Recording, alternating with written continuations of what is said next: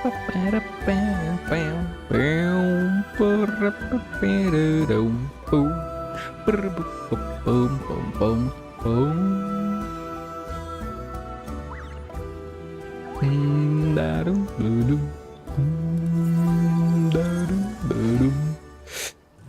hello everyone. Hello everyone.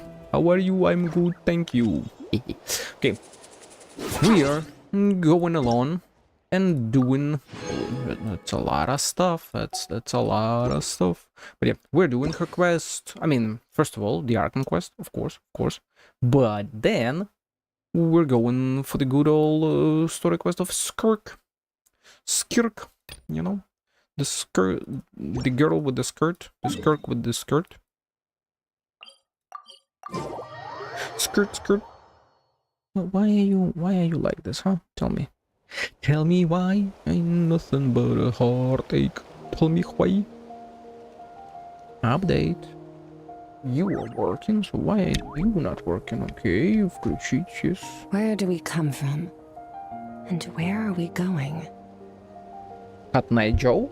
Where did you come from? Where did you go? Sure as hell sounds like it. Give me a second here. I gotta situate myself as comfortably as possible so that I can just fully enjoy this stuff. Okay, why is my YouTube chat not hooking up, huh?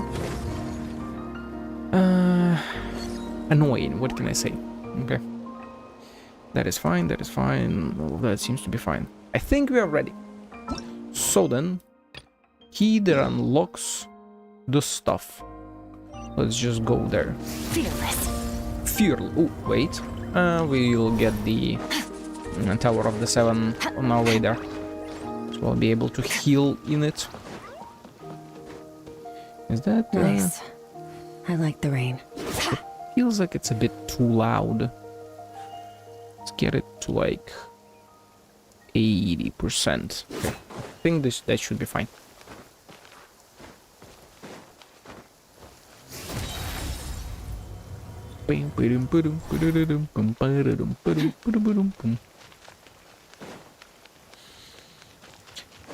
Big lore incoming, and I'm hyped for it, and I'm happy for it. Okay, we weren't this close. I could have just TP'd here directly, but I wanted to be on the safer side, you know. Okay, we got the full heal. Let's go. Also, just to make sure. How many books do we have? All 15. Oh my god, he's almost level 68. This is what happens when you have too much luck on your pulls. And by the way, talking about pulls, how much do I have on Shenhe? And just a little quick check, just to make sure, you know. How far or close are we?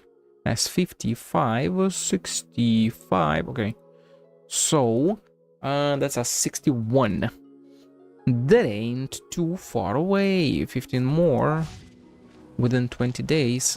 Maybe possible. I don't have the money for the freaking Velkin though. That's a shame. Okay, let's go. Oh, Tumini and Paimon. Fancy Tumini. that. I didn't expect to run into you two here. Oh hey, Kochi-san! What are you doing here all by yourself? That's not new Paimon, right? Just so you know, Paimon didn't come here to train. Paimon's not looking to sign up for any diet plan or bodybuilding class right now. That is new Paimon. All right. Already, huh? Damn. Seriously, what do you take me for? Some coach from hell? What about I'd never force a Dane, though? student into something they didn't want to do. That being said, a little aerobic exercise would probably do you some good. You could take over my patrol for a while. That would count. It sounds more like helping you out. Yeah. All jokes aside, you're right. I'm looking for some help. The Collective of Plenty is holding a bodybuilding competition soon, and so many people have been busy squeezing in their last-minute workouts that we've run out of staff for patrols. Oh! I'm all about patrols. So you've stepped in to cover their work. But don't you have a last-minute workout to do too? I'm good. For one thing, I believe peak conditioning can only be achieved through consistent training over a long time span.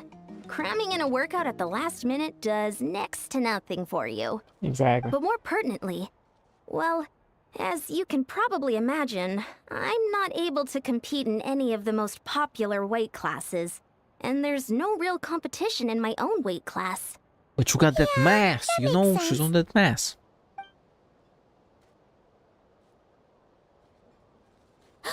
Oh no! Don't look at Paimon like that. Paimon We are versus not the same weight the class, and no way coach. is Paimon competing against you. Fia, come on. Traveler, let's just help with the patrol, all right? Otherwise, Yan-san's gonna make Paimon enter a bodybuilding competition. Perfect. I managed to get you on board with just one look.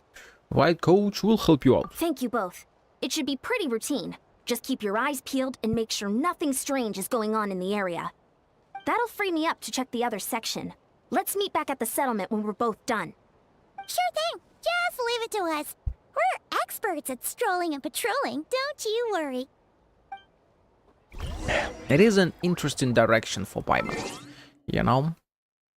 Where is co-op mode, or permission, reject join request. It's kinda softer and like wider in soundscape, I'd say. Very interesting. Previous Paimon was higher, sharper, and like I don't know, more directed. I don't know how to fucking properly say it or explain it. Right, going up or down, up or down, up or down. Nice. I like the rain. Guess we're going up. Going up.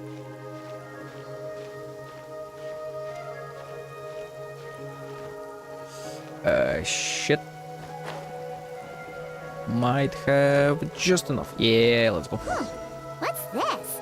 Was there a cave Always before? a cave here? Yeah, my question, We should go Paimon. take a look, right? Seems like a thing to do on a patrol. Dude, oh, it will take some time to get used to it, though. Why aren't you? Like, what?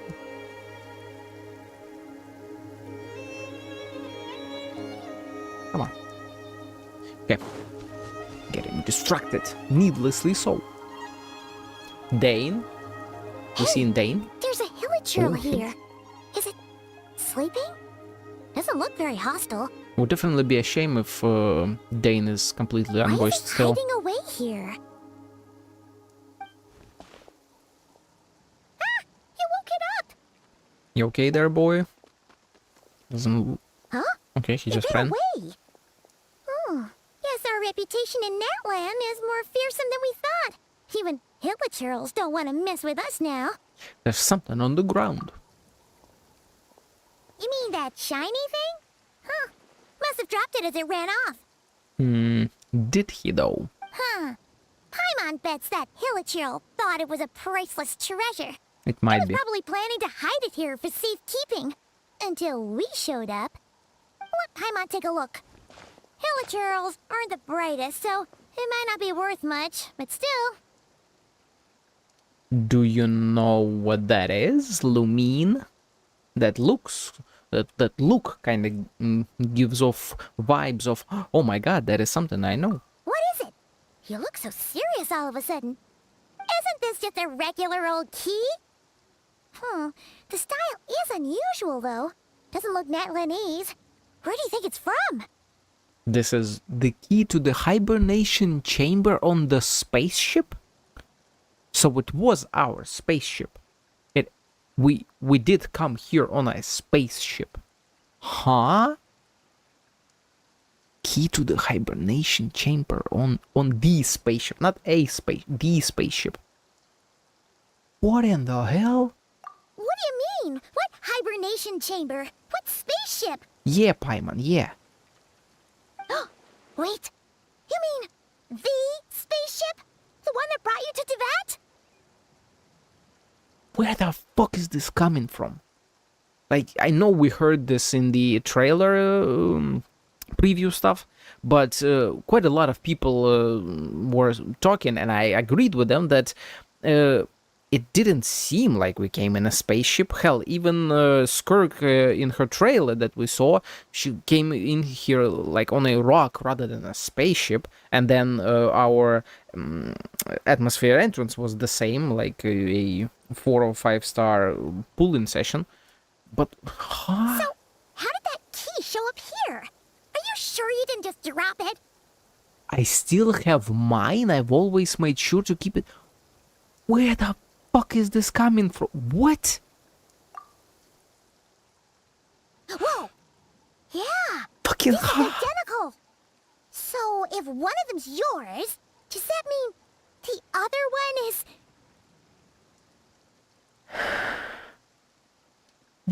What are they doing?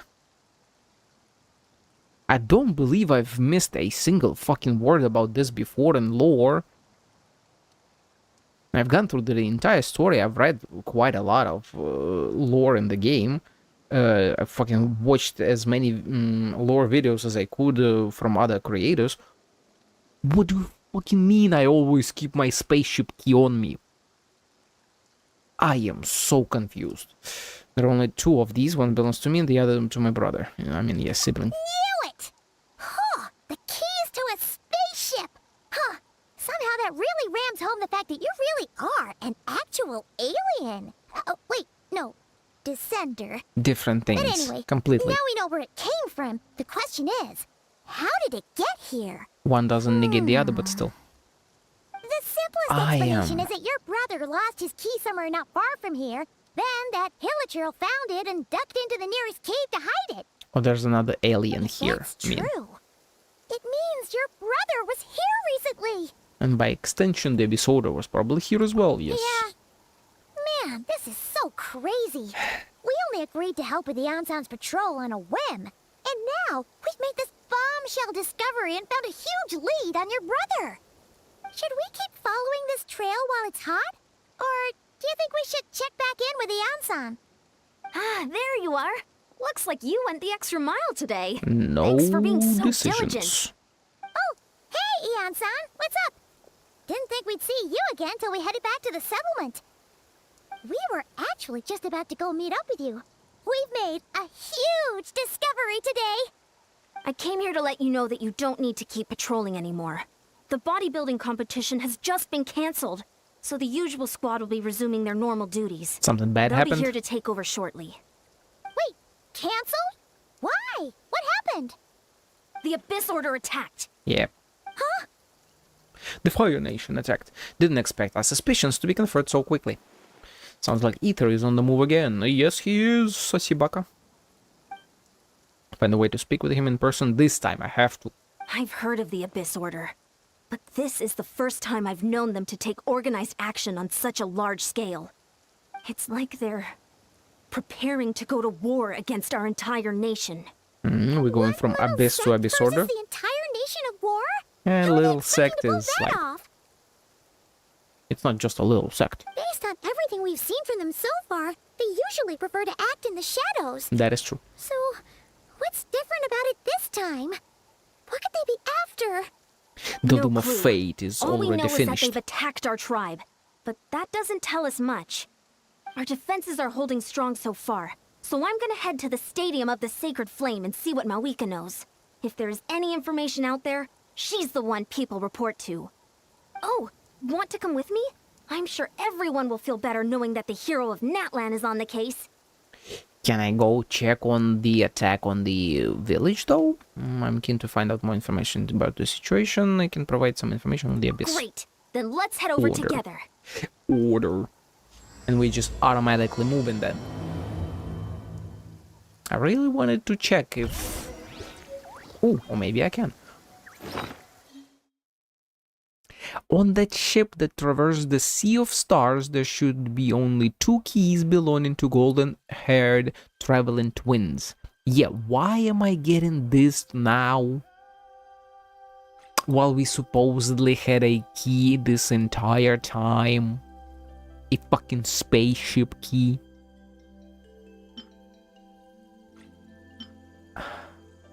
I am just perplexed. Let's put it that way. I'm fucking confused here. Is there attack going on? Can we see it? Can we talk to NPCs about it? I don't see any Abyss Order. That's all just Varesa's home. These peeps seem to just be hanging out. He's just hanging out. If there was an attack, there aren't any visible signs of it. Merciless. All of this is the same. Okay. If it did happen, let's just double check here, because we saw her here, right? Just to make sure, maybe it was at this entrance, somehow magical.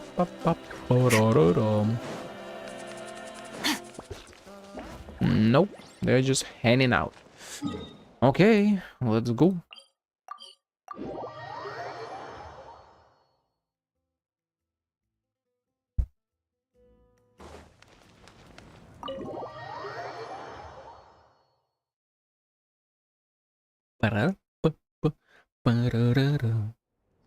Let's see. Malika! Mawika. Oh? Great timing, Eon-san. I was just about to send someone for you. And it's good to see the travelers with you. How are Here I things am. looking? What's the latest word from the messengers? The Abyss Order has been spotted near several tribes at the same time. Clearly, this is a coordinated strike. Also, their numbers are much higher than expected. Their organization appears to have grown considerably, but because they're usually so secretive, this is the first we're learning of it. I mean, It I've seen them sounds like all they're across throwing Tibet. everything they have at us. What are they trying to achieve? That's what I'd like to know as Yeah, well. that is a good question. Historically, Natlan has not been a hotbed of Abyss Order activity, and we have no particular quarrel with them. Could it be revenge, perhaps? Would they want to get back at us for a recent victory over the Abyss? And they're not really about that. Seems unlikely. Yeah. But then again, Paimon wouldn't put anything past the Abyss Order. It's too early to say anything definite. For the time being, we should continue monitoring the situation. How are the battles going? Not too many casualties, hopefully? Well, even if they're committing all their forces to the fight, they're in for a tough time. Our brave warriors have just emerged victorious from an all-out fight against the Abyss itself. Yep. Exactly. We have a whole nation's worth of seasoned veterans Order fighting is for us. weaker. Well, Compared to the usually. true Abyss, the Abyss Order poses a far smaller threat. Supposedly. They cannot endlessly replenish their forces, for starters. That is true. However, this is still a war, so we must give it our all and do our utmost to minimize casualties. Unless the Loom of Fate can pull people out of the space-time continuum and just copy them over and over and over again. You know? That kind of shit. This is called space and time for you, right? So, like, The why not? tribes are organizing their defenses as we speak. Traveler, this is one war that Natlan can handle on its own. If you wish to stay out of it, you'll be safe here at the stadium with me. It's about my sibling. There's no staying out. No, this one is personal for me, yeah. Oh? In what way? Are we about to tell them? The current leader of the Abyss is my brother. Abyss Order. I keep forgetting that, but very important part. Yep, that's how it is. It do be how it be. I see. My goodness, that is very personal indeed. As personal as it If you gets, don't to mind be me honest. asking, do you have any idea what his goal could be? Not really. That's what I want to know as well. Yeah, exactly. Safe to say, they're not exactly on the best terms at the moment. Not Ever with since Paimon met the tighter than Traveler, a she's been trying to track her brother down and get Well, some answers. certain But things. he's been avoiding her. That I is true. see. So you Complete two have avoidance fallen for out. 5 years. A pretty common occurrence between siblings. Well, yeah, that may be. But the stakes are a little higher where these two are involved. Just a little. Just They certainly are. a bit. Although somehow it doesn't surprise me that a spat between the Traveler and Twin could affect the fate of the entire world. Just so I'm clear, stuff. you're still on Natlan's side, and you have no idea what your sibling is after. Is that right? I might even hate the Abyss Order more than you do. Yeah. Well, that's a relief. When you first mentioned your sibling, I was worried we were about to be thrust into an impossible position. Our reports say that the Abyss Order has focused most of their efforts against the Masters of the Nightwind. If you don't plan on staying here with me, I'd recommend going there to lend them a hand. Looking for some historic records, or maybe their magic stuff? That would be the highest connection to like space-time, abyssal interconnections, whatever, especially the ley lines too. That's all Masters of the Nightwind, right? Sounds great. I'll join you. Right now, the Collective of Plenty isn't facing a serious threat, so we should support the other tribes. Many thanks, you two. Anything you need, send word to me right away. Let's go. Malika? Ma'am? And don't worry, Mother? you're still Natlan's hero. I'm not gonna blame you for something your sibling has done. Still, Now that is great. if we manage to find your brother, you wouldn't mind if I gave him a good punch to teach him a lesson, would you? Hey, be my guest. Be my guest. Okay, no one here. Let's go.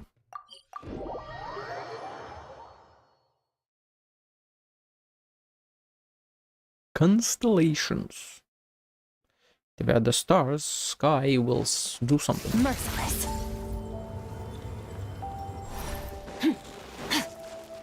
Got anyone else here? Doesn't look like it. But we're about to see a ton of stuff, right? Right, as it usually is. Animation? Mayhaps, perchance? Nope, not quite. Look, it's your Ollie. Hey, sweet lady. Huh. I wasn't expecting to see you here. Girly pop. Are you here to reinforce us? Yes. How are things looking? Mawika told us to come here. Oh, the situation must be pretty dire if it's managed to get Lolly out of the house. Exactly. Dire? No, I wouldn't go that far. It's mostly just irritating. I heard we're being hit the hardest out of all the tribes. What are they trying to imply? They just think we're pushovers or something? Nah, I don't think so.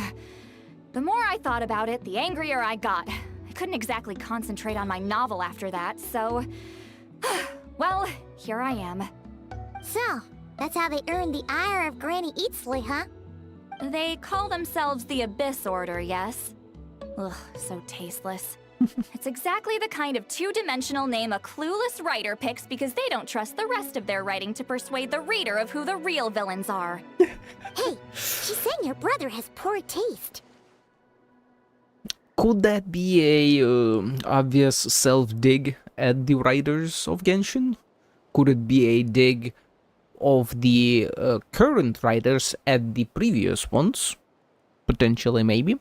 I'm just glad I'm not the only one who thinks that if I were him, I'd have changed that name long ago. Exactly. Like, what the fuck do you mean Abyss Order? What is your connection to the Abyss? We might have come from the Abyss if we fucking came on a spaceship and everything outside Tivat is corrupted by the Abyss. Like, okay. But then, like, order of it? Are you trying to control it, but you are controlling Tivet's loom, fate with the loom, and Hilichors and shit, and Hilichors are usually people from this planet cursed by Celestia, which is now off this planet. So, like, where does the Abyss Order come in here? Huh? Wait, what? Are you saying her brother is a member of the Abyss Order? Leader. I only said that because I was mad. But maybe I went too far? We still hear her thoughts? Hey, let's save the chat for later. We've got some enemies incoming. Perfect for Good. Skirk, of course. A much-needed chance to vent my frustration. Or maybe And not a Sitlali moment too soon. trial? Things were getting awkward there. Luckily, I'll never have to find out just how badly the rest of that conversation was gonna go. God damn it, You didn't have to Sitlali. say that last Yeah, part out you, loud, you Sweet said it all Lolly. out loud. Anyway, let's get him! I do love her face here. Yeah, I see, okay. That's why. Get to work! Sitlali trial. Strike a pose! Let's stir things up. Extinguished! Mine to wield. Yeah! Yeah! Ooh. So they do have Abyss dudes as well?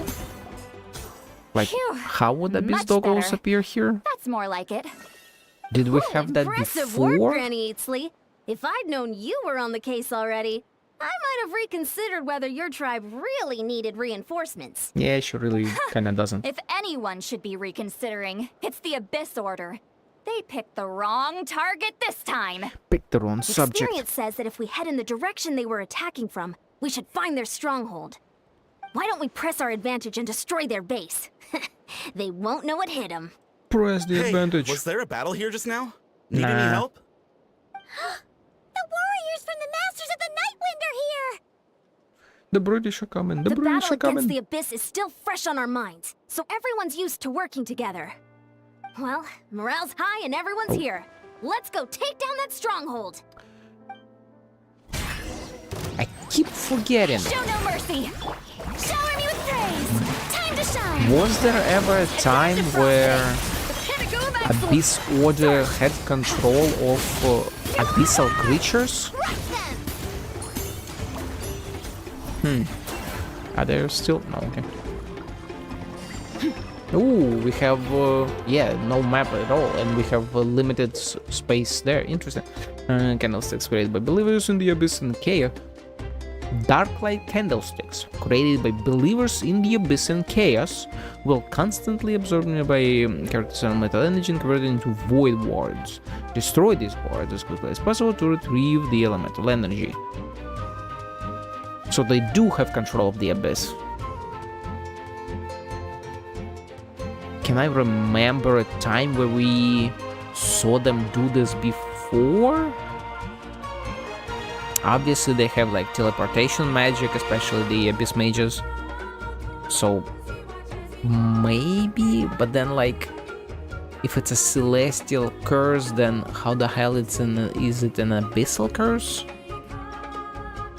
Although Hillagers do praise sinners, and supposedly Abyssal Order is connected to sinners as well, and sinners are mostly related to abyssal powers and stuff, so maybe in that way, I guess.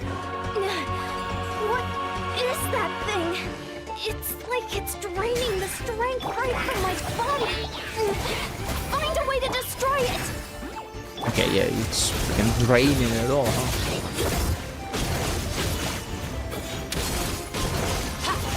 The Abyss Order's resistance is faltering. Now's our chance. Off to the freezer. At first, the flavor. This should be fun. Maybe. I need to change his sword. Let the world come up. Not you I keep two. forgetting to change Dahlia's sword. Oh yeah. Attack! Okay, Dahlia? What's your weapon? Why is it this? Huh? Didn't I change it after? Guess I did not, right? Okay. Merciless. Merciless. We got more candlesticks. Candlesticks. Let's stir things off. Okay, hold on. A little amusement. The Oracle didn't mention that. Forget it. The Sandy and fulfill our path. You must be the boss here. Time to show you what happens when you mess with the Masters of the Nightwind. All who resist the Abyss will pay the price! Good luck with that, Harold. No, you're even a water one as well. Come on, man. Strike a pose. Time to shine. Goose on the loose. Goose on the loose. You two. Time to end them. Easy. This stronghold is neutralized. Messy but Good work, easy. everyone. The Abyss Order's all bark and no bite. I think this might have been a To distraction. be honest, this was anticlimactic. Yeah, I'm fairly sure I this was is a hoping distraction. for a personal apology at the very least. And ideally a whole speech acknowledging the superior might of the Masters of the Nightwind. Well, whatever. I'll just have to make up for it with some extra wine at the victory feast. We are like fairly With far the stronghold from the cleared, village. This area should be safe for the time being. But still, something tells me we can't afford to let our guard down yet. Maybe it's just me, but an enemy under siege normally defends their stronghold at all costs. The fighting gets more and more intense right till the bitter end. But this time was different. With a few exceptions, Most of the enemies here gave up and fled the moment that... Well, we Well, kind of destroyed I them. don't know, but it seemed like they sensed something. Me, Huh? for example. Not sure I follow. They did a tactical retreat, that's all. It's just a different strategy. Nah. I'm not convinced. Don't forget, they're radicals who chose to wage war on an entire nation. More like They on the don't entire do things world. in half measures. It seems out of character to cut their losses and run like that. So you're saying there's more to this than meets the eye? Yes. I'm saying we don't know enough to be sure of anything at this stage. So let's stay alert and keep our defenses at the ready. So we're no wiser as to the Abyss's order objective. Back to square one. If I could only get Ether to talk to me, I could get answers for all of us. I'm heading back to the Collective of Plenty. The key is our only lead so far. That key. Paimon had a hunch you might say that. But you're right. If we can somehow use that key to track down your sibling, maybe we can end this war before things get serious. And maybe you can finally get some answers. Wait, you're leaving? But I was still debating whether to invite you to the first victory feast. Go ahead, Girl, you two. we haven't See, won Ollie and I shit. will take care of things here. First victory feast. This was barely a victory. Just a snag in the Abyss's order plan. A little snag. We see in the perspective by any chance? Nope, before the dawn. Okay. Return to the area, the cave, and investigate. Let's go. Oh, also, supposedly, if we do this... Where was it? Do I need to hold it down? God damn it. Yeah, I guess I did.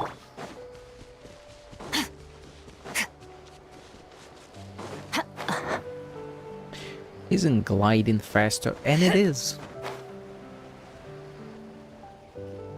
Let's see. Was that a distraction from this particular point? And we're back where we started. That Hilichurl probably found the key nearby, right? Let's look around for I'm clues. not sure. There's no time to waste. The Ansan and Lali are waiting for us. I don't think it would have been bait by our sibling. We Right? scoured the entire area, but still nothing. Although maybe. How the heck did the key end up in that Hilichurl's hands? Yeah, exactly. Are we supposed to believe that it just fell out of your brother's pocket as he passed by? Nah, it's not so It's easy. kind of ludicrous to lose something so important in such a dumb way. But then again, who knows? Sometimes in life, things just go missing and that's that. Is this bro's POV? No, the girly. Let's go, let's go. Thank goodness! Someone's here. Please help me! So have we traveled Who are through you? What time now? happened? But Paimon is still here, so I don't think so. Would you know that she's, you know, from the place? Wait. No, now isn't the time. Please, you've got to help me. I'm being chased by monsters and I can't keep running. Can you do something? She obviously recognized us. I assume she either recognized the sibling in us, or she recognized us from the time that we were supposedly in Canary. Although I'm not fully sure if we were in Canary at some point, then forgotten and woke up now, or we got enclosed in the cubes and immediately fell asleep and woke up now. I believe the general theory is that we were completely separated and our sibling was in Canary back then and didn't see us for 500 years. So I assume right now that she just recognized the sibling in us and was like, oh my god, the royal family, the prince, the princess. Okay, we've come to the right person, but where are the monsters you speak of? Where are they? They're in a Doesn't see any different monsters time. behind you? Huh? I'm sorry, I don't quite understand. They're almost here. This really isn't the time to be joking around. We're not. We're completely serious. We don't see any monsters. But how? Ugh, there's no time. They're coming. We gotta run. But I really don't. Where do you intend to run What's to? wrong with that girl? Why are She you must running? be seeing things. Why are you running?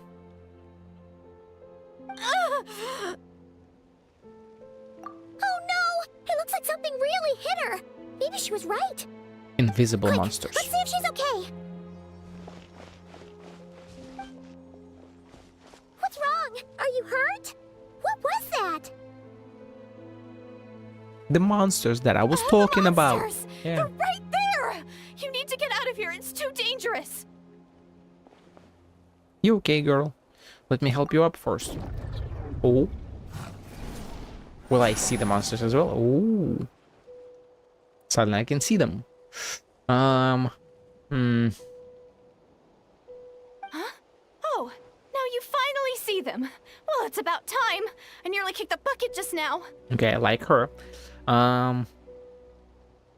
We touched her, and now we can see the monsters. If she is out of space and time in relation to this particular location, then either she is a medium through which you can travel, she is a representative of Loom of Fate, and we are connected to it, and so we can take on her powers and perceive space-time anomalies, or she is like a form of ship that travels through space and time, and we resonated with her. I'd say so far those are my options. I'll take care of them. Great! Thank you, Savior. Savior? Yeah, Paimon is still tripping, not seeing anything, because Paimon is sassy beyond belief. Let's stir things up. A little amuse.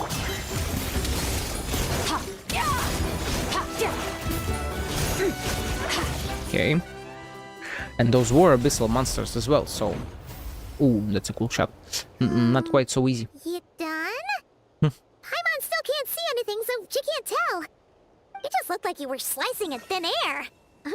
Kind of funny, actually. I don't know what's going on either, but I could see them once I held her hand. Can you hold my hand? Really? Let's try it one more time. I want to check that I got all the monsters. Sure. Lumin just said that to hold the girl's hand. Does she feel something from us? What would she feel from us? Again, we don't really have, I mean, supposedly, we don't have memories of Kandria or whatever, or like of the 500 years that we just slept through. So, even if she did feel something, if she is a time-space anomaly, and the memory stuff goes both ways, she might be seeing through us the current times. While for her, it's all just abyssal destruction all around her. Maybe. It's nothing. It's okay. I can see they're all gone now. No need for you to check. I didn't think much of it when the monsters were Or maybe breathing she's down just our gay. necks, but now that I've calmed down, holding hands with you like this, I'm just a little shy, that's all. Okay, so I do think she knows that we are the princess. Didn't mean to make you uncomfortable. Okay, they are so gay. Good for them. Huh? Have you never shaken hands with someone before? She's a maiden. You sure get flustered easily. Well, She's a pure maiden. Anyway, I haven't had the chance to introduce myself yet. Daridith? I'm Deirdith. Daridith. Okay. Thanks for, saving me just now. I'm really grateful for your help. No worries. Daridith. Paimon's Paimon, and this is the Traveler. That is With her definitely around, like you'll be safe from any monsters, as long as they're visible. Kandrian-like name. What was the deal with those monsters Deal just with it. now, anyway? I don't know. Your guess is as good as mine. I could see them the whole time, so when you said you couldn't, I thought you were making fun of me. Whoa! That must have been scary. The idea that we'd stand by and laugh while some poor girl was being hunted down by monsters?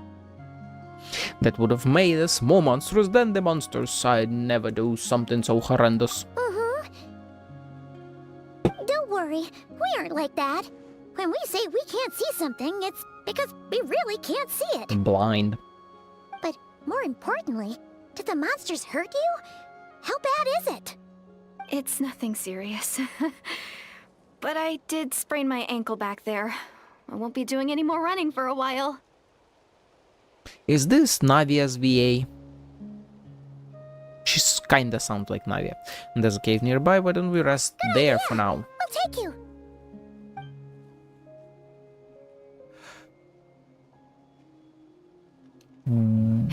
Thank you so much. Despite getting injured, I still feel much safer with you around.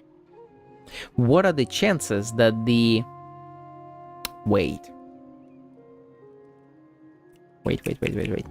So, my thought process here. The key that we saw was our key. We are the ones that will lose it in the future in this cave. The Hilichurl that ran away is Dirideth. And this is her previous, her previous form, like her real form, before she became a Hilichurl. And she was here, and us touching, or at least being around this cave, because of the key, there is a space-time continuum issue here, which fractures space.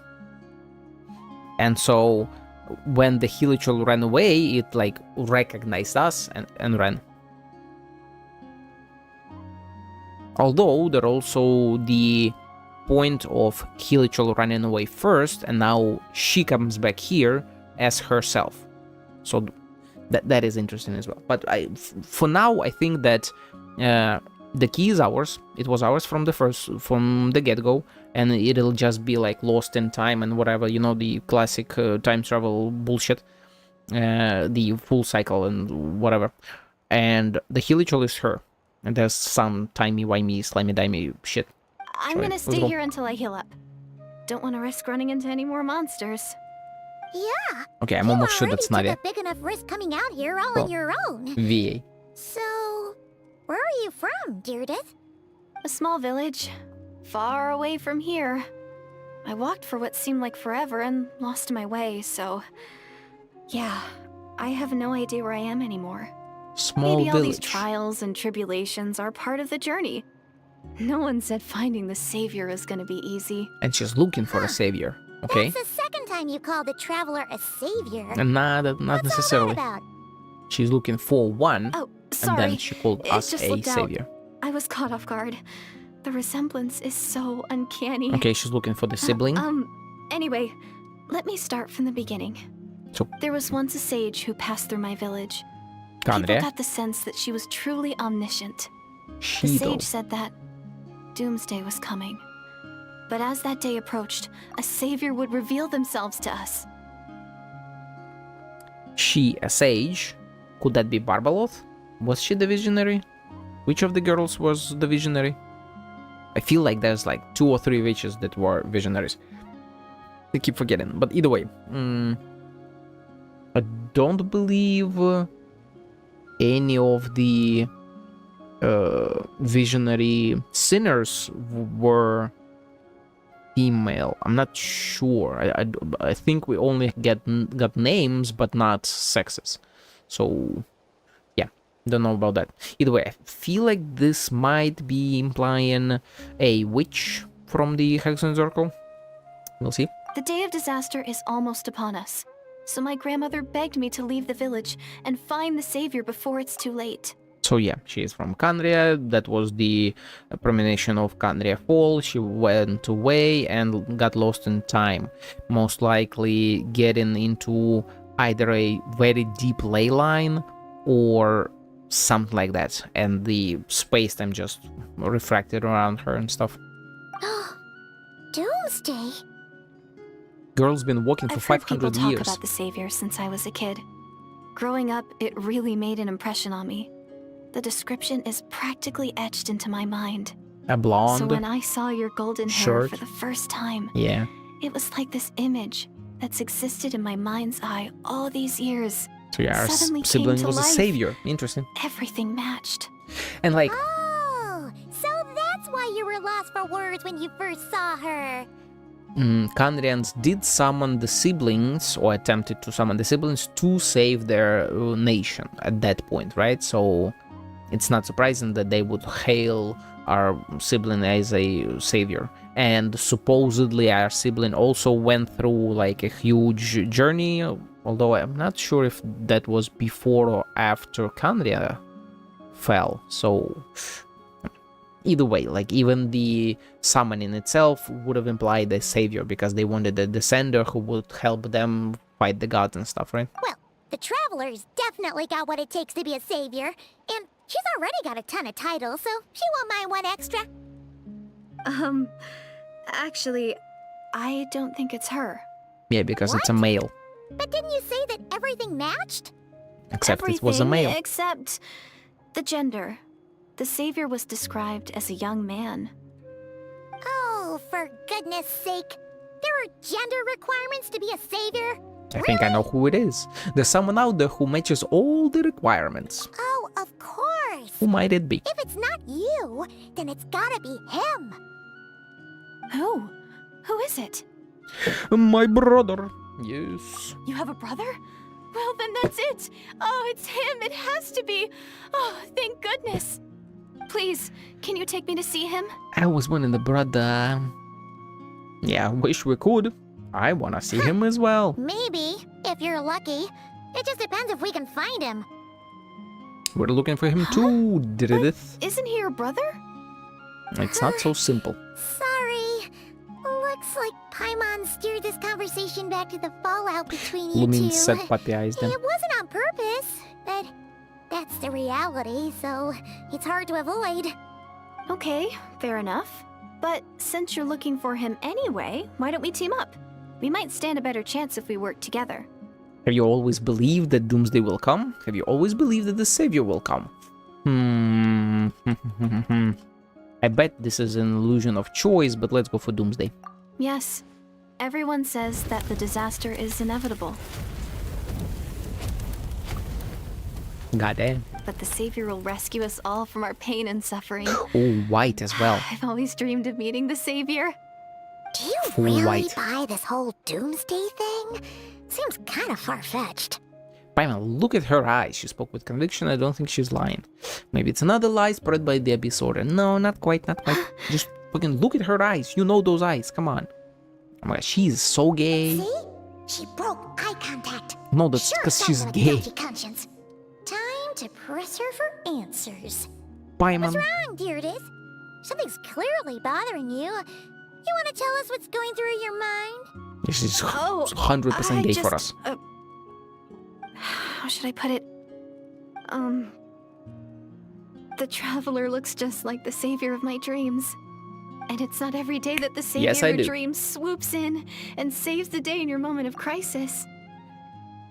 I would imagine she acts the exact same to the boy as well. So she's gay in both universes. Hey, here she falls in love. She falls in love with us because like we're just the protagonist and we like look like the savior and we saved her. So we're the savior. But there, she still loves us because we look like the savior and the savior is a girl. So she fell in love with an image of a girl savior. So, hey, she's gay in both universes. Fuck you, haters. So I'm just a little overwhelmed, that's all. 3 seconds of unbroken eye contact is the limit. Goddamn. I don't think my mind and body can handle any more than that. What do you mean, limit? What happens after 3 seconds? She swoons. How am I supposed to respond to that? I'm sorry. Goddamn. Please forget that I said anything. Let's just leave it there for now. Like I said, I'm going to hide here until I feel well enough to move again. If you manage to find the Savior in the meantime, please come and let me know. Thank you. Are you sure you'll be okay here on your own? Do you have enough to eat? Does she even need to eat? I'll be fine. I might not be much of a fighter, but I know how to stay hidden. And if I get hungry, I'm sure I'll find something around here. Don't worry about that. Real sassy. Alright then. Well, take care. Being on your own isn't easy. Seeming that she's a pure What a Kandrian, mysterious girl. supposedly. We should definitely keep an eye on her. She could be just But have hey, walked at for least she seems to 500 like you. years. And it sounds like she's gonna help look for your brother when she's healed. Anyway, this is probably all the progress we're gonna make for now. Let's head back to the Masters of the Night Wind and see if they need our help. You know, she walked 500 years and she would walk 500 more just to meet the savior and fall worry. right in front of I'm him on fine. the floor. I just need some time to myself.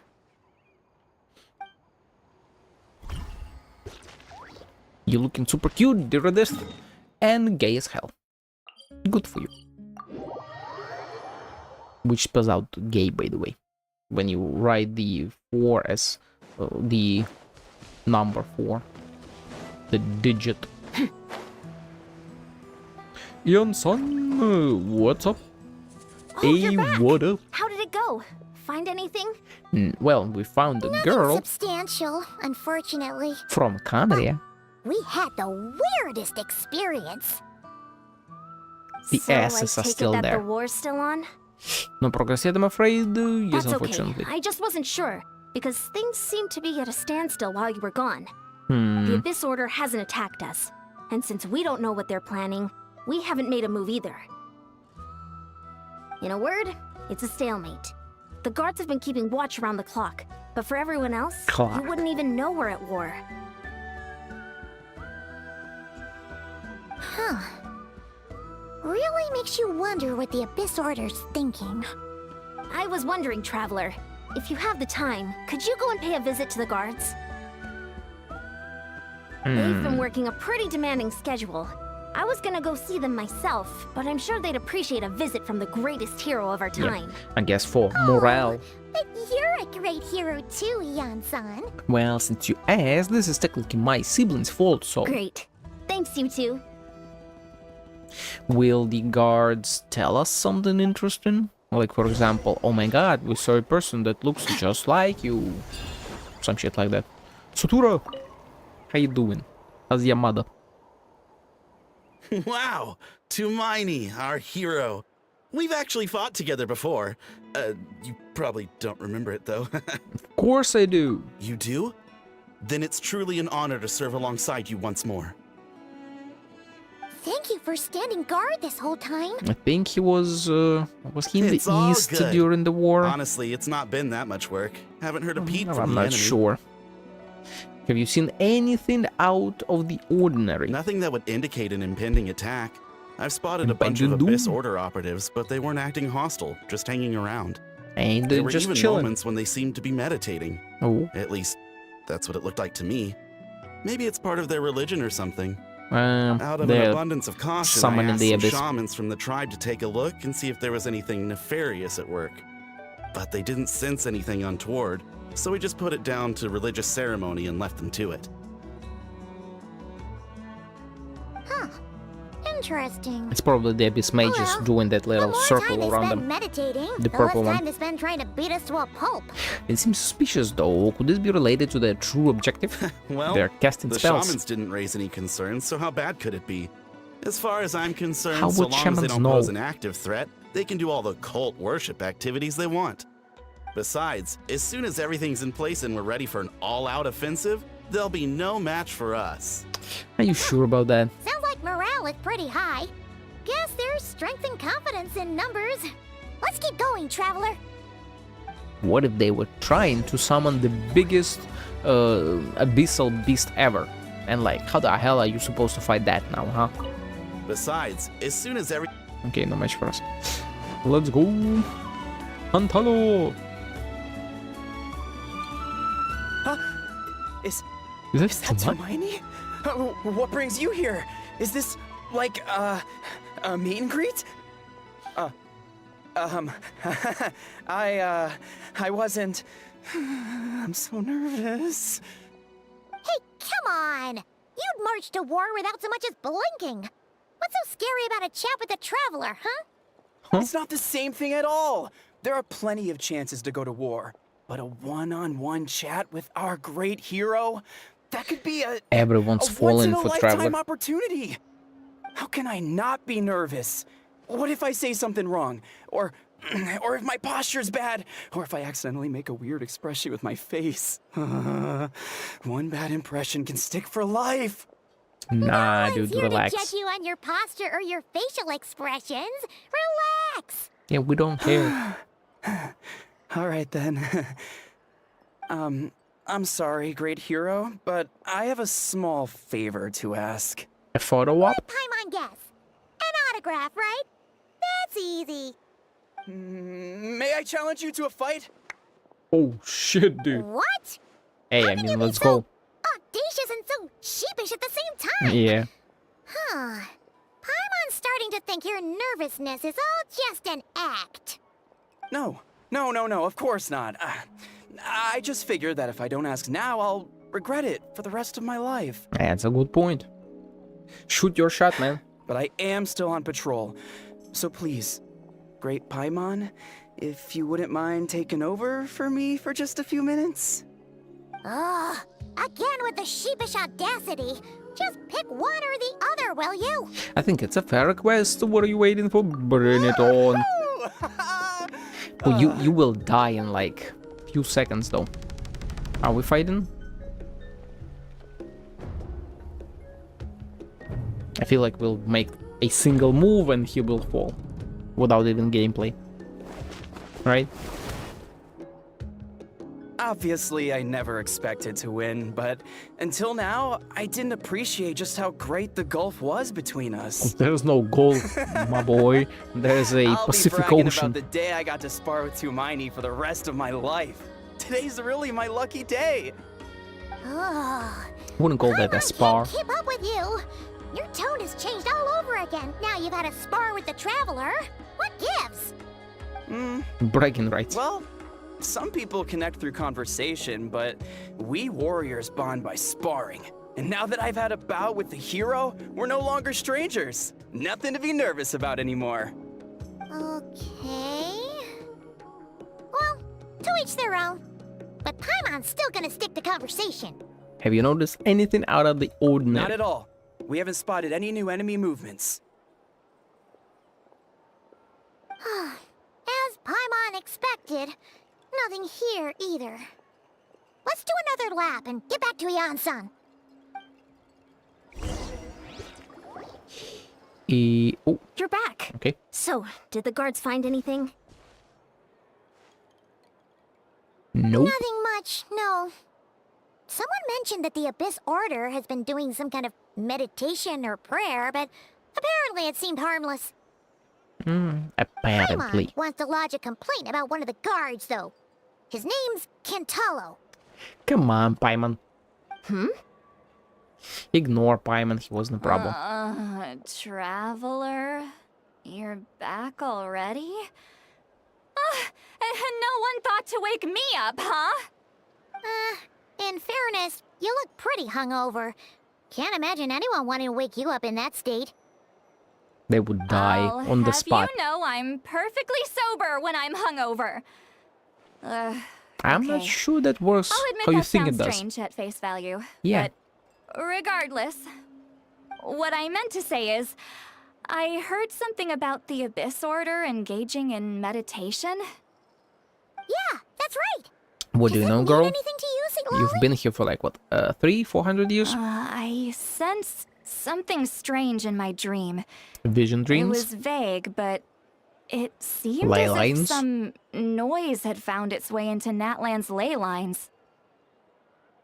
Oh, I think it's the Kandrian that girl, mean? but not sure yet. Hard to say.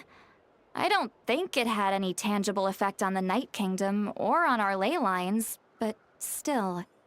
It's like a signal that exists on a different dimension of reality. It might not interfere with ours or pose any detectable risk, but I just get the sense that something strange is going on. Loom of Fate. Oh. So even someone as familiar with the ley lines as you can't tell what's going on. Straight up Loom of Fate. No wonder the shamans that Satura called to the front lines couldn't sense anything. Ian-san, I think we should go talk to the chiefs. There's no point dragging this out. We need to take the initiative and drive the Abyss Order out of Natlan for good. If that's the Council of Granny Eatsley, I'm sure the chiefs will agree. But it will still take us some time to gather the required force. In war, adequate planning and preparation is the key to victory. Sure, but the finer details aren't my concern. Anyway, I'll leave you to it. Just remember to come find me when you're ready to talk to the chiefs. Actually, since you're here, Siglali, I might as well ask one more question. Oh? Sure, what is it? Have you ever heard of monsters that are only visible to certain people? Huh, you mean only select individuals can see them? Now that's a strange one. I guess they could be manifestations of a disturbed psyche? Or extreme negativity embodied in physical form? It could also be a simple case of dead monsters whose souls got stuck here somehow. Well, I say simple. Things quickly get confusing when you start looking into monster souls. For starters, trying to figure out which classification system to use is a real pain in the... Alright, we get it! Granny Eatsley's learning and wisdom knows no bounds. But could we just get the short answer? Hey, I was just thinking out loud. You really think I was just trying to flaunt my knowledge? Nah. I'd never think that about you, the girl. short answer is... there are many potential explanations for the kind of phenomenon you describe. That said, it's not something I've ever encountered in all my years. And that's a lot of years. Wow. Okay. Well, if Granny Eatsley's never seen it, it might as well not exist, right? But we experienced it. Hey, I'm not that old. Nah, girl, you're pretty old. I agree, it's hard to say what it was for sure. Care to elaborate on what happened? This all sounds rather mysterious. That's because it was. You explained stuff, yes. Really? You had to hold her hand to see the monsters? Getting Sounds jealous? a little contrived. Getting jealous, Sitlali? That's the part that bothers you? This bitch is so Maybe gay. the point is more that it requires direct physical contact, whether that be hand-holding or otherwise. But that's neither here nor there. What bothers me is, it sounds like she's convinced that your sibling, the leader of the Abyss Order, is a savior. That Exact. really makes me question whose side this girl is on, and whether what she told you about her background is actually the truth. Sorry if that comes across as paranoid. Nah, that's It's completely just hard fine not in to a be fucking suspicious war. of everything when we're in the middle of a war. Exactly. Actually, Paimon feels like you make a fair point. A very fair point, yes. Whoever this girl is, she sounds like bad news. God damn it, Okay, well, Sitlali. you're clearly just jumping to conclusions. Do you think she's a spy? Do you think she's some kind of weapon? It's hard to know what to make of it. A young lady all by herself, lost in the middle of nowhere, sees monsters that no one else can, calls the Abyssal leader of monsters. the Abyss Order her savior. At the very least, we should remain vigilant. Keep a close watch on her. Sounds sensible.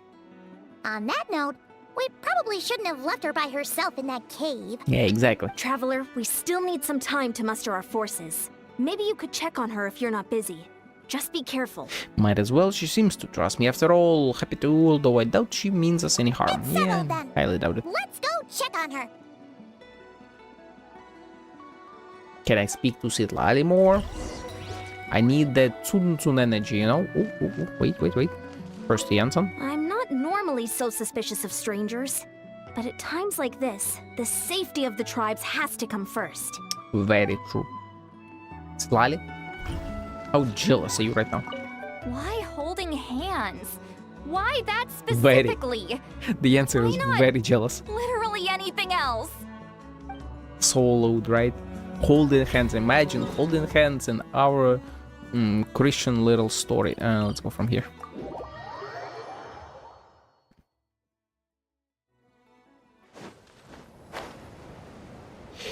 Burn yourself up.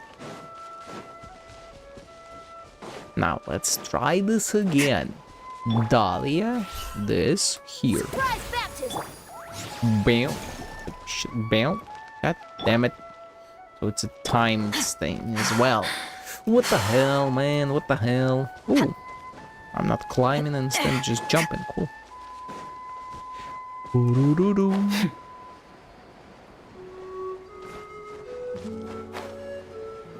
Is she even there? I don't think so. Highly Here we doubt are. it. Deirdre will still be here, right? Nah. It's so quiet, though. Uh-oh. What if Yansan was right? Maybe she never intended to stay here at all. Let's stay quiet and move in carefully.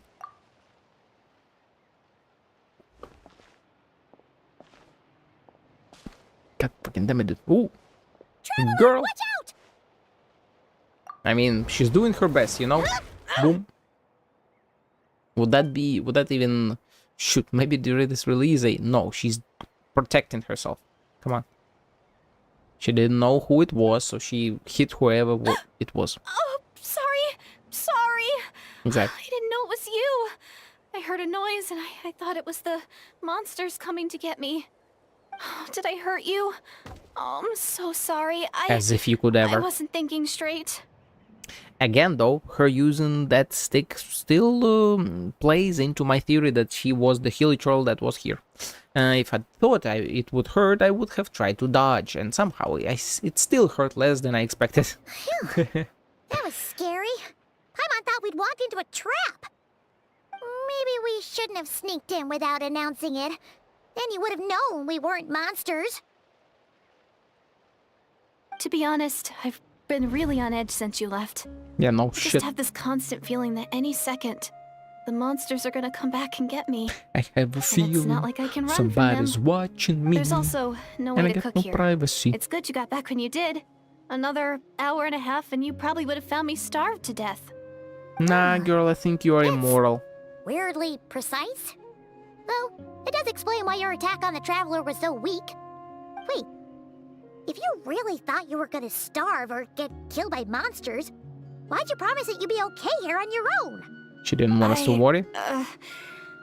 I just didn't want to lose face in front of my That's hero. even worse. She already saved my life once. That's more than enough. I just don't want to come across as a constant burden. Huh. For someone on the brink of starvation, you're pretty preoccupied with your image. What's the real reason? What? She's That is the ashamed. real reason. Oh, shy, Kind of super bearing shy. my soul here, you know?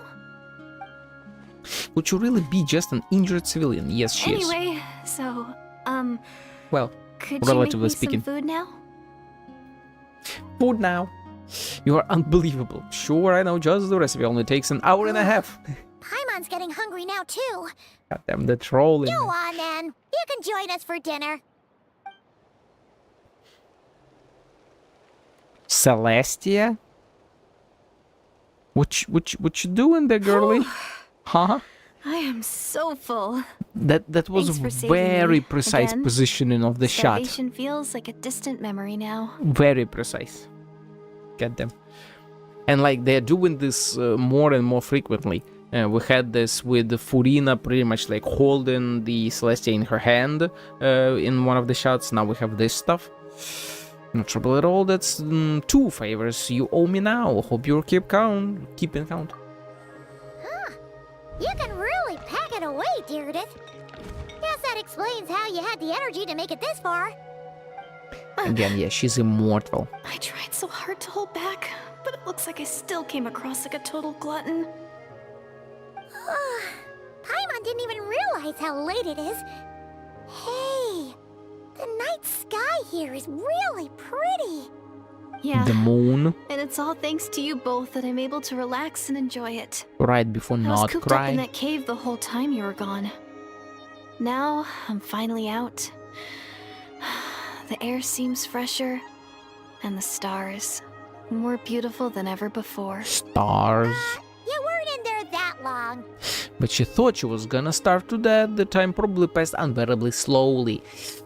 Again, all of this is foreshadowing for her being from Canria, for like walking around for 500 years or hanging out in a cave for that long.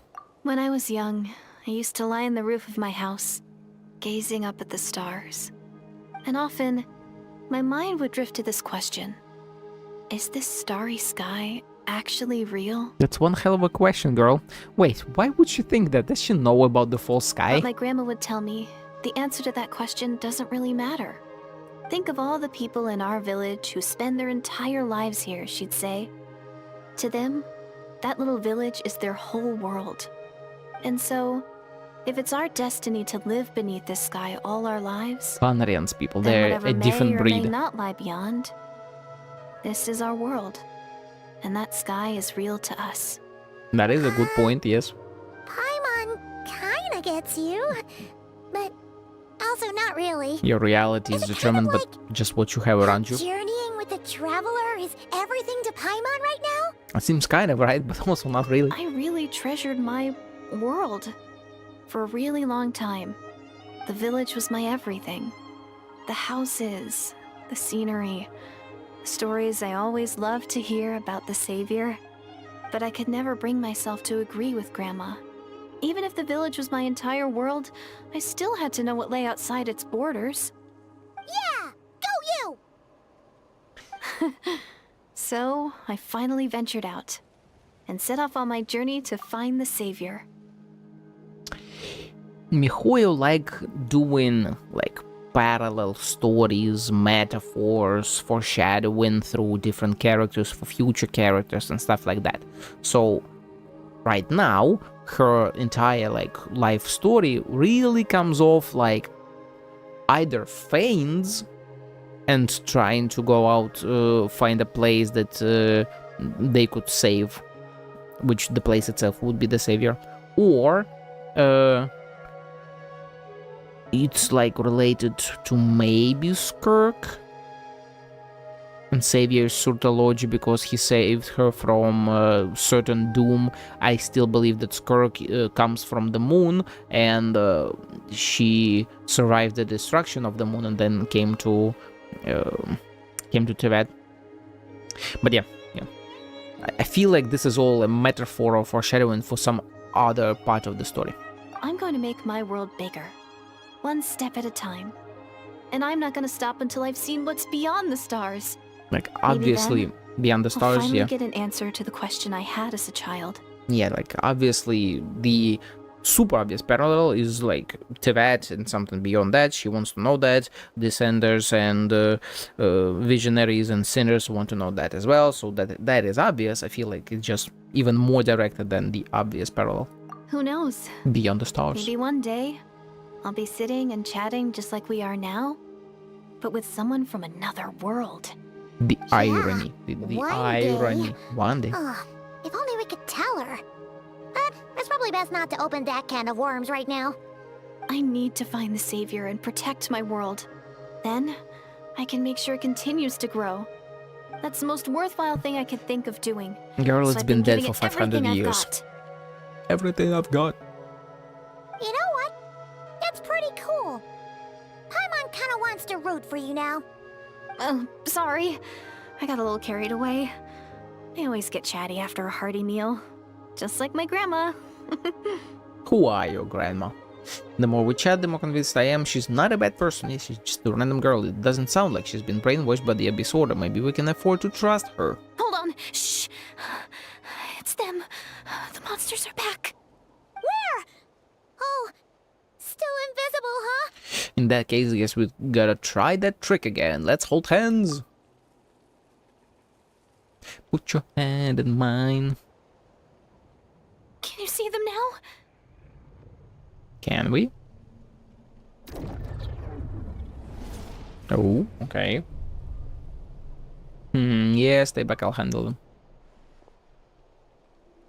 Nice shot. Geo, goddamn. Oh, Paimon still can't see anything. I was about to comment that we were Please, be golden for some careful. reason and then, right, yeah. Geo usage.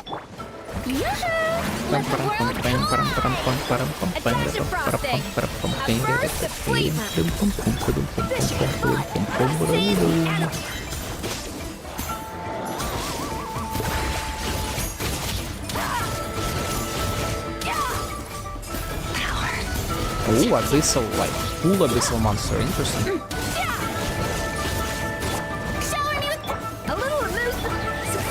A little loose, yes.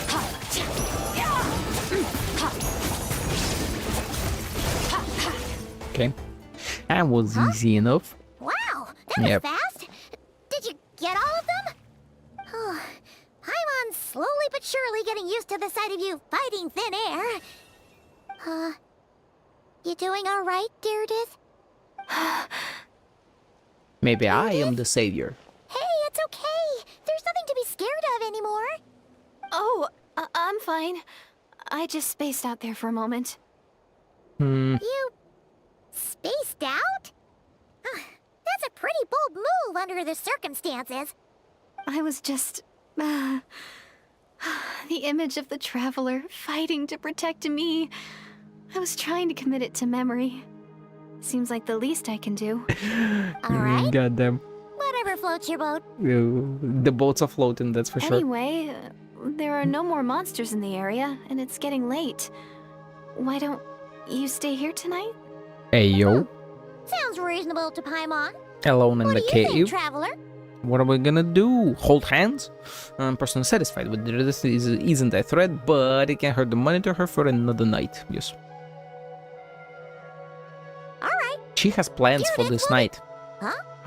Really? Deardith? Why are you going in alone? As you stare at the hibernation chamber key in your hands, you start to relax and drift asleep. Soon a vivid dream fills your mind. That was way too fast. I can't read that fast. That fucking damn it. Vivid dream? Oh. Yep. We're in the Night Kingdom. And I do like that we see all the challenges I've passed. But one is not, and he is there, okay? And he's talking to one of the challenges? Hey, that's our flower. Will it resonate or something? Ether and the Lord of the Night. Ah, that's the Lord of the Night representative. Okay. Ether. Boom, boom. My head, it hurts. What are they doing? Is this the space-time Leyland manipulation? My headache, it's gone?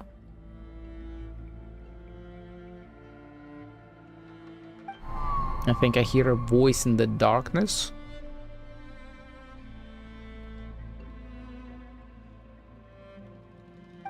Doomsday. A fitting name indeed. Yeah, I do believe that's one of the witches. A blood-red sky. Wild beasts that slaughter all in sight. Endless pain. A terrible curse that cannot be reversed. Fall of Canada. And the birth of a savior.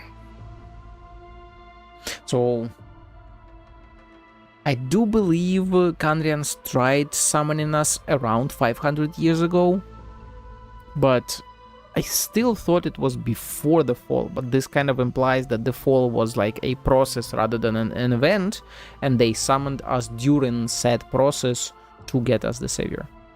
But then that would also imply that the girls survived the fall of Kandria and had no idea that the village fell or whatever, like, that the doomsday had come, and she still thinks that it's coming, so I'm not really sure about the timing here.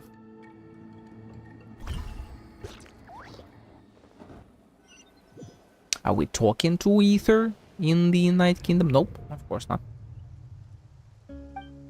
The dream I just had? Oh, we are holding hands, that's why. You're awake. I'm sorry. I didn't mean to, Damn, girl. Was she holding my hand? You just Will look you quite hold distressed, my like you were hand? having a nightmare. I thought if I took your hand into mine, you might find it soothing. At least, So that's what my family always did when I had nightmares. we had the headache, we saw Sibling and the Lord of the Night, that stuff started the headache, but she saw that we are in distress, held our hand, the headache went away, and then we saw her memories of the premonition. But it didn't seem to work on you. In fact, I think I made it even worse. I'm so sorry. Nah, you changed it. Oh, is that right? Paimon, where the hell did you come out? You better not be trying to pull a fast one on the traveler. By holding hands. Don't be so... I have more self-control than that. Self-control? What does that have to do with it?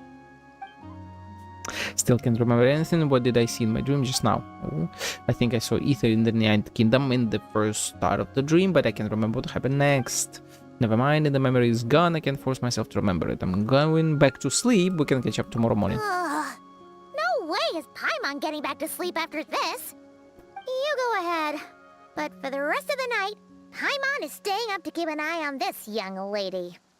Oh, do I really seem that shady to you? Nope. You know, just a cute little girl who wants to hold a lover's hand. She's cute as hell. Well, Celestia. There should be enough food for 3 That freaking days. shot. Make sure you eat the perishable stuff first, so nothing goes to waste. You can't tell which stuff is perishable, right? Yeah, I can tell from the Perish. ingredients. Thank you so much for making all this for me. 3 days will definitely be enough time for my ankle to heal.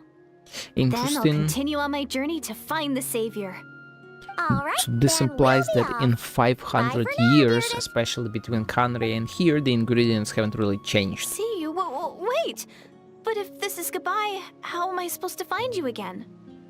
Oh, I mean, what if I find your sibling? How am I supposed to let you know? Ah, that's a good point. We share the same goal, but we're constantly on the road, so we've got no fixed address. Adventurers How Guild. about this? When the time comes, you can just write a letter to Mawika. She'll be able to find us for sure. Does she know who Mawika is? Mawika? Who's Mawika? Shh. I mean, first of all, she's from Canria, so she probably wouldn't have known even 500 years ago. Also, she could potentially be from before 500 years ago, because, you know, 500 years ago was the cataclysm itself, but if she has it as a doomsday premonition, then she was before that. And Mawika was... I mean, I would imagine Mawika was Archon for like a number of years, and if Canrians truly hated all representatives of gods and gods themselves, then Archons would be known as well, so... interesting, but she's also from a small village. I think I see someone over there. Oh, Abyss Order. It's the Abyss Order! They're here! Does she know what those are? It doesn't look like they're marching to war. More like they're... running away?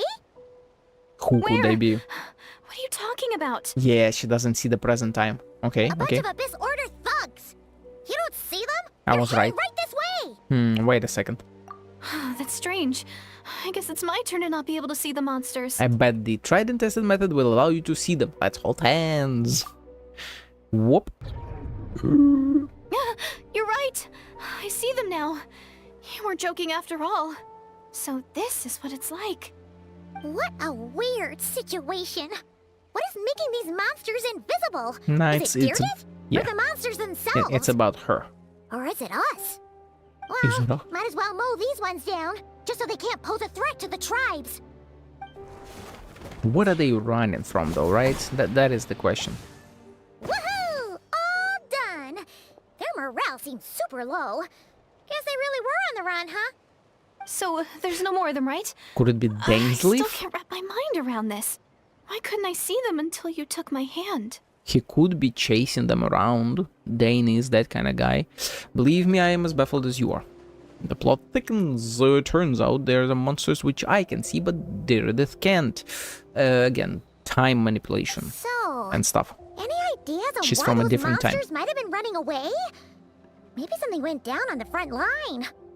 Oh, Paimon's getting a little worried about Eon-san and the others. Let's head back to the Masters of the Night Wind right away. We gotta go. Bye for now, Deirdre. See ya, and please take care. You too, girl, you too. Can I talk to her? Can I get back there and talk to her? Where is the freaking... It was here. Alright, so right behind me.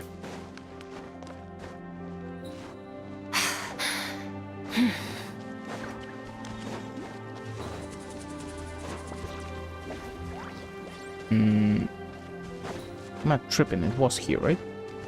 Because we climb from there. And Dahlia. This should be fun. Yeah, that barely does anything, goddammit. Do I jump even higher or is it right around here? Why am I fucking tripping? Was it on the other side?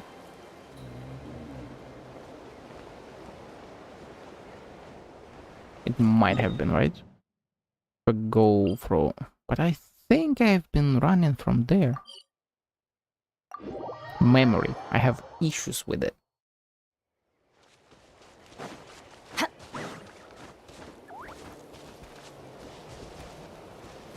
Yeah, this is not the place. Nor is it there.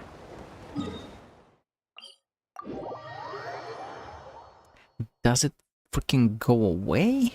Yeah, go through here. I want go back up there. Right, and I use Dahlia to try jump up there. Okay, I was running in the right direction.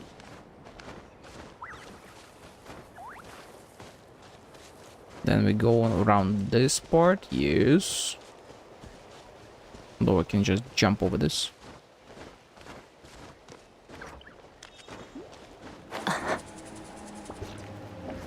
And there's the cave, okay.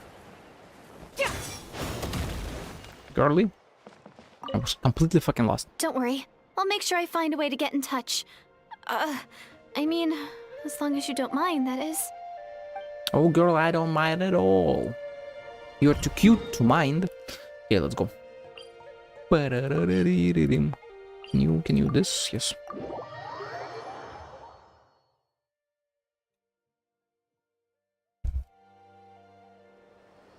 Hey, Yansan! We're back! We ran into quite a big group from the Abyss Order just now. Has something happened at the front?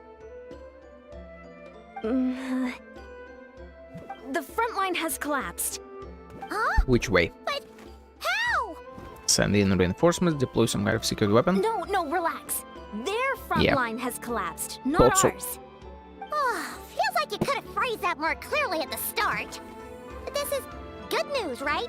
Why'd you still look so serious? I feel like they collapsed it themselves, more likely, right? Because they said getting troops requires time, but I feel like the front line collapsed before that time had elapsed. And so she's worried about that, as in like, why would they run away while we haven't even attacked them properly? And we unleash the Pyrocon's might on them? No, we're still mustering troops. Yep, exactly. Nowhere near ready to go on the offensive. Exactly. So at first, I was also confused about what exactly happened out there. But just now, I got the full story from a guard who was on the scene. So- He watched the enemy lines crumble in real time. Wait. What did he see? One person. Just a single individual. Dangerous. They stormed the enemy lines and attacked with Okay. a vengeance, cutting them down like paper dolls. I was about to say, like, maybe the Abyss Order is also seeing invisible monsters that are attacking them, but like from the abyss of the past, so they can control the abyssal monsters here. And they are just running away because they're getting destroyed. But no, it's just Dainsleif. They wielded an unknown power and fought with a sword style that no one recognized. The guard who relayed this to me said that before he even had time to react, the enemy was decimated. Alright, I got it. I think I know what happened. I'm only recounting what I heard, and I'm sure the guard in question must be exaggerating to some extent. But still, we have to identify this person. And assuming they're a neutral party, we'll need to figure out how to engage with them. Clearly they're a force to be reckoned with, so we don't want to come across as too weak or too hostile. It's quite a diplomatic conundrum. You don't need to sweat it, Ian-san. From your description, we're already pretty confident that we know this person. Dane! It's our boy Dane, who's probably Honestly, doesn't have a with voice the right now. Abyss Order acting out so publicly, it's about time he showed up. Exactly. Who else could it be? He never missed an occasion like this, yes. Dainsleif. Dainsleif. Ian-san, where did you go? Cut my Joe. God damn it. Wee. Will he be down below? I would imagine so. Wait for Dane to show up. No, it's higher. Interesting. I guess he'll just show up at town. Okay. I should be able to climb up and jump. Come on, come on, come on, come on, come on, come on. Hey, boom. Nice.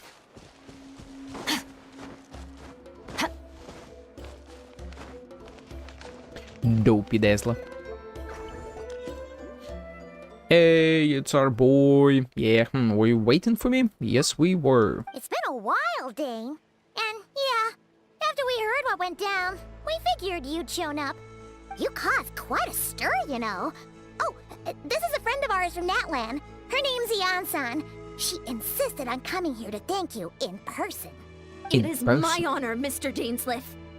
Thank you for breaking the stalemate in our war against the Abyss Order. Abyss Order, so yeah. is fortunate to share a common enemy with such a mighty warrior as yourself.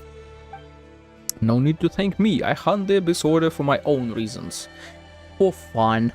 He just likes to kill them for fun. Bowkeeper. Please don't mind him, Ian-san. He always talks like that, but he's a pretty nice guy deep down. Very deep down. It's quite alright. Uezo Janssen respects those of great power. Yeah. It's quite clear that he meant no offense, and I am still delighted to make his acquaintance. Anyway, since you're old friends, I'll leave you to catch up for now. Take your time. Yeah. Sure thing. You See probably you have in plenty some- of other stuff to do anyway, right? Since this war isn't exactly over. See you later, Ian-san! The worst part of him not having a voice is that Would it have killed you to be a little more polite? She's our friend. we will most likely have automated dialogue during like fights and some exploration, and I'll have to read that very fucking fast because it flies at the speed of light and it's unvoiced. Jansan, yes, I will remember the name, but I will not invest more emotion than is necessary when dealing with the citizens of the Seven. God damn, dude. It is a matter of principle for me. Yeah, no shit. Fine, since you helped break the stalemate, we'll let you off the hook. Fine, since Ian-san wasn't offended, we'll let you... yeah. Yeah, it's more so about her. Stubborn. But whatever. So anyway, Dane, do you have any new info about the Abyss Order for us? Any idea what they're trying to achieve with this war, for example? Never before have I seen the Abyss Order take action on such a large scale. Taken at face value, it seems highly logical. In a war with the Natlanese, the odds are stacked firmly against them. They surely cannot be unaware of this. Their true goal must be a deeper one. Exactly. We thought so too. But it sounds like you're no closer to learning what that goal is than we are. I mean, we did see our sibling in the Night Realm, so I'm imagining they're hanging out with the Leyline peeps. Most likely because Loom of Fate interrupts that or reweaves that, and they were talking with the... Wait, Natlan is somewhat disconnected from the other parts of the Tevat's Leyline system, right? So they probably came here to like figure out how to either implement that together with the entire system, or to have the same effect here as well, so just double the effect. I feel like I've been on the case for some time, even captured and interrogated several Abyss Order members. Ooh, yet still I am none the wiser. I can only assume they have gone to great lengths to keep their real operations a secret. I have a bad feeling about this. The Abyss Order is wasting a lot of its forces attacking Natlan, so whatever they stand to gain must hold enormous value to them. What do you think we should do? Since we lack actionable intelligence for now, we might as well continue to focus on the fighting. Leave them to their secret plots. If they are so willing to sacrifice manpower for it, I intend to make that sacrifice greater and more painful than they could ever have anticipated. Also, this shot is peak. If we use this opportunity correctly, I believe we can eliminate the vast majority of the Abyss Order's forces. Goddamn. They'll never be able to mount such a large campaign ever again. That outcome is well worth our time. And the sooner we can do that, the better. That's right, the real scenario would be to destroy them before they can reach their goal. Paimon gets it. Nothing in the world can satisfy you like making mincemeat out of the Abyss Order, right? Right. Right. Wow. Okay. A rare, candid response from Dane. Sounds like Dane's one-man attack on the enemy front has put him in a good mood. What about you? Any news to share from your end? Well, actually, we found her brother's hibernation chamber key near the Collective of Plenty. He must have lost it. I am still in utter disbelief that this is even a thing. Like what? So he's here in person, unsurprising given the scale of this operation. Oh, and there's more! After finding the key, we also ran into this weird girl. You better say her name and he might recognize it. She kept seeing monsters that we couldn't see, and then, this other time, we saw a load of monsters, but she couldn't. Would he know that kind of interaction? She also said she was on a journey to find the Savior. Her description of this Savior matched the Traveler pretty closely, so we figured it's probably her brother. Come on, Dane. That's gotta be like right up your alley, right? Come on, hold on. That girl called him the Savior? Yeah, come on. The next question should be, did she have diamond-shaped eyes? Yeah, that's right. Is something the matter, Dane? The last time I heard the term was before the Cataclysm, and not just that, it referred to your brother then, too. But who would still believe in the myth of the Savior when the Cataclysm has already taken place? It makes no sense. Has the term been around even before the Cataclysm? Wait, wasn't her brother called the Prince, though? Where did this Savior thing come from? Getting lower. Well, when he was first granted the title of Prince, the Winster King and the entire court of Canria set about loudly proclaiming the might that he would bring to the nation.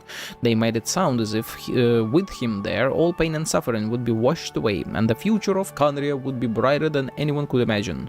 The Savior was the celebratory title given to the prince by those who believed this rhetoric. Of course, you know how the story ended. In hindsight, the cruel irony is glaring. All the title really stood for was the Winster King's lust for power. Sounds like the people of Conria really believed in him. Oh yes, they did. Is that why Ether is so determined to revive the homeland? Because he thinks he failed as the Canrian savior? Yeah, probably. But it certainly doesn't explain everything. There must be other reasons. As for the girl you met, allow me to offer some speculation. I suspect she is descended from the pure-blood Canrians afflicted with the curse of immortality. They must have resettled somewhere remote, cut off from the rest of the world. That would explain how her people retained their ancient beliefs, including the myth of the golden-haired savior. Paimon gets it now. But she So, still a bit believes the like cataclysm Kaya, hasn't come. Except she grew up somewhere more isolated? Still, that doesn't explain the invisible monster situation. That as well, yes. If she can't provide us with any more valuable intelligence, I suggest we shift our attention back to the Abyss Order.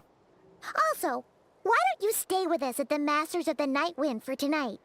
You must be tired after all that fighting today. I'm still amazed that the writers just fucking refuse to use names in these kinds of speeches. Why wouldn't you say, oh, by the way, her name is Diridis, right? Diridis. Yeah, whichever, like, whatever. Just, like, say her name. And he might be like, wait, what? That's a girl that's from a village that I knew or some shit. Like, come on, man. I will consider it, but we must discuss our next steps first thing tomorrow morning. We can't give the Abyss Order any time to regroup. Yes, true. Now, can we interact with someone? I would imagine no. So wait until the following day, okay? Achievement, wonder, defeat the Abyss Order. Yes. Let's go. It was 10 o'clock, right? 10 o'clock. Let's go.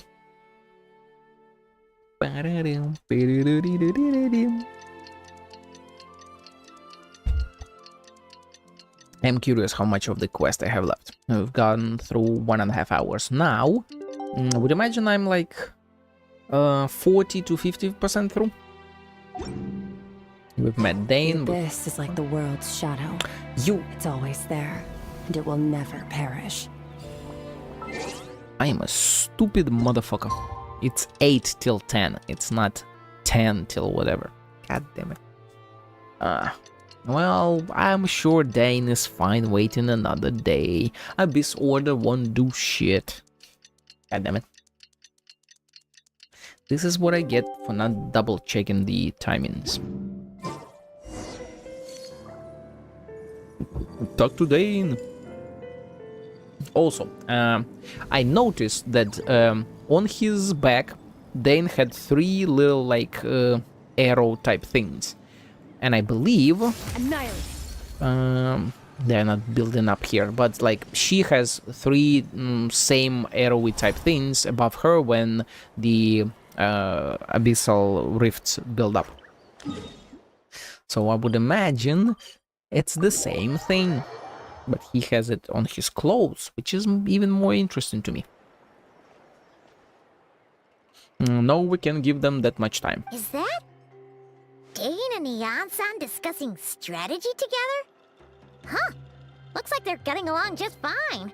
Powerful people get powerful together. Faster, better, stronger. Morning! What are you guys talking about? Ah, you're here. I have some good news to share with you.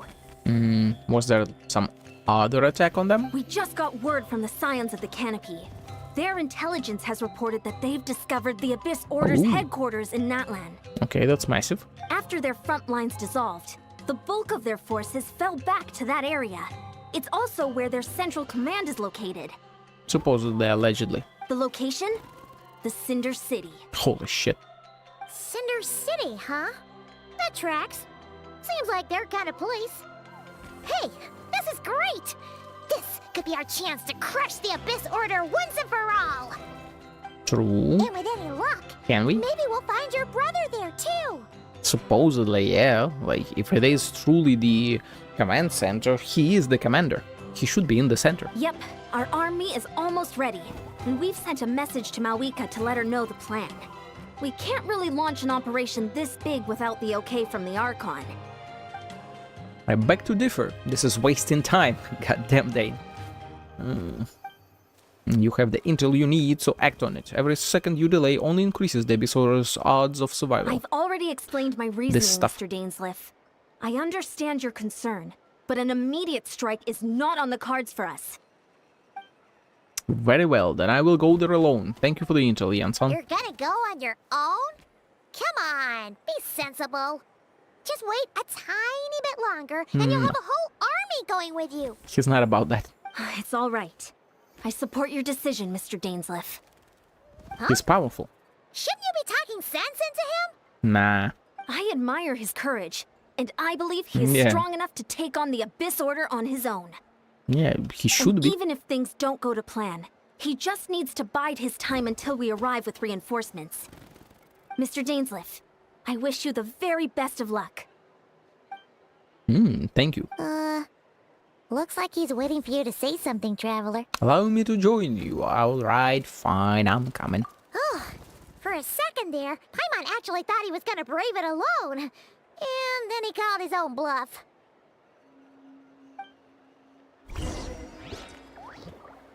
Yansan? No? Okay, I believe... let's just double check. Okay, you do believe in fate? What do you mean by that? Yeah, of course, plan to start farming, okay. Sorry, boys, I thought you might have something relative to my story. Let's go, space and time for you. And you. And you. Oh, we're going assault the Abyss Order stronghold. We're getting this stuff again. Again, more and more indications, whatever the hellness, that we will be getting events from the past as playable content again. They can do just this stuff, and you pretty much get teleported, or the surroundings change to match the environment that you need for the event, and it's completely fine. So yeah, I'm fairly sure that 6.0 will announce that we can play previous events. Is this the place? The Abyss Order's hideout in Natlan? And like, imagine how many people they will get back into the game through that. Like all the events from the past, Simulanka, all the Golden Apple Archipelago stuff, like all of that stuff, like amazing, cool content, and a ton of it. And all the like full proper events as well, that we had several celebratory events from the past. Like if they can do all of that, holy shit, that is like hours of peak stuff. All these years, the Abyss Order has managed to either stay hidden or fiercely defend their position. This may be the first chance I've ever had to finally make a serious dent in their forces. Which reminds me, once the fight starts, I can't promise I'll be able to have your back at moment's notice. But if you run into Abyss-powered mechanisms, feel free to leave them to me. I'll take care of them when I can. It's been so long since we fought with Dane side by side. Have we ever, confident we can clear this place out long before Eon-san arrives. in like a proper fight? And if you get to meet your brother again, even better. Let's go! Let's go! In this battle, Dainsleif will show you the might of the Twilight Sword. Summon him to clear out the obstructions that bar your path. The swordsmanship Dainsleif has mastered as the Khanrian court god captain allows him to easily SP the weakness in opposing elemental wards. His long war against the Abyss has made him highly cognizant of their weaknesses, allowing him to also destroy the void wards. Dainsleif? That is so fucking cool, though. That is so cool. God damn. Party set. Oh, so that I can change it in this particular instance. Right. Oh, wait, no. Boom. Oh, that was just like a quick attack.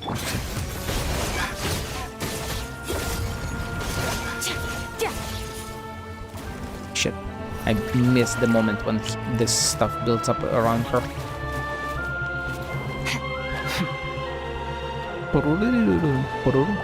Cheap tricks. I love Cinder City's music so damn much. Destroy it, dude. Boom. Strike a pose! Let my name echo in song! The pinnacle of excellence! Let's stir things up! May the Cheap Archon protect! tricks. Extinguished!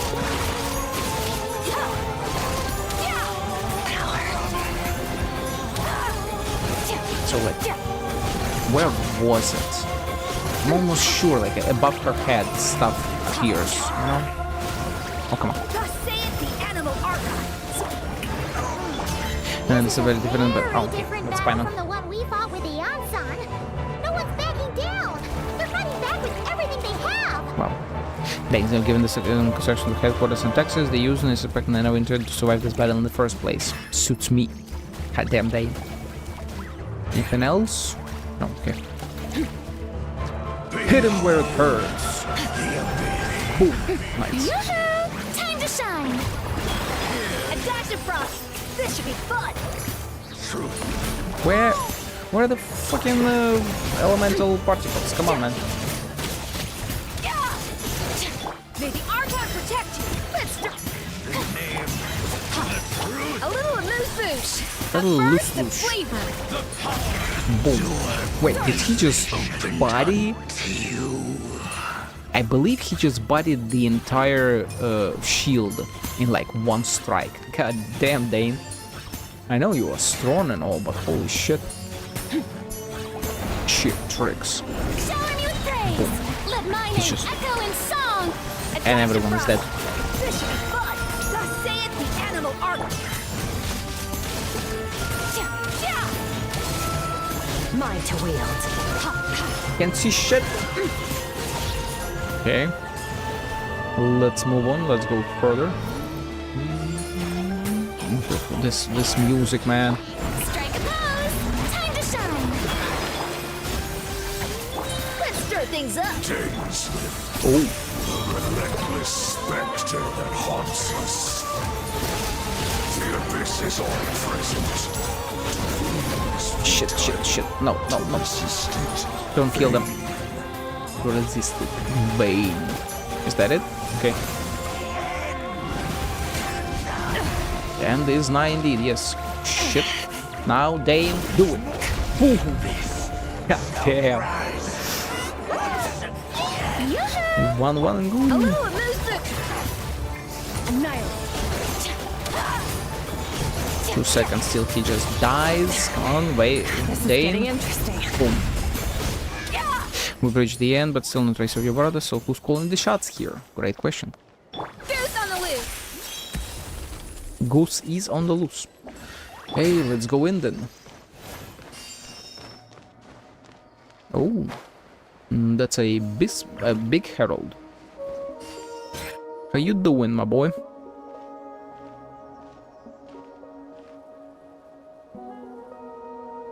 Twilight Sword Dainsleif. Baptist. Is this really what you want? Word sword of Heaven's End. The hell? The hell? It is indeed. I will take every opportunity to hunt you down to the last man. So where's Or the whatever you Traveler's are. brother then? Or is this guy supposed to be in charge here?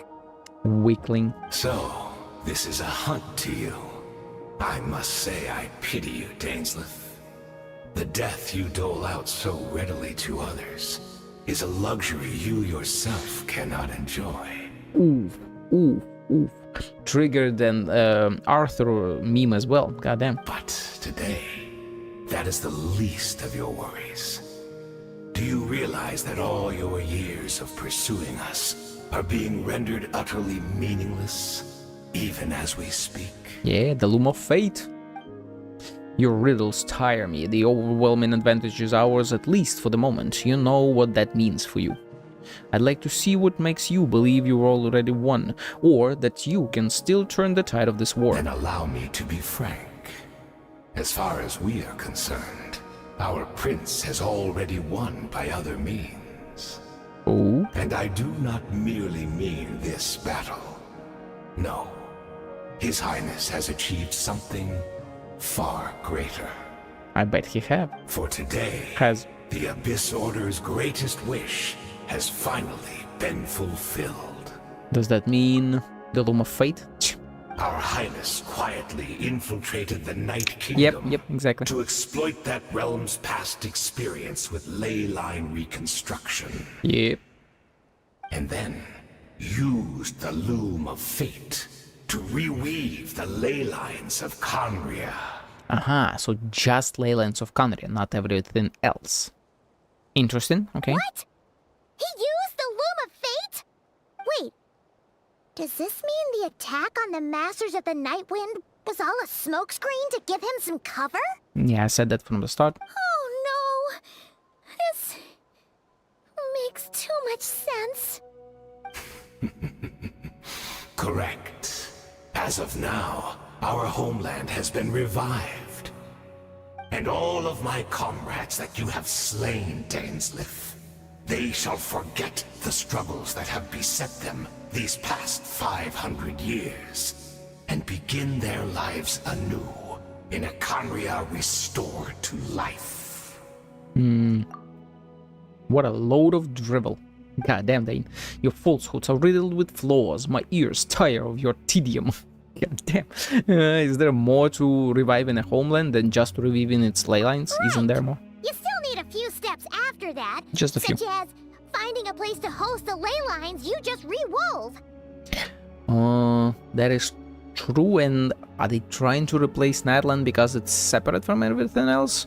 There is still the underground in the desert, so that is... Plus, if it was really so easy, Malika and the captain would have had a way easier time during the war. Also true.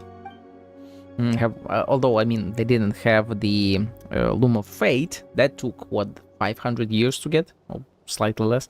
I have one simple question. If Conria has indeed been revived as you claim, then where is it? Oh, you poor fools.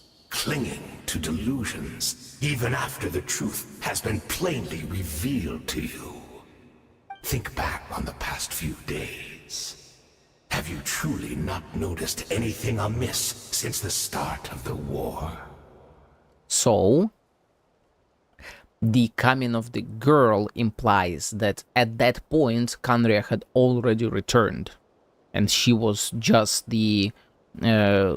she was interwoven into our reality with the monsters from the Abyss that were around there. So it is exactly 500 years ago, maybe right the beginning of Cataclysm, and she just didn't know what was happening in the rest of the world because she just went away from her village.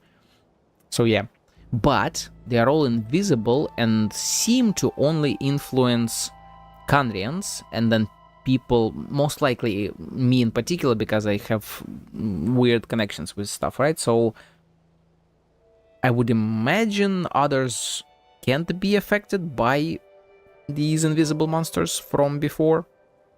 Who knows though? Anything I miss? Are there signs that I could have missed? Come on, the girl, you know. I sensed And that something is as well, strange yeah. in my dream. Noise in aliens, yep. It was vague, but it seemed as if some noise had found its way into Natland's ley lines. At the time, I just thought it would have been the girl, or I think it said just like fucking Loom of Fate's presence overall, right? But I didn't think he was already done. Oh, what does that mean? Hard to say. I don't think it had any tangible effect on the Night Kingdom or on our ley lines, but still. It's like a signal that exists on a different dimension of reality. It might not interfere with ours or pose any detectable risk, but I just get the sense that something strange is going on. So yeah, like, supposedly the risk is there, especially if you can like open a rift between the two worlds, and then pretty much the cataclysm repeats itself. I also vaguely remember seeing Ethan in the Night Kingdom facing the Lord of the Night. Yep, wait, that's not all, there were other signs as well. The girl, Abyssora, chose to retreat from the stronghold, yes. Retreat when they attacked the stronghold within Sun and Silal. This is in the usual style, yes. The meditation of Abyss followers, yes. According to a god station near the stuff, they were meditating. I can see monsters the same as Diridith. Yes. She couldn't see the ones I could. We could only see the monsters on each other's side after making physical combat. Submit. Assuming he is right, that another possibility arises. Maybe I'm in a different time and space from Diridith. If she's Kandrian like Dane suspected, then that means she's from that. This revived Kandria that he speaks of might actually exist, and despite hailing from the separate time and space, Diridith has found a way to communicate with us. Whatever may be going through your mind right now, do not trust it. I urge you to not believe his lies. That the notion that Kandria has been revived is preposterous. Unless I see it with my own eyes, I refuse to entertain it. This is what? I'm having a fucking stroke. I think there is only one thing that should demand our attention in this instant, and that is silencing this man for good. Yeah, freaking misspellings. I mean, can you body him, Dane? Close enough, but not quite. Let the world collide! Surprise baptism! Thus saith the animal arts!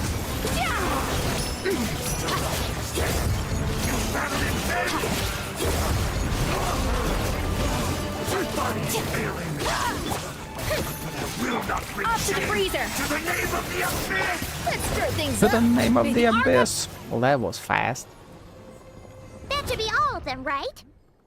So, we've destroyed the Abyss Order's headquarters in Natlan. Supposedly. But somehow, that didn't feel satisfying at all. Barely anything happened. Are you still thinking about what that guy said? You look really worried. Diridith is the only potential lead we have. I think we should at least talk to her about all of this. Will he recognize the name? I understand you think she might be from the right Kandria, yes? I have said my piece. I doubt Kandria could be revived so easily, but if it will give you some peace of mind, you should talk to her and test your theory. I will stay here and do some post-battle cleanup. Perhaps there are some clues left behind to be found. What will you do, my guy? Oh, he's still alive. Why is he still alive there? Huh?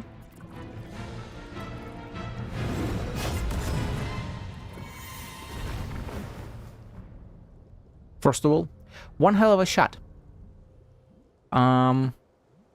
Second of all, I don't quite believe he's dead. Because, like, this looks like a portal more than a wound. I understand that Chinese game, they don't like blood and stuff and whatever, but still. And also, isn't he, like, immortal? Isn't that the entire fucking point? Goddamn, though.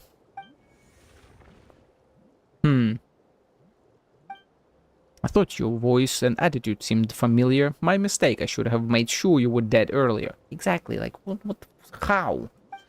The curse of immortality has struck you too, then, Hayden. Oh, Hayden, interesting. 500 years on, and you still refuse to address me as master. Oh, shit. Okay, now, that is way more interesting than freaking Dainsleif being penetrated. Pause. Don't forget, Dainsleif. You may be the renowned Twilight Sword, while my arm has grown too feeble to swing a blade. But I am still your master. But I taught you everything you know about Pretty much. wielding a blade. blade. Ha, your arrogance and malice cost you all of my respect long ago. Be that as it may, under the circumstances, I see no further reason for us to fight. The curse of immortality means neither of us has a way to completely destroy the other. Pretty much. And also, this just once again reminds me of Amphoreus. You know, the kind of Nicador versus Mighty fight. Like, they're both immortal and they're just fucking going at it endlessly. Speak for yourself. I intend to kill you 100 times over. Goddamn. Goddamn they. Again, Nicador and Mighty. I'm gonna kill you as many times as it needs to be done.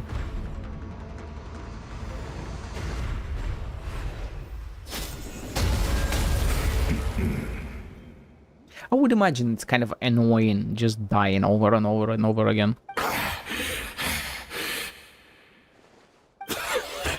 Have you finally had enough? You weren't joking then, huh? So 100 times, goddamn. Never, in all my worst nightmares, have I experienced anything close to the pain of 100 deaths. Surely, there's no point taking out all your hatred on me alone. You really think that was all of his hatred? Come on, man, 500 years of build-up and this you think is all of his hatred? Come on, come on. That was just for your actions in the Abyss Order. If I took into account what you did in Kandria, you'd soon find out how much darker your nightmares can become. Exactly. All right, I believe you. Still, aren't you at least a little tired now? I doubt it. Why don't we sit down, perhaps? Chat a little. Dude, I do love the Abyss Heralds and Baptists and whatever. They're just nearly immortal beings who just way too chill for their own good at this point. What? Not a fan of reminiscing about old times? Well, I suppose you don't have many fond memories to look back on. Are we by any chance getting some deep lore on Dane and Kandria? Let's go. I never thought you'd side with the Abyss Order, Hayden. You could have easily blamed the prince for his betrayal. Indeed. When the cataclysm first struck, Betrayal. everyone prayed for the Savior to deliver them, but he was nowhere to be found. Okay, we're getting something even more interesting. Direct lore of our sibling. Finally, fucking 5 years in. Yes. We knew that the great abyssal power within him had been divided up. What do you mean by that? The great abyssal power within him had been divided up. Now, let's think about it. Is this sinners? And he got them on his side and divided them up, right? Because we know that one of the sinners was the was that his Dane's brother? I'm not sure. Either way, the floating crystal, right? He was the sinner, and so I would imagine that the abyssal power in our sibling was divided up amongst the sinners, maybe. Yet we still despaired at his choice to leave us. But then, like, if Kandria was meddling with the Abyss, right? They got a sibling that was full abyssal powers. I would imagine we have celestial powers then, right? Like the opposite of him. So they got him while we were sleeping or whatever. And then Kandria obviously hated Celestia and the gods, so they were trying to use abyssal power to fight Celestia, and in the end Celestia won, because the great abyssal powers of our sibling got distributed to a few too many people and then also left, right? Still, I believe that everything he's doing now, including his regret over what happened, comes from a genuine place in his heart. Okay. And besides, Who else can we place our faith in? We are proud Conrians, are we not? I mean, we can hardly turn to the gods. Yeah, so you got your own one. Like, come on, man, nothing new. I suppose you have changed a lot over the past 500 years, otherwise I'd have never expected you to forgive him. Had you been so generous during your time at the Knight Academy as my instructor in Black Serpent blade work, I might not have come to loathe you so much. Is that so? All my good deeds were clearly in the spirit of the Academy's code of chivalry, yet I received corporal punishment for being restless and brash.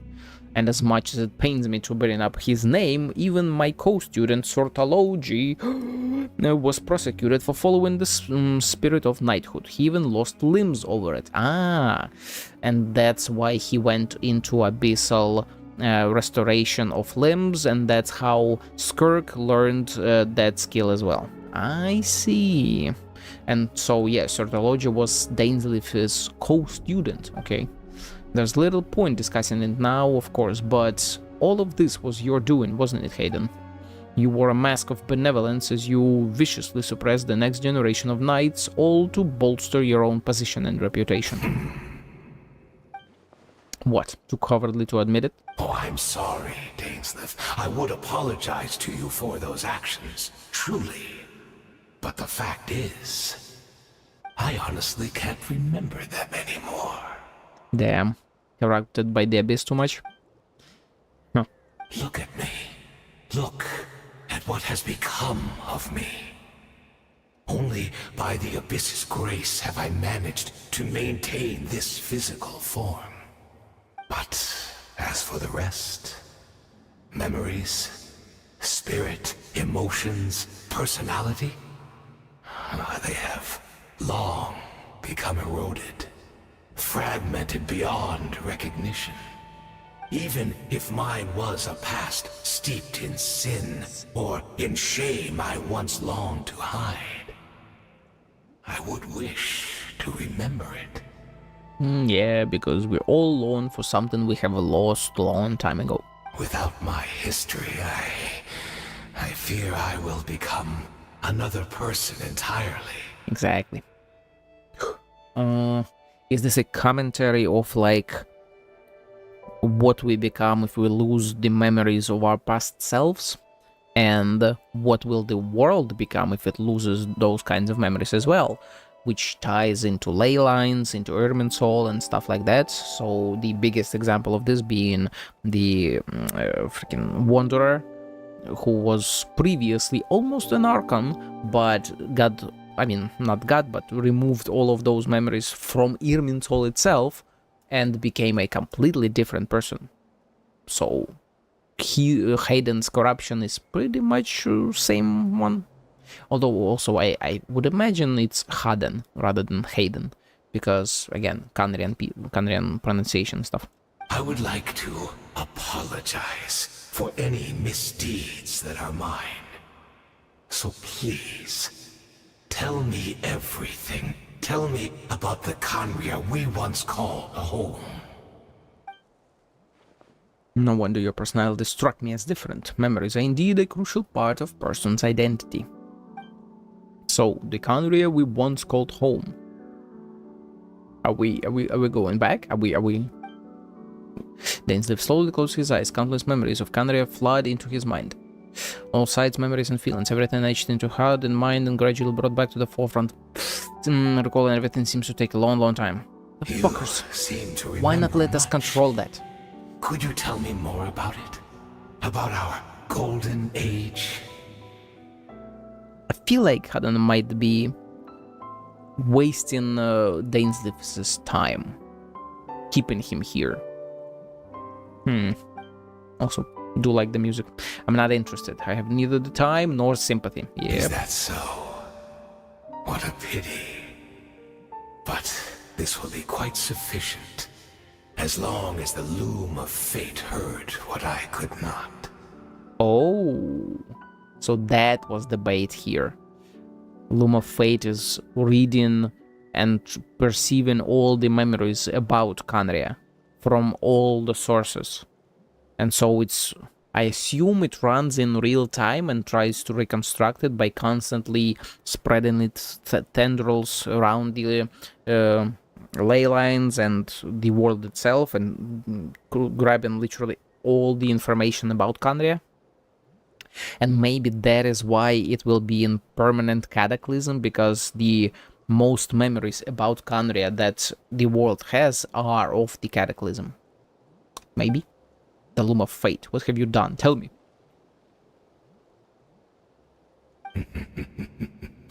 I'm afraid I owe you yet another apology, Dainsleif. You were right. I lied to you earlier. Your wits are too sharp to be fooled by me. The homeland hasn't yet been revived. In fact, even the ley line weaving is not yet complete.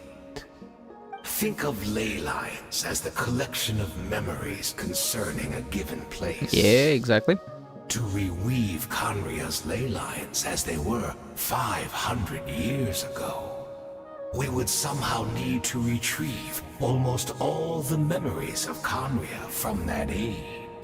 So you would need all the Kandrians that are still alive, maybe like some kind of DNA history, DNA memory from Kandrian descendants. So like Kaya, I mean Dedria is whoever she is, freaking father, Arlecchino.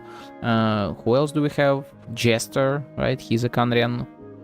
So like whichever Kandrian we have, they might have some relation to ley lines and memories of Kandria from that time. The Loom of Fate cannot weave without an abundant supply of memories. And so we just got some deep memories from Dainsleif. And so we relied on everyone in the Abyss Order to provide what they could. That's why they were Even meditating. though fragments are all that remain in most cases, the more we all share, the more that can be restored. Nice. But like, wouldn't Sibling remember like all of it? We seem to be a higher level of being as it is, so he should be able to like recall it all, right? We've been on our travels for 5 years and we remember it all. Obviously it hasn't been 500 years since this time, but still. So the Loom of Fate is running as we speak, and the so-called meditation your members have been performing, its purpose was to supply the Loom with memories, wasn't it? Indeed. We are people in exile, stranded 500 years in the future. We'll weave our homeland anew and bring the nation of our dreams back into the real world. Ah, what a glorious undertaking! So would that then mean that Dedria is also from someone's memories, and when they were trying to meditate and remember her, the Loom of Fate brought her to life with the monsters, with the other stuff? Is that the implication here? It had to take this long. After 500 years, most of our memories have faded, and a world woven from broken memories shall itself be broken. Yeah, exactly. So that's where I'm supposed to come in. You look for assistance from your mortal enemy who has sworn to hunt you down. Precisely. For you possess a ring left to you by your elder brother, which continuously resets your body's condition. Oh, dang. Of course, your memories are susceptible to erosion just like ours. But of all Kandrians who remain, you are sure to remember the most. I mean, yeah, I guess that's a good point, because even the prince was still just summoned there, rather than having lived out his entire life there. So he would know less, right? We had to obtain the memories in your mind, whatever the price. Even if it meant sacrificing our entire army as bait. That's one hell of a gambit there, huh?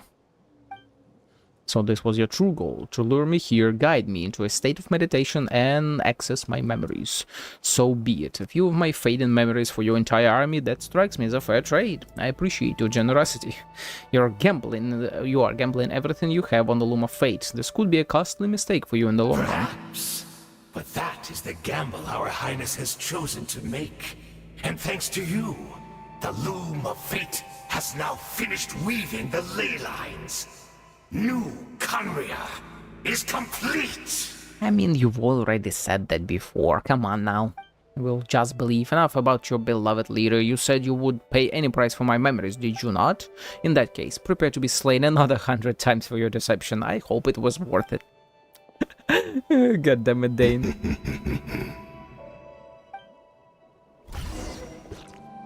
Okay, let's see what the girlie has to say.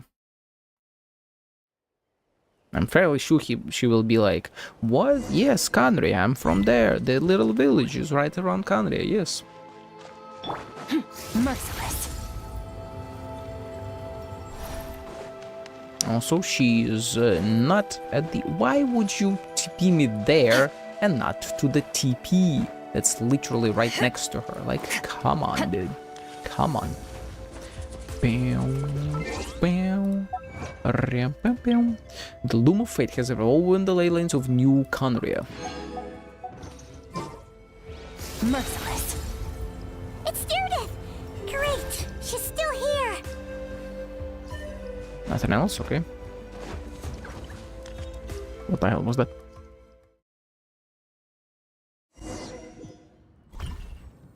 Also, they all have lines. Oh, wait, animation?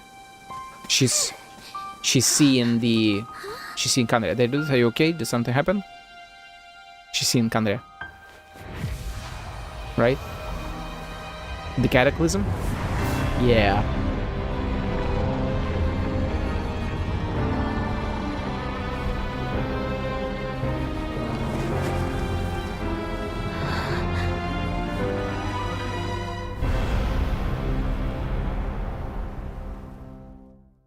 Peak.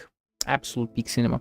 What is this? Could this be the Cataclysm? Holy shit, that's in fucking real time right now. Those are some pretty cubes. Where is the also music? A very sad piano.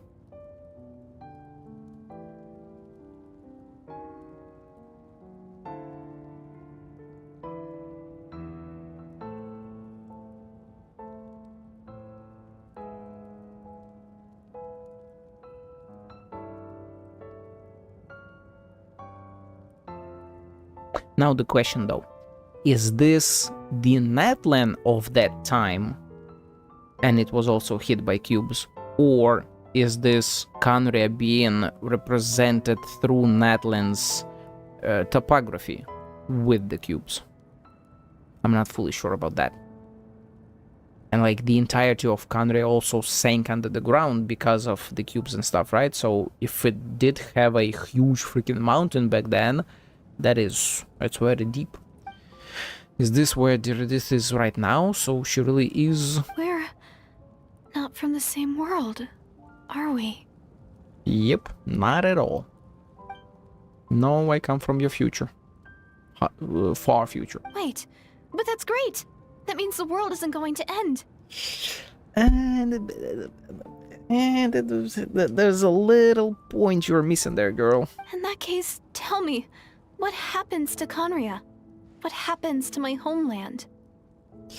Oof. No, wait. Don't answer that. Yeah. We can only fight for our future. If the future is unknown, I still believe the Savior can turn things around. I'll carry on looking for him, even if you're not there to protect me. I'm not sure you are alive, my girl. Although, in a way, I've already found my savior. It's you. Hey, it's me. You protected me. I'm that guy. And I believe you can protect us all. You're the one who can change everything. Oh.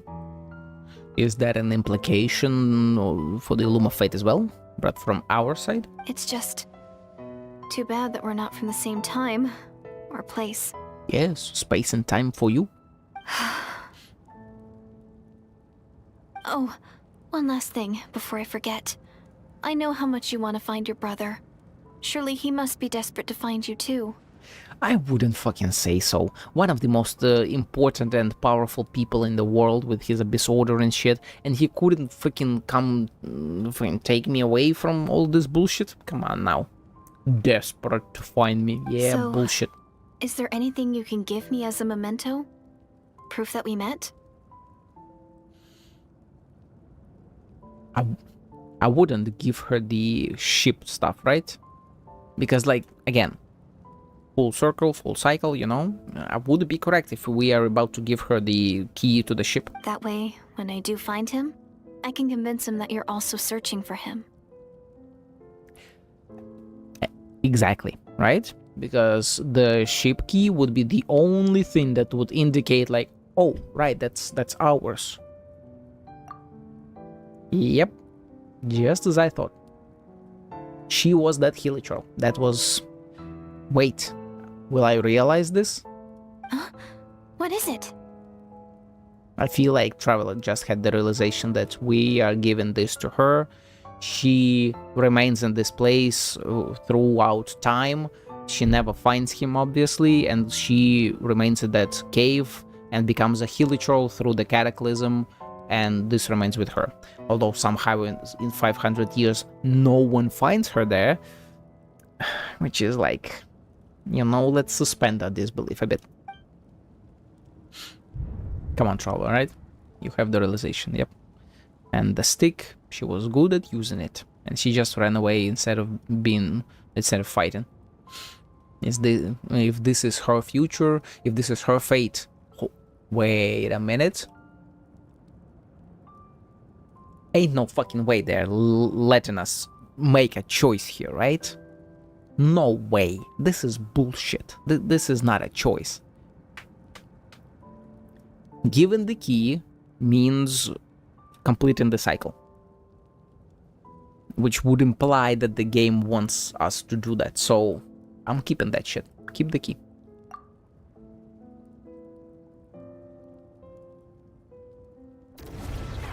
Will they let us do it?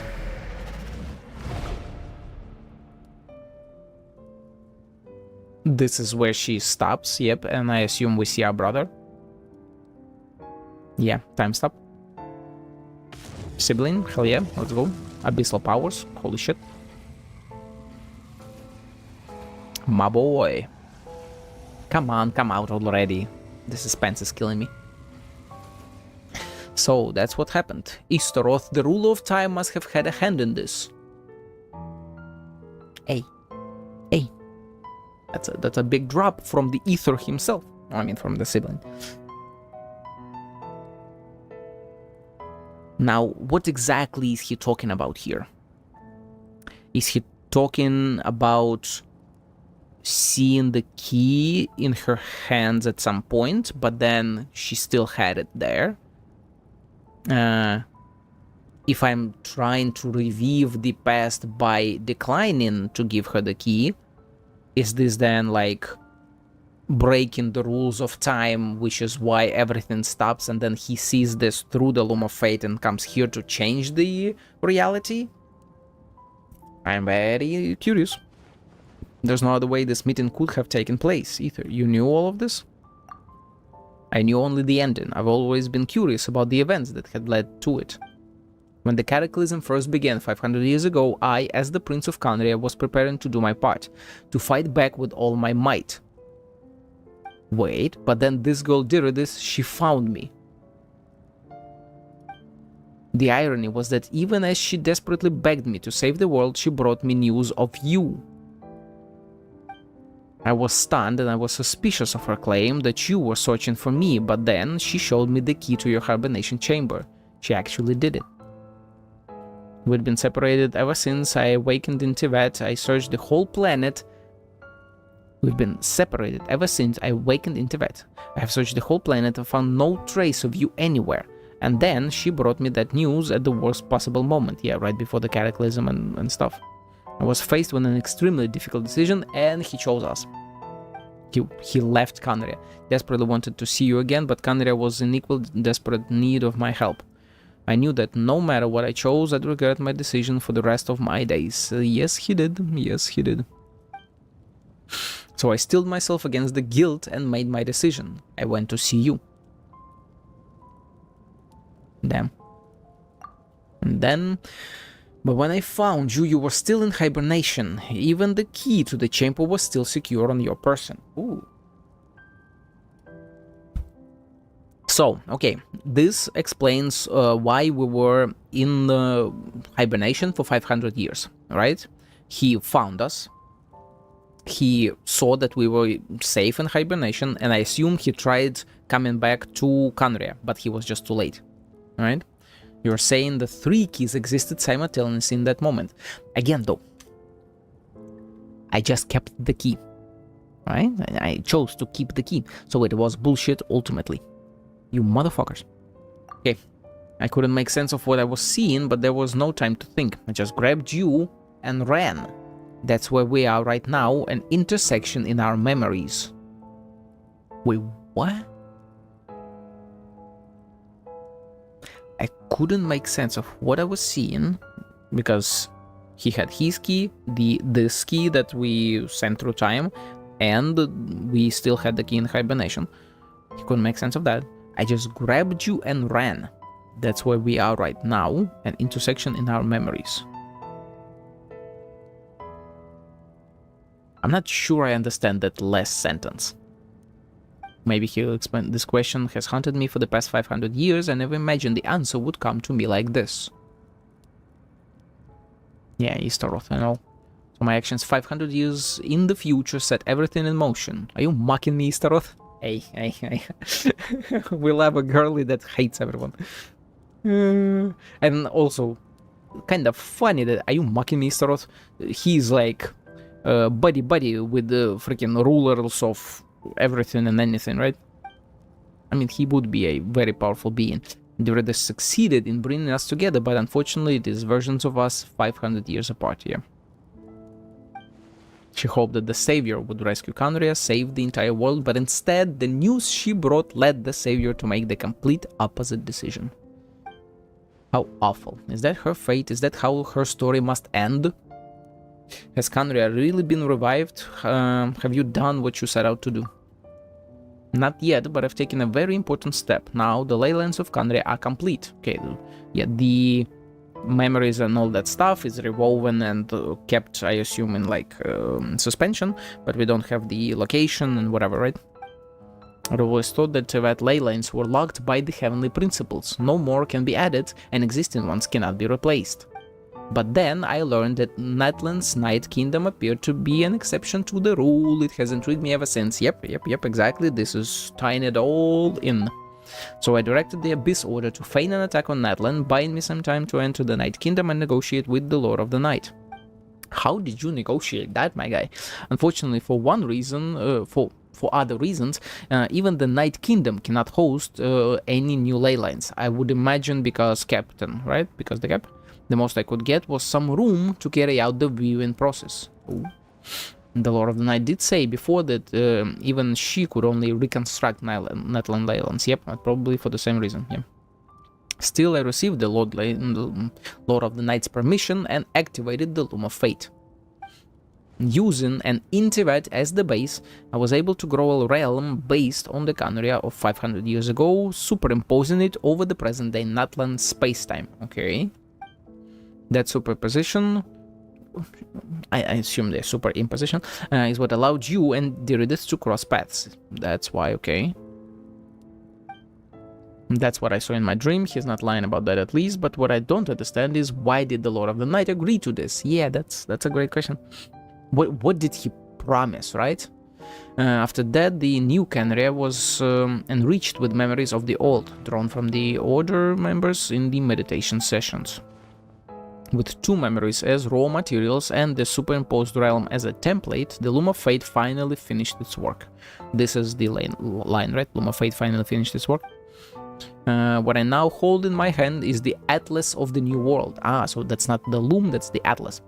Like all the history, all the stuff, right? And it's freaking controlled by the abyssal powers still. The purple and stuff, right? This is the product of the Loom of Fate, holding within it the entire network of new Kandria slay lanes. With this, the nation, once known as Kandria, can rise again. One day, I will find a suitable host location for it. Ah, so he just has it available, but obviously he needs the place for it. I mean, outer regions, right? Whatever they are called, not dark seas, dark oceans. Or dark oceans, something like that. I think those are open to whoever the fuck you want. You can raise them there. Like, not even Archons care about that. Why is reviving Kandria so important to you? I betrayed them. I don't understand. Is it really just because of guilt? What did you find there, Ether? A sense of belonging, a new family that you lost with me? When I first arrived in Kandria 500 years ago, my memory was completely blank.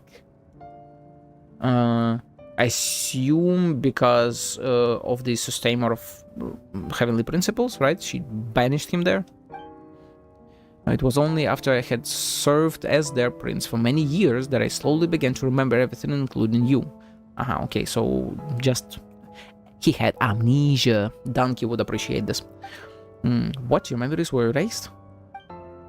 But recovering old memories didn't simply erase the part of my life I spent in Kandria. I still see it as my second home. Okay. So it's amnesia and then building a new family. So roughly what I said it was. Yeah, you lost your family with me, so you found a new one. Just with a context of amnesia. That is why my guilt weighs so heavily on me. But even so, that only constitutes part of my motive.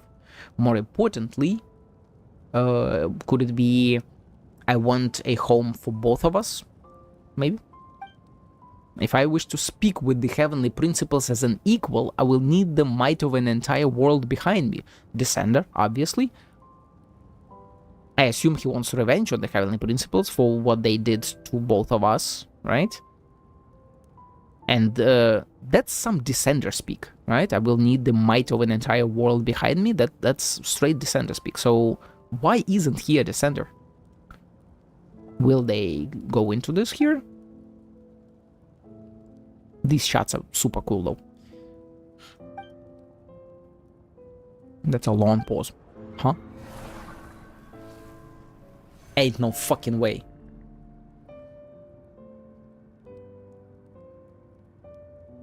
Still, this is 500 years ago. We need to remember the context. So it was present here. They, she, whatever. They were present here at the time of the collapse, right? The cataclysm. I mean, obviously, right? The cubes are hers, so... I know you always want to change fate, we both do, but this time I won't let you succeed. So yeah, this is when I kept the key. He's keeping... Well, I mean... There is Ether. I always want to change fate, we both do, but this time I won't let you succeed, so... Again, like... Why give us the option? Why give us even the illusion of option there, right? Because Ether is trying to resurrect everything.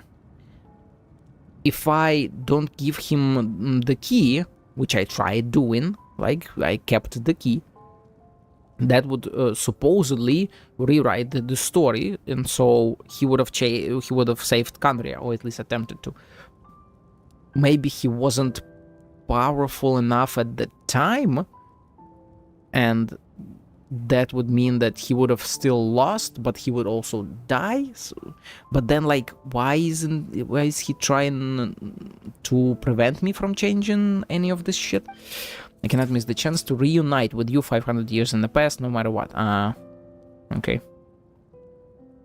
I now definitely want to see people who chose to give her the key. Because, like, what would the dialogue be here? Cannot miss the chance to reunite with you 500 years in the past, no matter what. Would it be, like, the other way around? Would he be saying, like, I cannot miss the chance to save Kandria?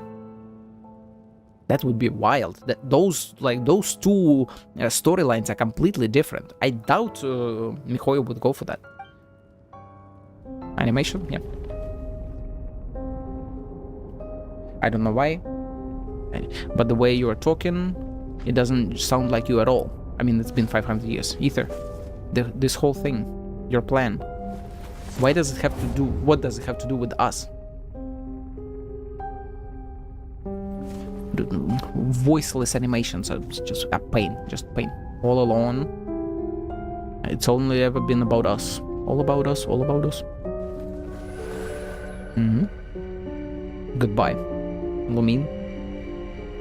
We will begin anew at the end of your journey. I still am not sure why it must be at the end of our journey, you know? Why can't he just restart it all right now?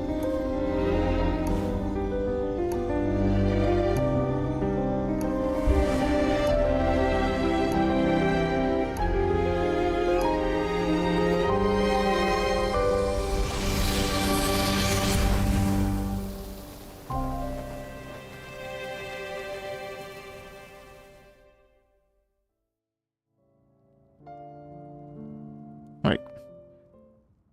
Is he building us up? Wait. He said he needs the power of the entire world Hero is back. behind him, Everyone's right? been waiting for you. We are getting that power. He wants to use us to fight heavenly principles. Right? Because the end of our journey is us getting all the elements, is making friends with everyone in the world, becoming a hero for everyone in the world, pretty much having the entire world behind us. And then our sibling can say, here is my full proper reasoning, here's what I want to do, will you come with me? Or maybe he can even like mind control us or some shit like that, which would be crazy.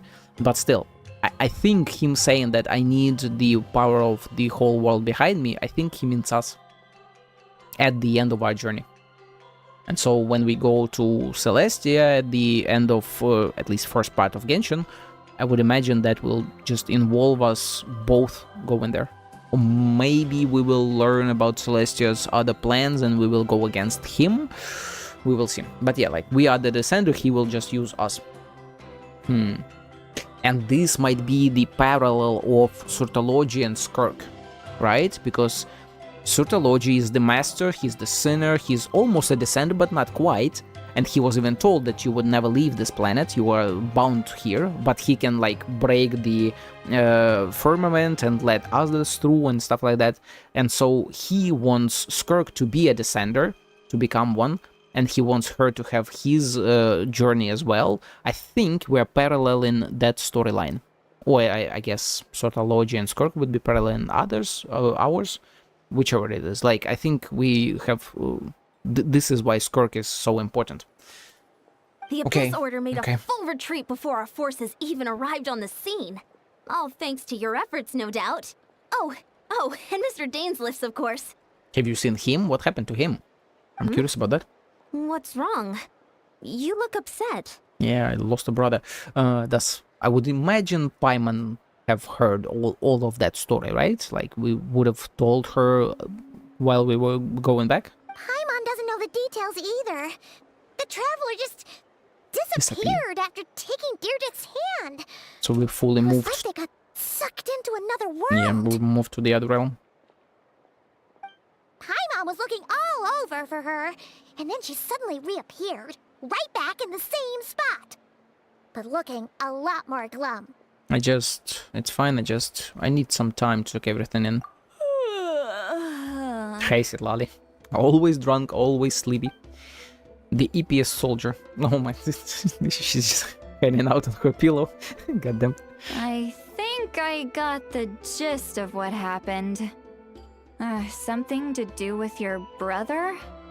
I spoke with the Lord of the Night in a dream just now, and learned quite a lot. Okay, I hope she tells us the reasoning for why Lord of the Night let the brother do all that stuff, right?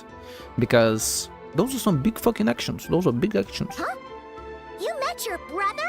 I did. We had a long talk. And you didn't think to tell Paimon right away? Well, no. Exactly, like, Never why? mind. Paimon can see that you're pretty down right now. I mean, yeah. But let's go over everything later, alright? still kind of weird. Like, we've been together for 5 years, you don't even share like one of the biggest events in your life, the whole fucking purpose of both of your adventures. The writing is like, it's so close. I'm liking this so far. Like, even though I've predicted a fair amount of stuff, still I am loving this. We're getting some answers, we're getting more questions, we're getting like metaphors, parallels, whatever the hell. But like, the freaking writing itself, or I guess not right. It would be the writing. Like, this is a smaller detail.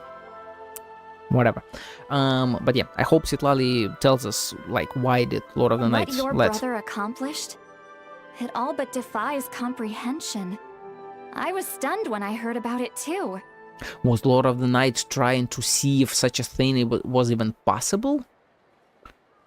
Right? Like, she's been interested in people like as a species, right? She's been fascinated by us, by our driven movement and whatever.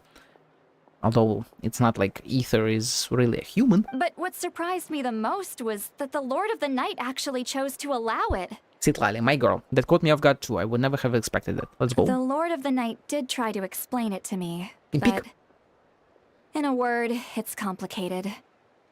Bitch, you better tell us the complicated stuff. During the war with the Abyss, Mawika had an argument with the captain. Yes. Mawika believed that we should fight to protect our culture and memories, while the captain believed the preservation of the ley lines should come before all else. Yes. So, the Lord of the Night was very intrigued when presented with the Loom of Fate, and informed of its ability to weave ley lines. It was pretty much both, right? It kept the memories, but also kept the ley line. It freaking resurrected, revived them. So it's kind of accomplishing both stuff, which we did talk about during the quest itself. I believe I talked about it too. Definitely, like Arnold, Murder of Birds talked about it. I think some others as well. That during that whole discussion, people were like, hey, yeah, Loom of Fate, it fucking does exactly that. Mention it. It's an Archon quest. She saw your brother's actions as a potential third option. Yep. Namely, to preserve an entire nation in the form of an atlas. Yep. Preserve a nation? You've definitely lost me now. You're not the only one. Paimon's got no idea what's going on either. With that in mind, the Lord of the Night gave the go-ahead once she was satisfied that the Loom of Fate wouldn't have any real effect on Natlan. Okay. However, I believe she imposed an additional condition of her own. An additional condition? Did she ask for something in return? To teach her the ways. No idea. She wouldn't tell me what it was.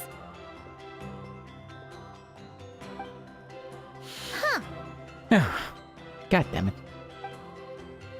Alright, well, let's not overthink this for now. Fucking teasers, we man. just won a war.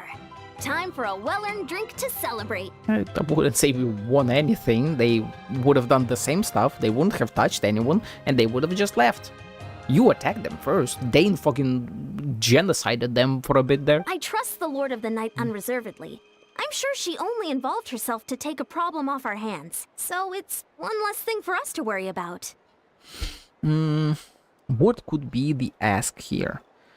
Outside of like, teach me the ways or let me use the Loom of Fate for later, for some reason or whatever.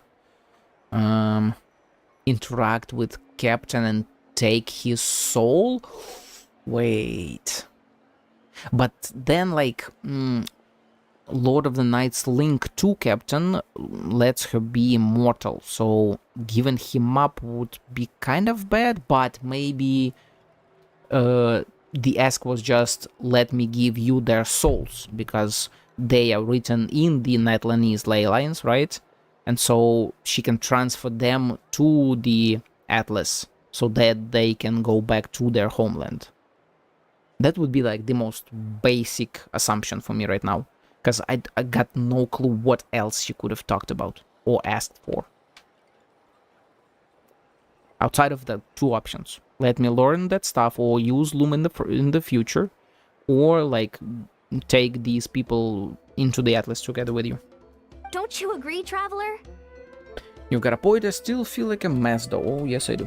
Come on, let's head back to the Collective of Plenty. Oh, Veressa should be there too. We'll treat you to a real feast. I bet you will. I'm sorry, but there's still something I want to go first. Somewhere else I want to go first. Are we going to see Dane? Talk to him, maybe? About the brother and the past and stuff like that? Eon-san, leave her be. Can she read our mind right now? I would imagine This she can. might be hard to understand for an extrovert like you, Goddamn. but some people need alone time to recharge every once in a while. They're just dropping that extrovert like you. Traveler? Where are we going? Return to the cave you were previously in. Ah, okay, okay. I mean, understandable, yeah.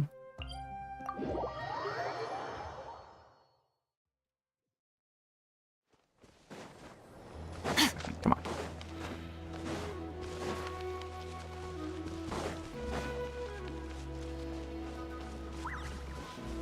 So, would it be back there? Would the Hilichurl be back there? Who are we about to see here, right? That is my question here. Because it could be the same Hilichurl that came back, but like if we judge by like time, YV, slimy, whatever, she shouldn't be here. Because that cycle has already happened. The food that we made her, yeah. She obviously didn't eat anything because she didn't exist. Well, she kinda existed in a way.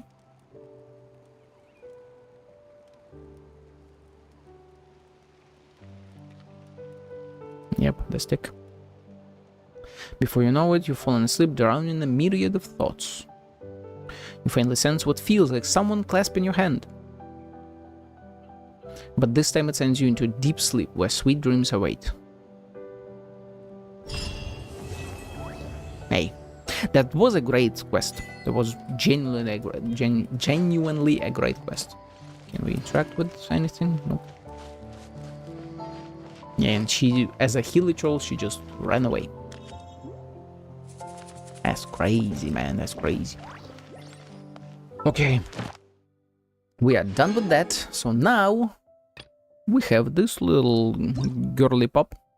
And she was not involved in the Archon quest at all. I really thought she would be, but I mean, that's fine, that's fine.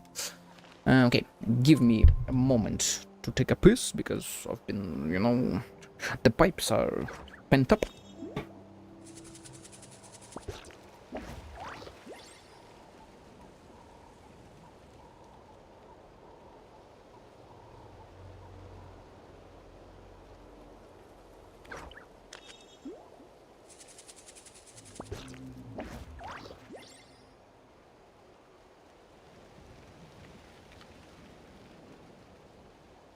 Where do we come from? And where are we going?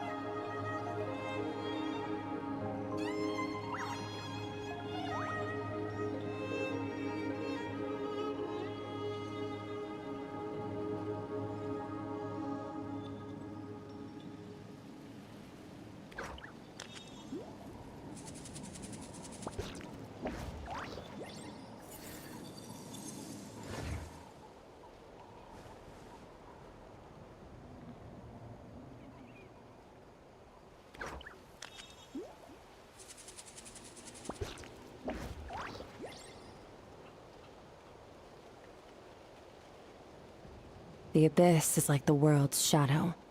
It's always there, and it will never perish.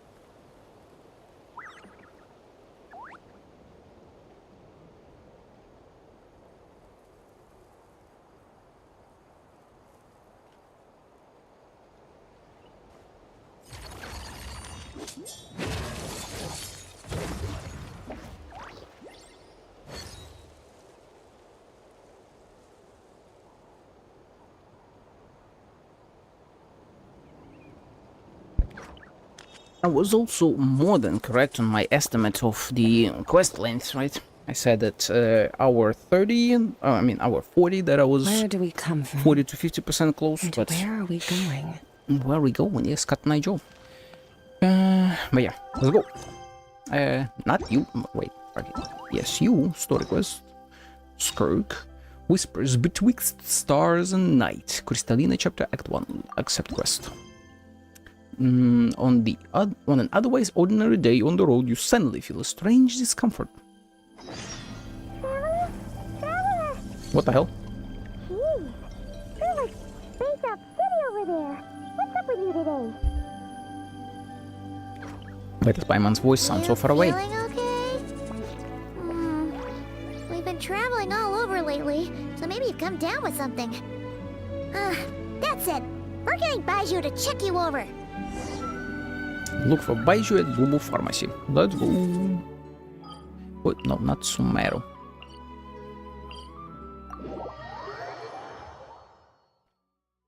Would it be some form of abyssal corruption? Abyssal something? Abyssal?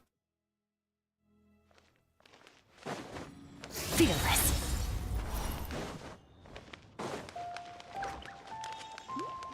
She running. She zooming. And I'm coming. Ooh, wait. I mean, have you seen her? Oh. Baiju isn't in his shop. Oh, you're looking for Dr. Baiju. He's resting today, but he said to send any patients to the back room. The back rooms. Ah, okay. Thanks. We'll head on through. Go into the back rooms with the Skirk. Quite literally, like she can send you... Wait, what? Was the entrance inside? I thought it was... Am I stupid? Oh, right. Talking about different stuff, you know? Is that like a corridor to the side? I don't believe it has that, right? I believe this is like a straight open room. Or was it? What up? Ah, looks like we have special guests. Traveler, Paimon, welcome. What can I do for you? It's the Traveler. She looks absolutely beat these days. She has these huge dark circles around her eyes, like she hasn't slept a wink. And she keeps spacing out. You have to call her name several times before she snaps out of it. What do you think it is? Is she sick? I think she's just tired. Oh, is Traveler prone to sickness? I find this surprising. I guess I could be. I'm not sure. Peculiar. In all the time we've been acquainted, this is the first time you've come to me with a health complaint. Come, let me take a look at you. If it is abyssal build-up, that would be a good payoff to the Netlands whole story arc where we were siphoning abyssal stuff from people.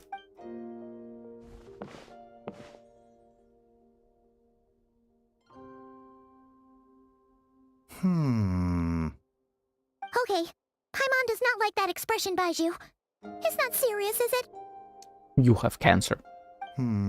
Complexion is good, eyes are clear, breathing is steady, pulse is strong. Physically, you appear to be in good condition, Traveler. In theory, your energy level should reflect that. You should be feeling right as rain. And yet I do feel like something is off. Hence my concern. A clean bill of health is usually a good thing, but in this case, it likely means your situation is more complicated. Why did you get so complicated? Physical illnesses come with detectable symptoms that can be used to diagnose, medicate, and cure the condition. But afflictions of a non-physical nature, they fall outside a doctor's realm of expertise. Huh? What do you mean, non-physical nature? Spatial? From space? From the abyss? Curses, dark magic. Oh, It's well, hard to that- say. It could just as easily be a simple case of mental fatigue. Yeah, true. Why don't you rest here for a bit? Whatever it is we're dealing with, clues to your condition are sure to reveal themselves in time. Once we know the root cause, we can administer the right treatment. I've seen my fair share of mental afflictions. To start with, some calming incense, a good night's sleep, and a good meal will you do a world of good. In the meantime, Do you- Changsheng and I will review the relevant Changsheng. literature for afflictions that present with mental fatigue. Still, we're not experts in this kind of thing. I say we should strongly consider calling in a specialist as soon as possible. Dude, the English writing here, or translation, or adaptation of text is really great for a freaking snake. So many S sounds. And I assume the specialist they call in might be Skirk? Must be a rare condition if not even Baizhu and Maybe. Changsheng have seen it before. I doubt it though. Well, all we can do is take their advice. You look like you're about to collapse anyway. Maybe I am. Just get some rest. Paimon will be right here by your side. Fingers crossed you'll be all better when you wake up.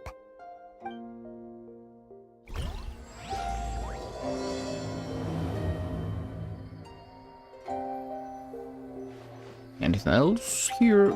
Any texts? I can sit, that's cool. Okay, and as I said, right, this is supposedly the door.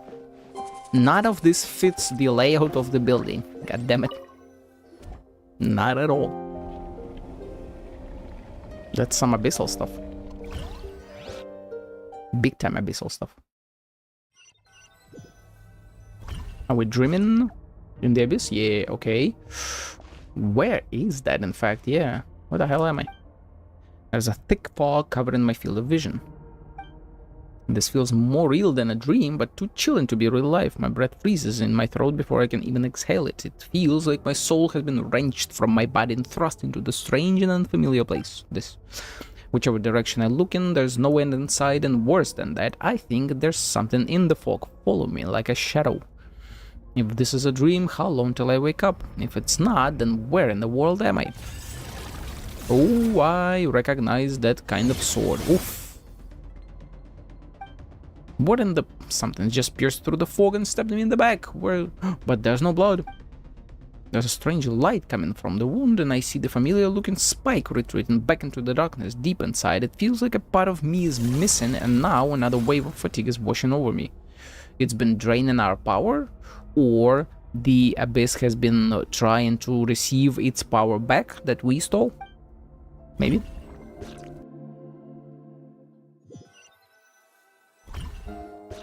Traveler!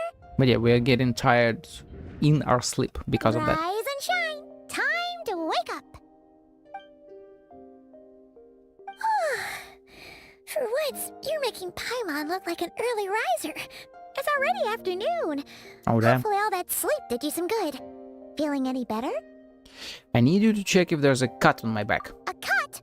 What? Did you scratch yourself in your sleep? Not quite. All right, let Paimon take a look. Check a look. There's nothing, right? It's a soul draining stuff. Nothing there. Wait, did you have a nightmare? Big time. Okay, don't panic. Paimon heard that dreams tell us what we need by showing us the opposite. So, if you had a nightmare, maybe all you need is something to cheer you up. Come on, Paimon will treat you to something yummy. This is where we go to the freaking 1 Min restaurant and see Skirk there, right?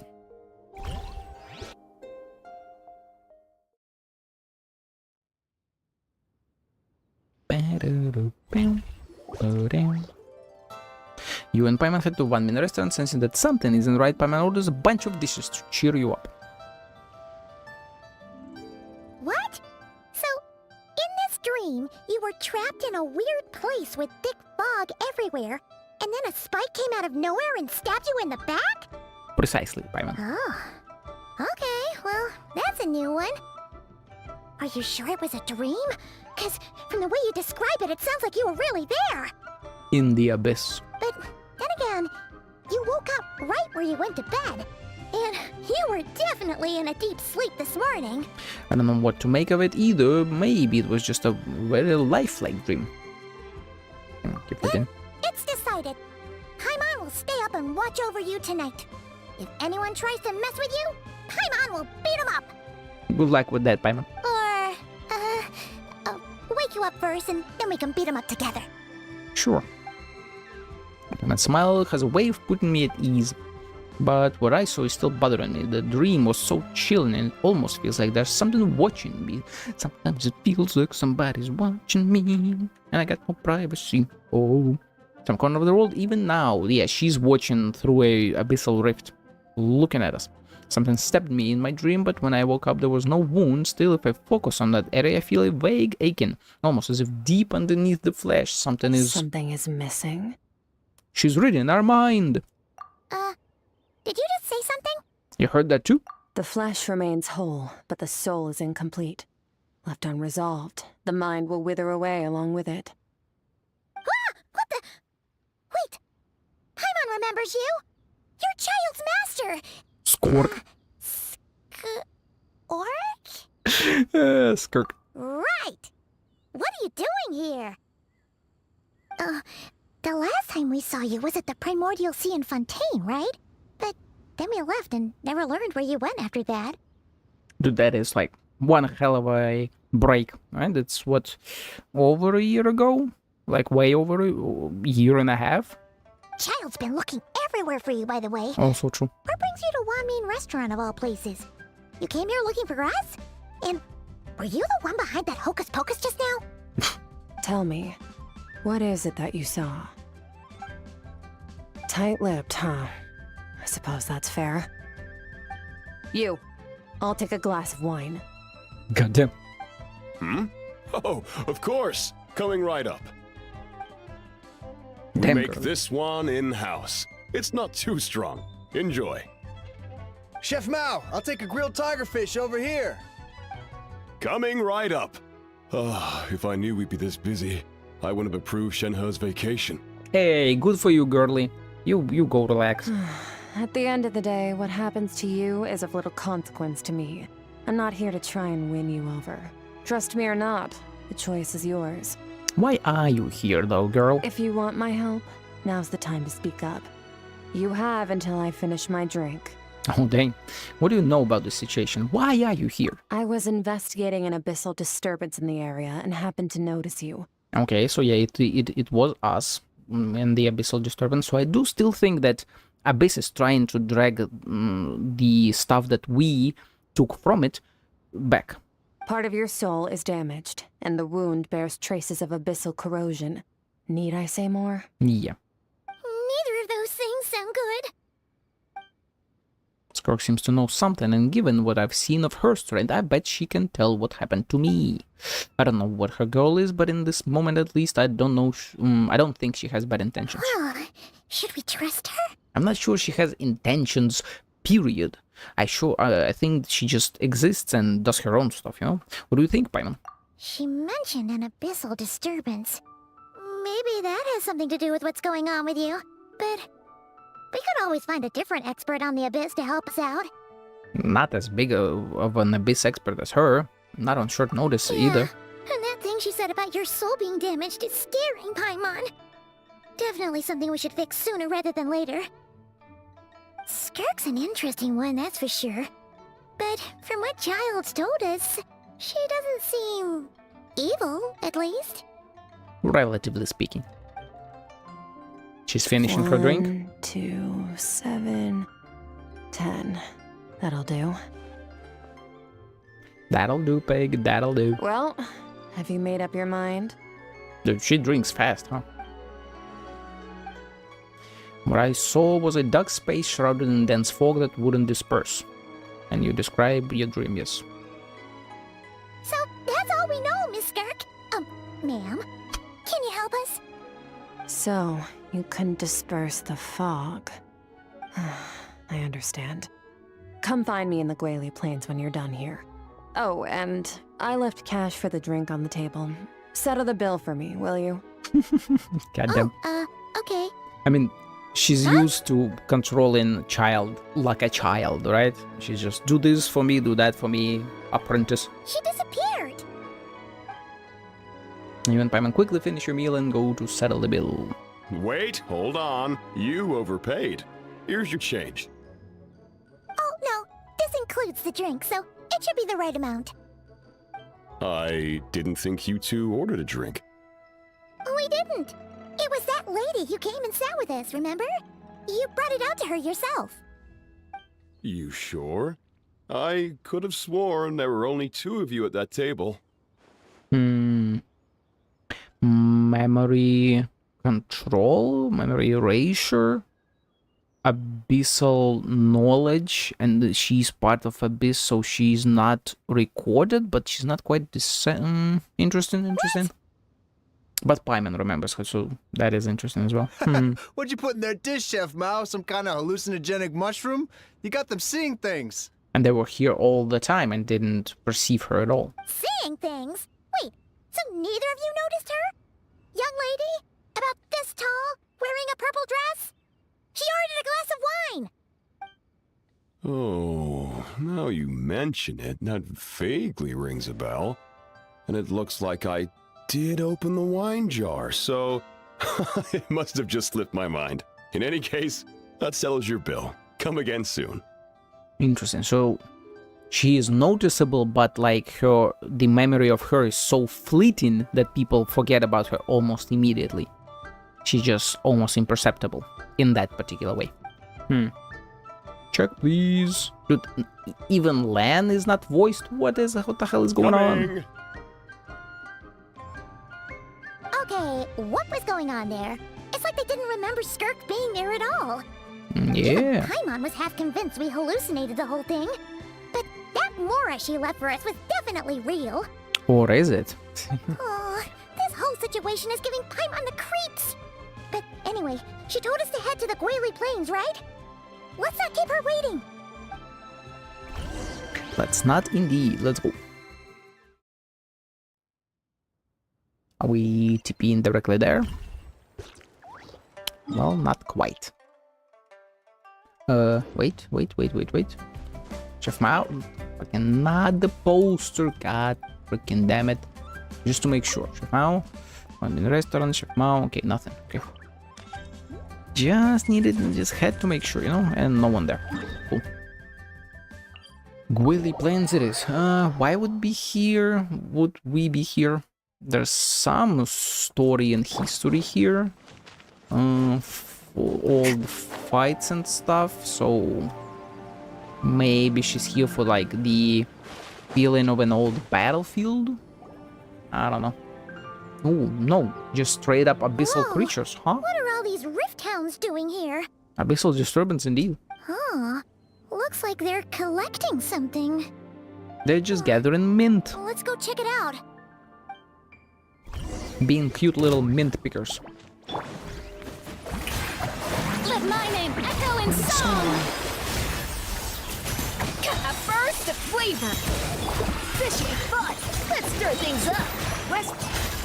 Another star goes out! That should be that. So, this is what they were collecting. It looks kinda like... God remains.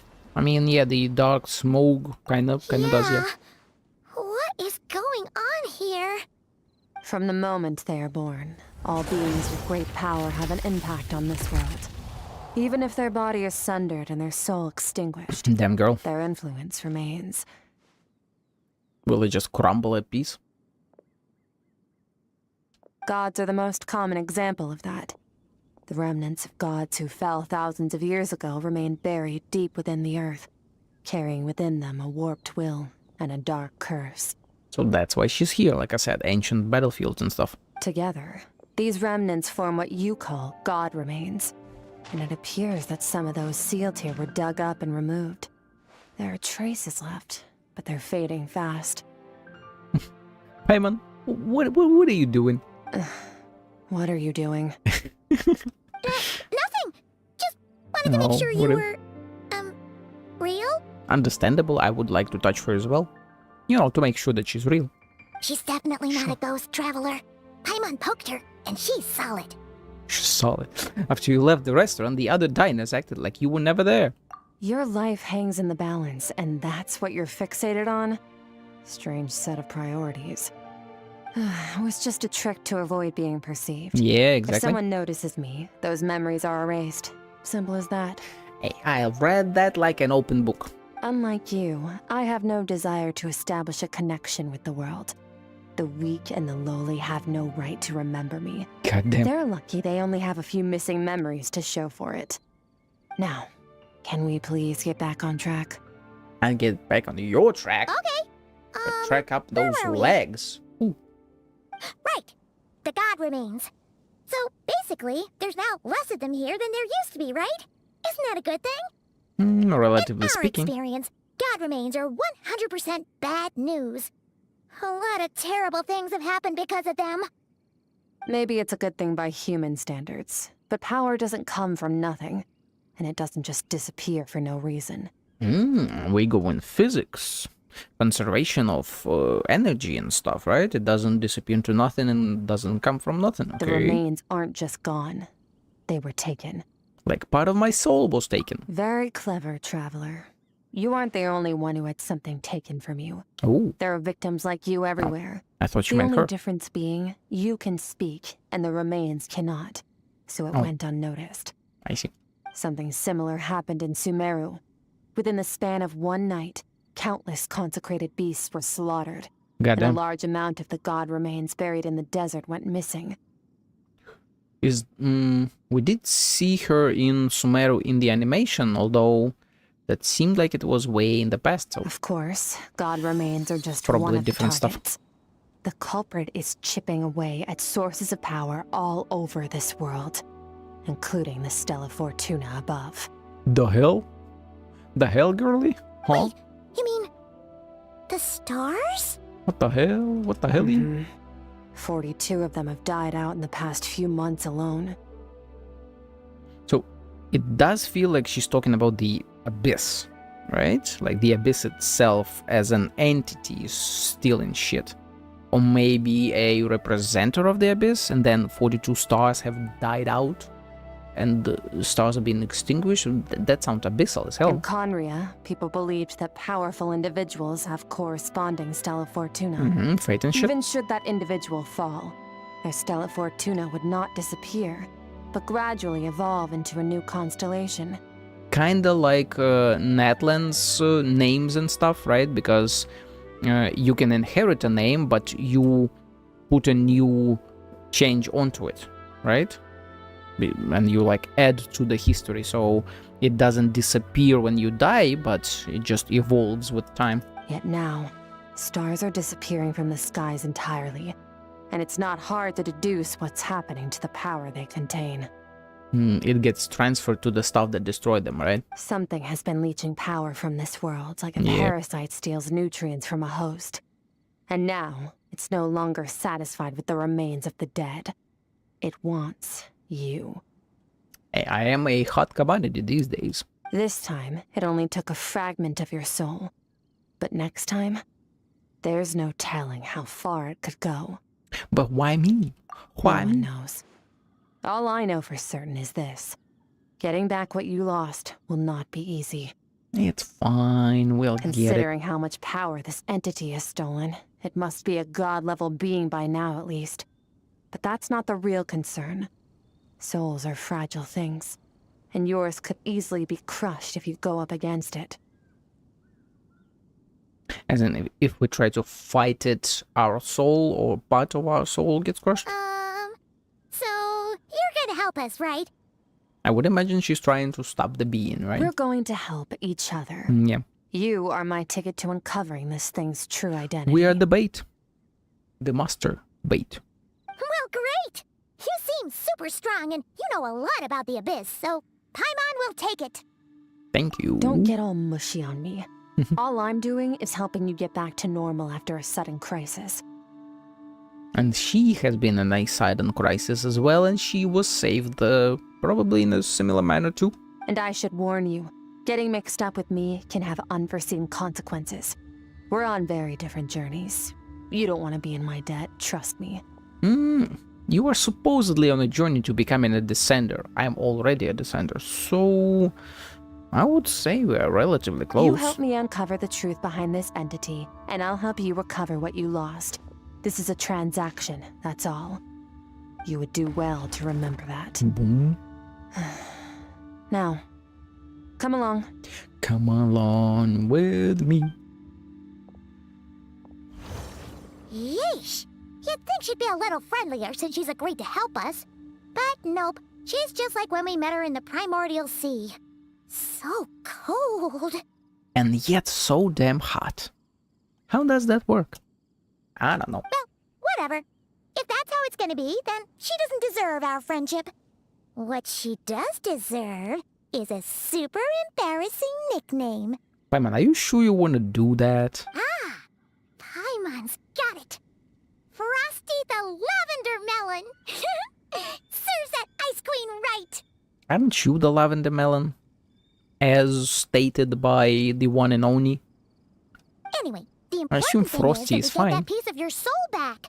So, let's follow her and see what sort of plan she's got. Let's go.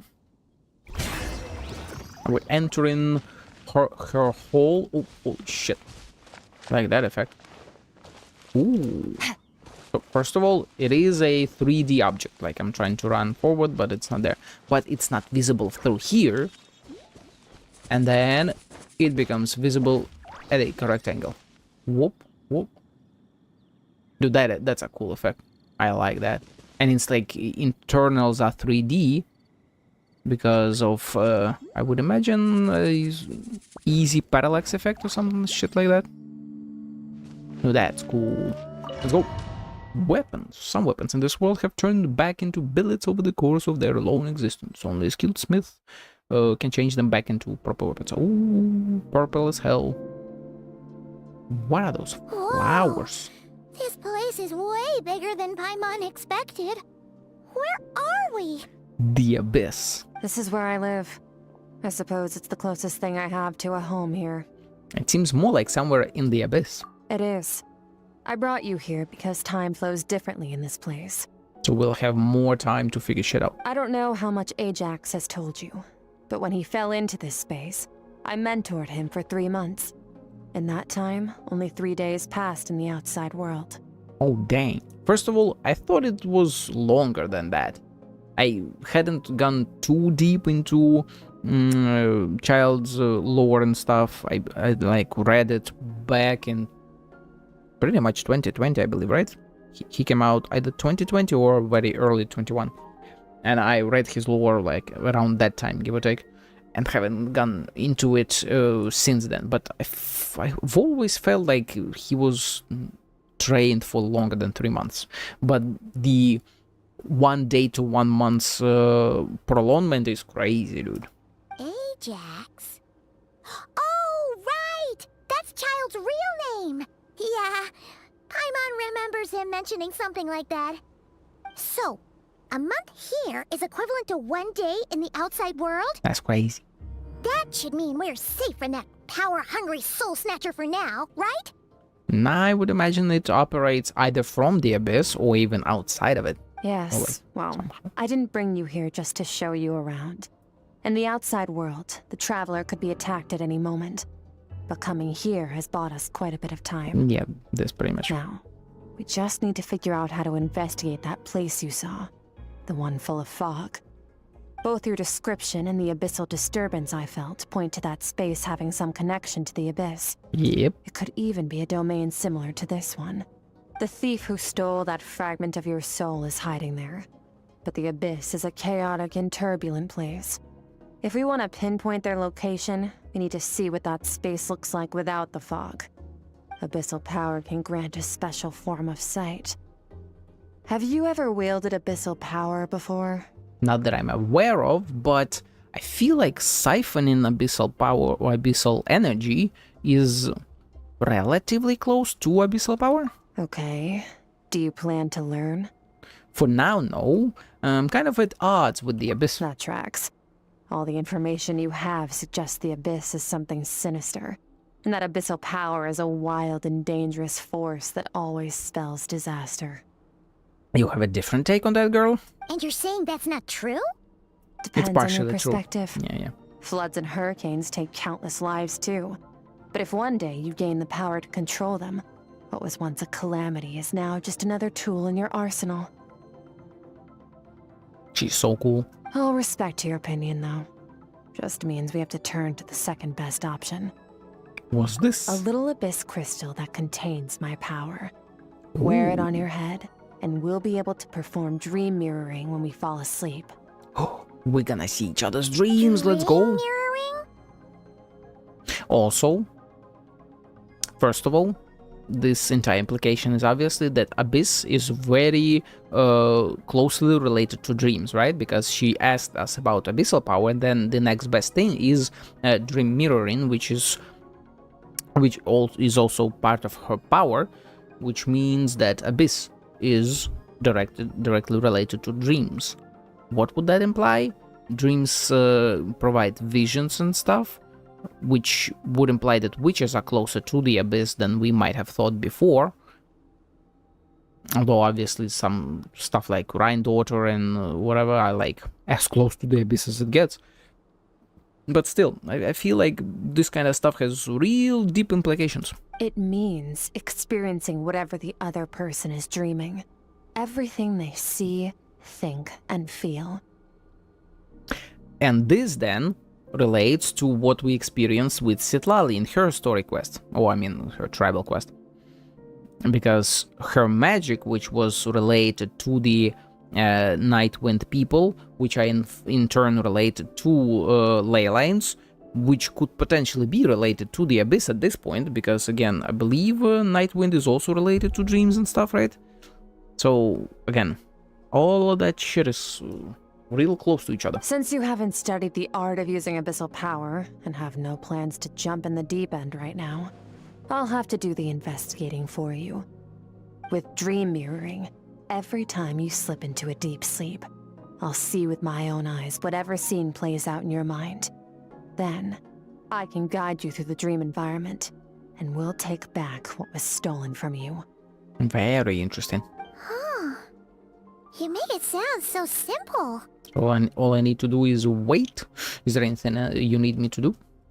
Tough to say. This is an unprecedented situation for both of us. Even assuming we do manage to find where this entity is hiding, like I said, getting your soul fragment back won't be easy. To play it safe, I need to give you some special training first. Oh, we're fighting? Wait, you're gonna teach her some of your martial arts? Doubt it. Does that mean the next time we see Child, we have to treat him like our senior? Do as you want. For my part, I don't see you as my disciples. Cool. You're already a pretty good fighter.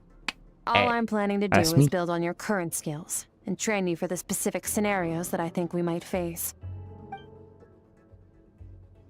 But that's enough talk. If you're ready to do this, then come with me. Time might be more lenient here, but that's no excuse to waste it.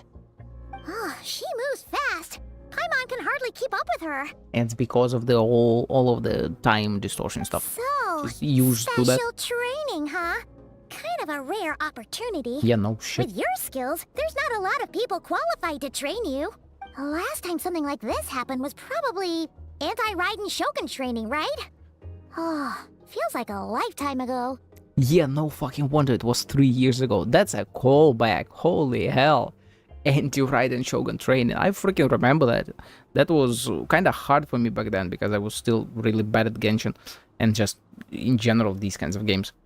And I think like the second part was hard. A ton of electric shocks and you needed to move precisely and stuff like that. But it's been literally years since then. Skirk Goddamn. seems pretty strong too, though. Remember how she said that the all-devouring narwhal was just her master's pet? Yeah, exactly. Maybe we really will learn something here. We will learn a lot. Hopefully a lot of lore. Let's go.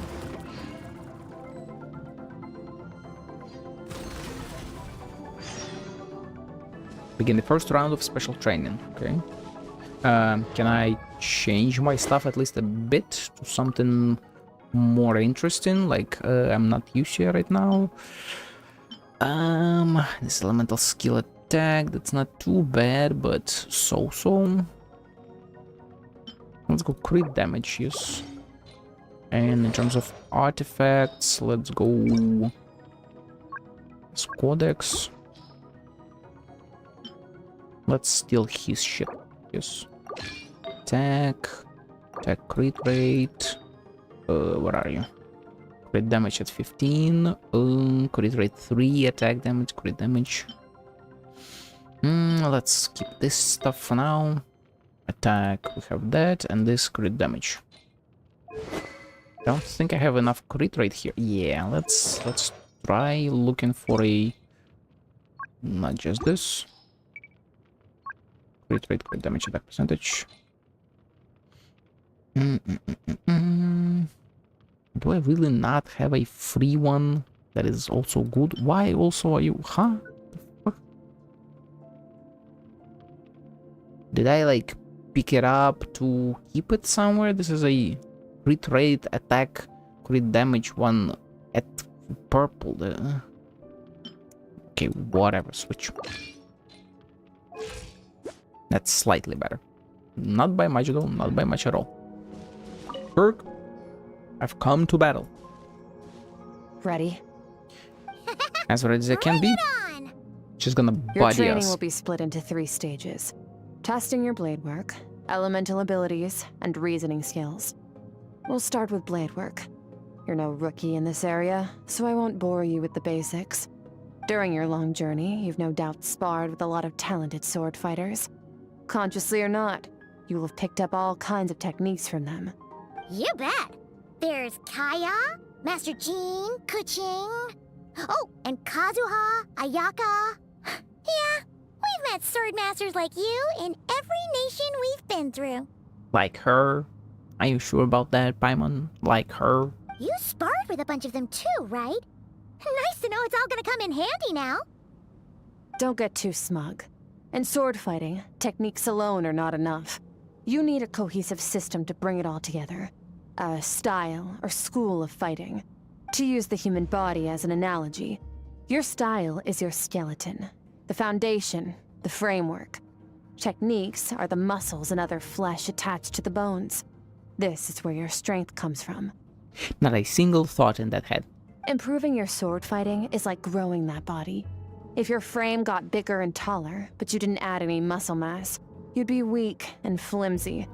Then again, if you packed on pounds of flesh without a big enough frame to support it, you'd end up bloated and unwieldy. Understood. So what's the next You step? need to do some introspection. Take a good, hard look at your past experiences and figure out which parts of what you've learned are just techniques, and which parts can be used to form your own system of blade work. Only then will you get the full utility out of all your thoughts and observations along the way. Only then will every strike you deliver make perfect sense. Wait, is that it? Paimon thought you were gonna teach her some cool new moves. Like when you went swoosh and opened a tunnel to another place. That's abyssal powers, girl, come on. One day, you'll reach a new level of power where you realize that even that's as basic a trick as any other. Yeah. But right now, our sword styles are so wildly different that teaching you mere techniques is pointless. There are no shortcuts in the pursuit of power. Failure is your best teacher, and rigor is your coursework. That's all I have to say. Time to make a start. Train until you're satisfied with yourself. I do love the environmental design. Now focus. Destroy the crystal columns as swiftly as you can.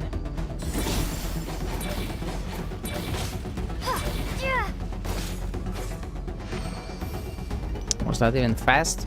Yes, it was.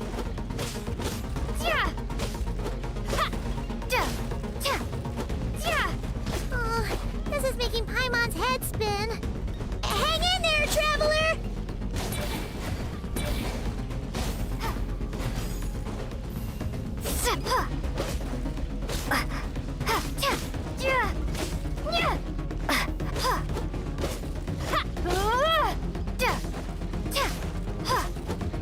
Strength progress, your strength improves, does it? I am curious if people have completely destroyed limited power surgeon through me. I'm in the zone. Oh, yeah, it sure is. Affected by special effect, charge power has increased, but I don't have the stamina for it. I have 900, okay.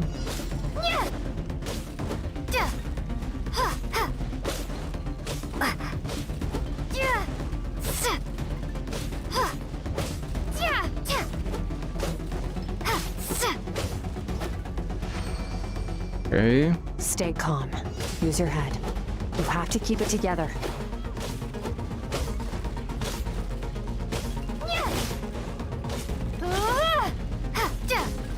Okay.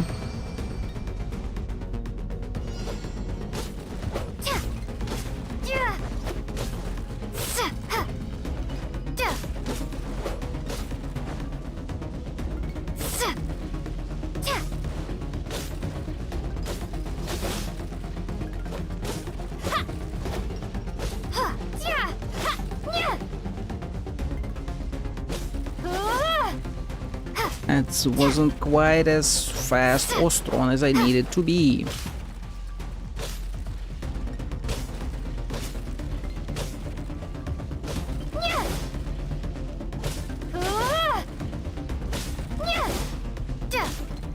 Okay. I mean, not too bad. Sloppy, but not too bad. Amazing, this is transforming my whole view of sword work. I'm using the same techniques as ever, but now they are having different effects. It's as if I've unlocked a hidden door in my mind. There is a wellspring of strength on the other side. In my mind's eye, I'm seeing images of the friends I've made in Tibet. There's the sword styles and techniques I have come to know. This moment will be frozen in time. God damn it. Cut to the chase. Consider a moment of true mastery that you've witnessed in another person, and ask yourself, what lies beneath the surface? What's their guiding philosophy? What's their state of mind as they maneuver their weapon? Now take that and practice it right away with speed, skill, and strength, over and over, until your hand is one with your mind. This is the only path to true growth. Step on up. Oh, Dance Fontaine. with the waves. Milo, nice. Kazuha, of course, she turned to go by in an instant the items of many years from a single leaf. This I shall slice the maple in a flesh and ask a question of the ages. Goddamn. My sword style, my journey. It's all been leading up to this. Oh. We can swoosh and whoosh.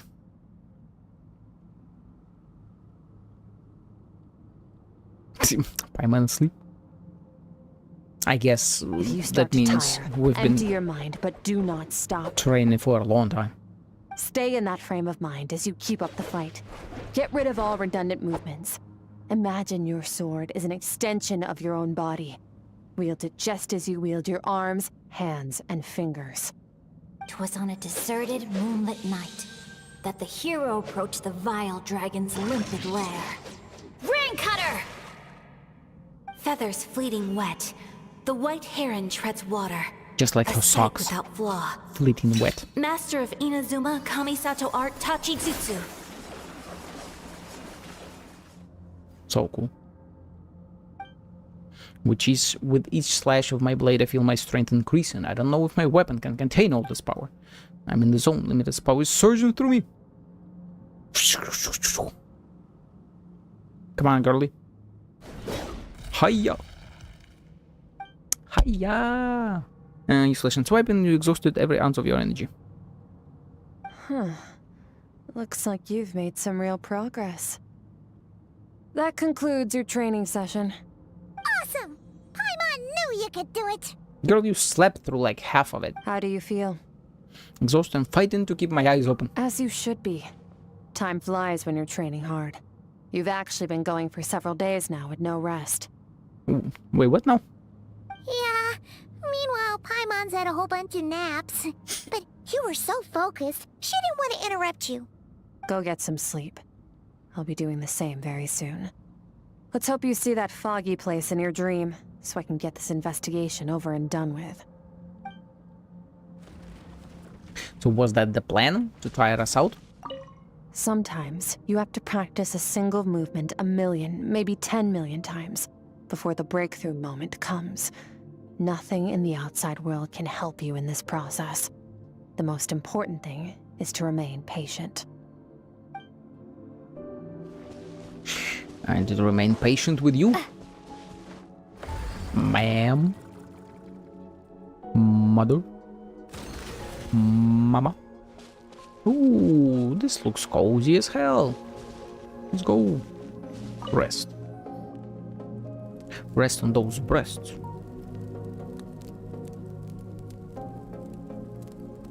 Boom, boom, boom, boom. Boom, boom, boom, boom. Boom, boom, boom, boom.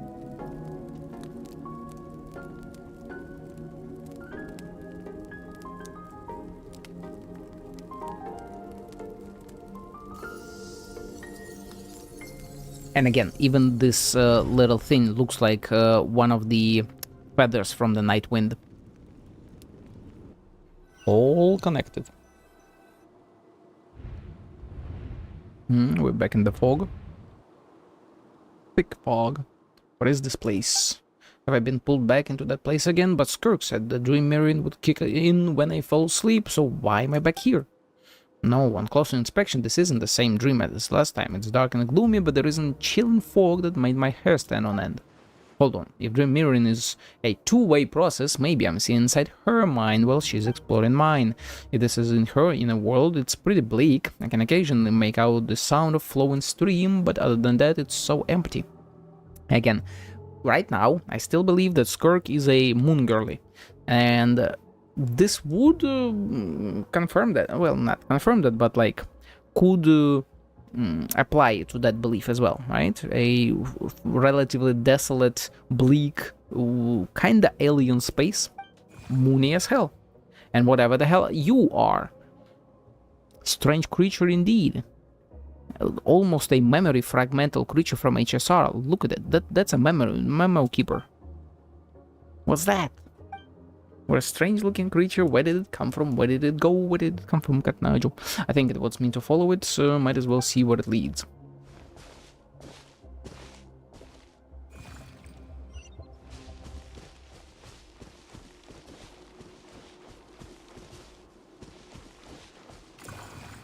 It straight up looks like a memory creature from HSR. What the hell? The fragmental nature of it, the brilliance, the light. Skirk, why are you skipping classes again? We've talked about this. Classes. Okay, so... Maybe she did have a normal world and not from the moon, or the moon could have had classes as well. 'Cause he's a crabby old man, and he's a boring old man. I don't like going to his classes. Excuse me. You shouldn't talk about your teacher like that. It's very disrespectful. All right, let's not get into a big fight about this. Skirk's learned what she needs. There's no point forcing her to sit through more classes if she doesn't want to be there. Exactly. But I'd still love to hear about what you got up to yesterday. Why don't you tell your dad all about it? I went diving, and I saw this huge fish. I never knew they could get that big. It looked kind of dumb, though, with that stupid big fat head. I tried to shake its fin, but it just spat water at me. Oh, and today, I'm gonna go to that prairie up north. There's supposed to be this giant bird there that can spit fire.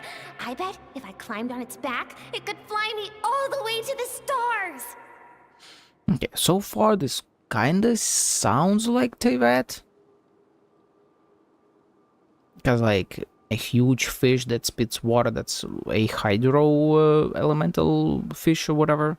And obviously giant firebird is also an elemental being.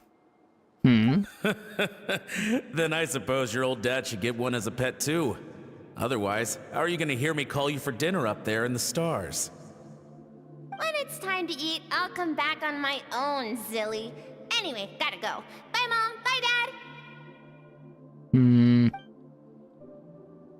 I'm not... Wait! Put on a coat at least. You'll catch a cold. I'm talking to you, young lady.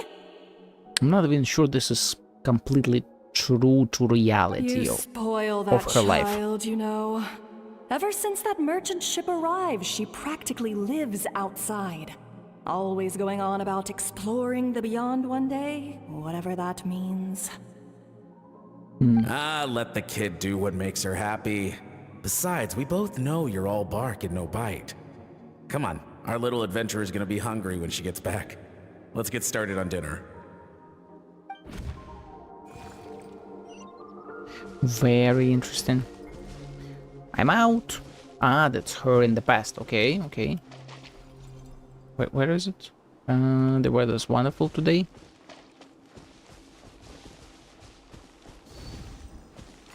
Oh. The stars shimmer high above. But what lies beyond the stars? Great question, girl. Mountains as far as the eye can see? An endless snowy plain? Not quite. Or maybe buildings taller than the sky, like the people from the merchant ship said.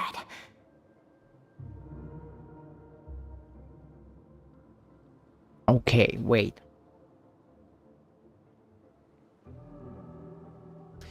Obviously, the implication here is that they're talking about skyscrapers. Obviously, also, Tevat doesn't have those.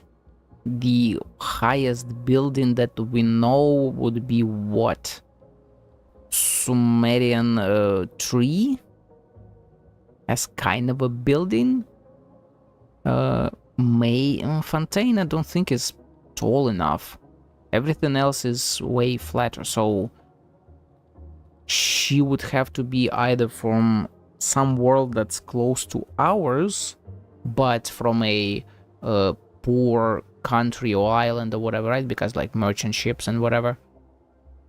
And she hasn't seen buildings taller than the sky, she just imagining them, right? So, and this endless snowy plain obviously is meant to make us think about Snezhnaya, but that's a bait. Mountains, as far as I can see, kinda sounds like Nordkrai. Although, I mean, not really, maybe like Leeway or something. I can't be the only one asking these questions. The universe is fascinating. If only I could meet some other people like me. We could set sail together and explore every corner of the world. So, okay, other people like me and corners of the world. Well, sail together would imply like either water or space. I assume she thinks water rather than space in this particular time context. Like other people like me, would that be talking about someone who just wants to journey and travel, or like something more special? I'm sick of being a kid. There's so many amazing things out there, and I'm ready to see them all. But for now, I'm starving. Better get back. And I feel like they'll all be dead for some reason. Like, freaking Abyss got them, or they died to some bandits or something, I don't know. Huh? What's over there? Wait, did she get distracted and fell into the Abyss? And then Sortology found her? Something's going on?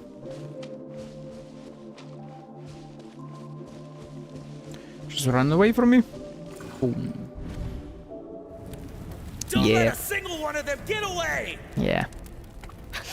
No, please, spare the children! Stay back! So yeah, their village died, but it's supposedly by people. Okay.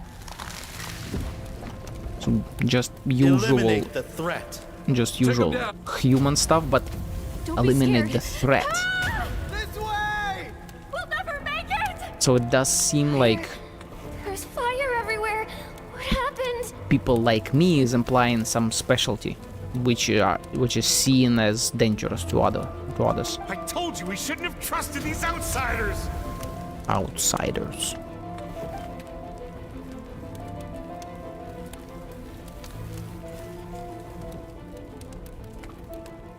Why are you doing this? What did we do to deserve this? We welcomed you with our finest food and drink, showed you the best our home has to offer, gifted you cloth dyed by our own hands. And this is how you treat us? Okay, Genshin is going into kinda American colonialism, although I assume that would be British colonialism at the time, right? Or European. Interesting, but also at the time of skyscrapers.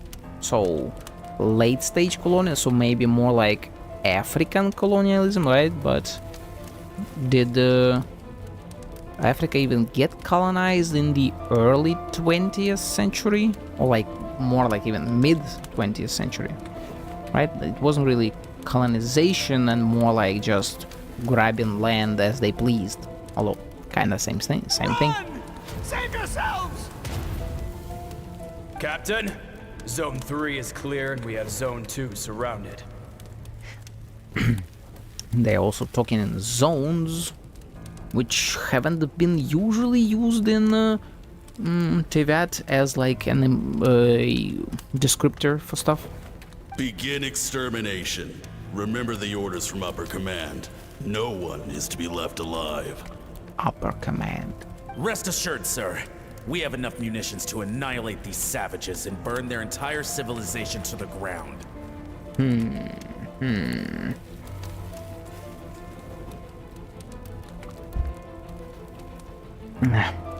I mean, everything we do know, this is some different country, right? Munitions and savages could be kind of implying some like maybe Kandrians into Fontanians, because Fontaine at that time was filled with savages, while Kandria was supposedly more ahead in progress. Good. The only ones who put up a real fight are that man and his wife, correct? What's their status?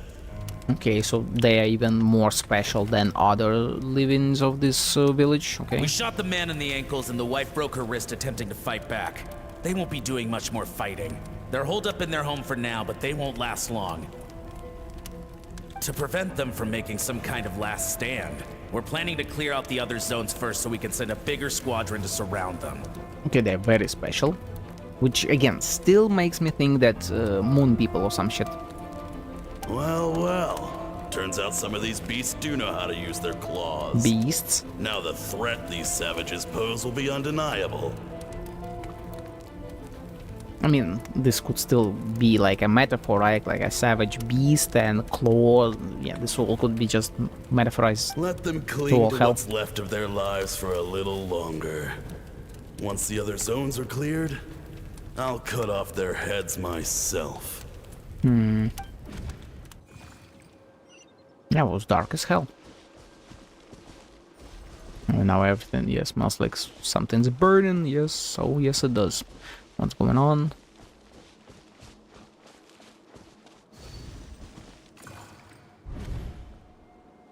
Dad? Mom? And they are ghosts now. They are unfilled. Skirk, you're all right? Or maybe not. Thank heavens. And that is her original name. Okay, that's good to know. Or at least as presented here. I'm so happy to see you, sweet girl. But you need to go. It isn't safe here. They'll be back any second. What happened? You're bleeding a lot. Dad? Mom? Also, what is important here is color distinctions, right? Parents and other villagers were yellow in their spirit. She is super blue with, I mean, just overall blue, just shades of blue. And those dudes are purple. So this would kind of imply either different genetics or different type of being, but like how is she blue when they are yellow? And it could just be there to separate her from them, just as MC and NPCs, but she also has like a different shape, a different face, head, accessories and whatever, so... This is the place. Alert all units. Prepare to surround. Run, Skirk! Run as far away as you can! Don't trust anyone! Your dad and I, we're not afraid to stare death in the face, but we need you to survive. My clever girl, so curious. Clever girl. You're already so brave. I know you're going to grow up to be such a positive light in this world. Yeah, I mean, not quite, not quite. Whenever you miss us, just play this song. And this is the where she plays the guitar, right?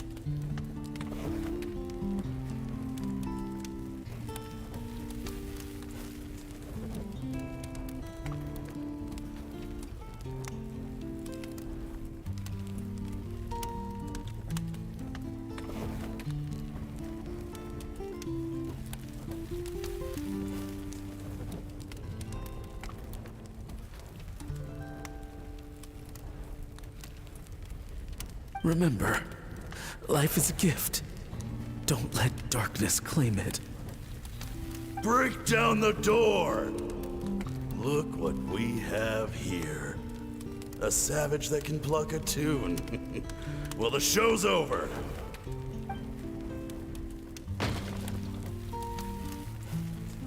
You! Stop singing! Shut it! I said shut it or I'll make you! Fine. Have it your way!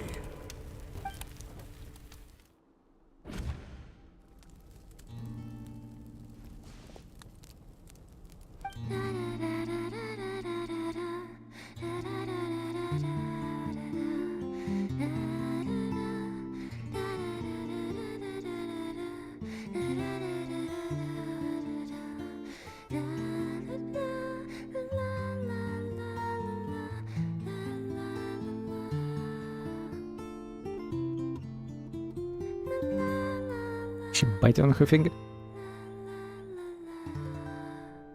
So would this imply that Skirk let us see that?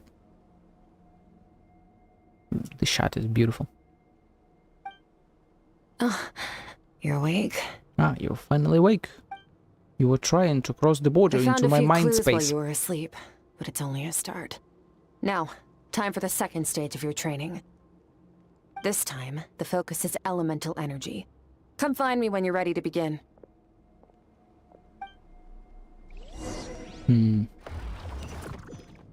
That was a very interesting sequence. Like, obviously, that did not sound Teyvat-like in its nature. So, I think that was just a completely different planet. Not even a moon, as I was in the abyss thinking. feels so surreal, don't you think? No day Yeah. and no night. It's like time hardly exists. Well, that's because if we it weren't is. careful to keep track, Hardly it exists. feels like we'd have no idea how long we've even been here. Yep. Well, except for the fact that Paimon still gets hungry like clockwork. You go do your training. Paimon's gonna grab a bite. Also, I didn't quite immediately pay attention to that, but Paimon getting hungry like clockwork, even though the time flows different here. I do think that is an important thing to notice, right? Because as powerful as we are, we still went for like several days of training, right? Without stop. Just full focus, going. But she gets hungry without, gets hungry regularly. To me, that kind of speaks that Abyss doesn't quite influence her in the same way as it does us. Which would only more imply that she is part of a celestial fucking something. You know, the light realm or whatever. And either opposite to the Abyss or just getting influenced by the Abyss in a different way. And there is also a reason why she can always follow us into abyssal spaces and not get affected by it again, right? So more and more stuff. The way I see it, the pursuit of power is divided into 3 stages. The first is mastering the use of standard weapons. Next is learning how to harness natural energy. And after that, you're free to challenge even higher dimensions. Higher dimensions? The natural energy of Teyvat is, of course, elemental energy. But that's not my area of expertise. I draw from a different source of power. That must mean... Abyssal power, Abyss. yes. Also known as the power of the Void Realm. Void Realm My mentioned, master, holy shit. Sirology, is a true expert in that area. After all, he was one of the group of 5 that infamously stole the all-encompassing power of the Abyss. An act for which the people of Conria gave them the epithet, the 5 Sinners. Yeah. They stole the all-encompassing power. Stole from whom? I would imagine the prince, right? Because they said that the prince's power was divided, broken up, or whatever the fuck the word was. So, like, if they stole it from him and then the Conrians thought of them as the sinners because they stole the power that he might have used to save them, but they also, Conrians also saw his actions as betrayal, so I'm not sure there. The elemental energy of Tivad, on the other hand, is derived from the power of the Light Realm. You. These 2 forms of energy exist in direct opposition to each other. Mm-hmm. Suffice to say, there's not much I can teach you this time. But there's something familiar about the power you use. It almost seems related to cryo in some way. Keen observation, traveler. Call it respecting local norms. The Abyss stands in direct conflict with the will of this world. So, to make my life easier, I disguise my power to make it appear cryo-like in nature. It's a technique I learned from some Conrian ruins, known as the 7 Shifting Serpent. If you ever change your mind about delving into abyssal power, I can teach it to you. That's Pog, first of all. Second of all, the 7 Shifting Serpent and like the 7 Shifting Eyes and whatever, all of this just screams HSR at me. In particular, the 6-phase eyes that freaking March was encased in, and especially now that we're exploring Remembrance in Amphorius and stuff. Again, parallels galore between both games. Abyssal power doesn't suit me. I have the ability to purify abyssal power. So I've heard. You seem to have a knack for removing abyssal power. But is purification really what's going on there? Exactly. Like I said, power does not simply disappear. Yeah, we consume it and hold it inside, which is why I thought that the thief was going after that. Maybe not, maybe yes, we'll see about that. What are you trying to say? Just thinking out loud. Let's focus on your elemental training. That's what's gonna help us if the situation gets tricky. True growth comes from adversity, but only if you make the choice to pick yourself up again every time you fall. So, it's time to push yourself to the limit, and then keep pushing. This is the only way to advance at pace. Use the power of Animo to clear the field as fast as you can.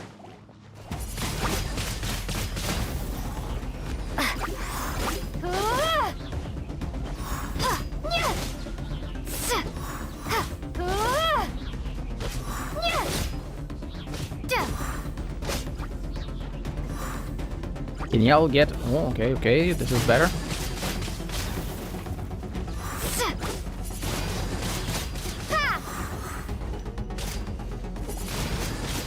Windblade!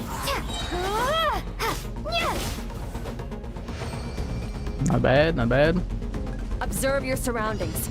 Look for things you can use to tilt the scales of success in your favor.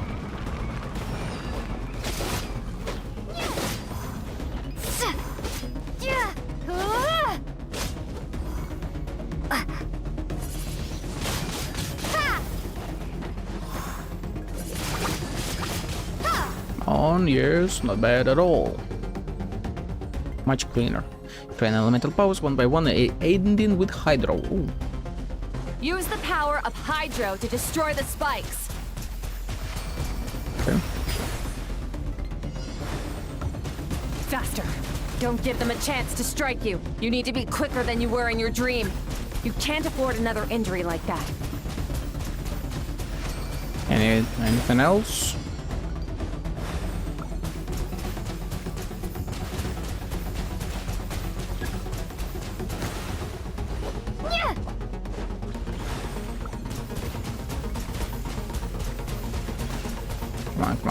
Come on. Nope, fuck you. Water jet. Oh, come on, I'm hitting it. I'm hitting it, you piece of shit.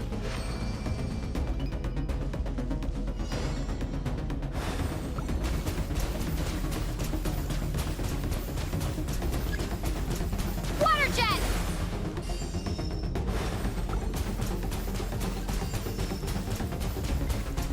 Are they not being hit? What the hell? Oh, it's a distance thing. Water jet!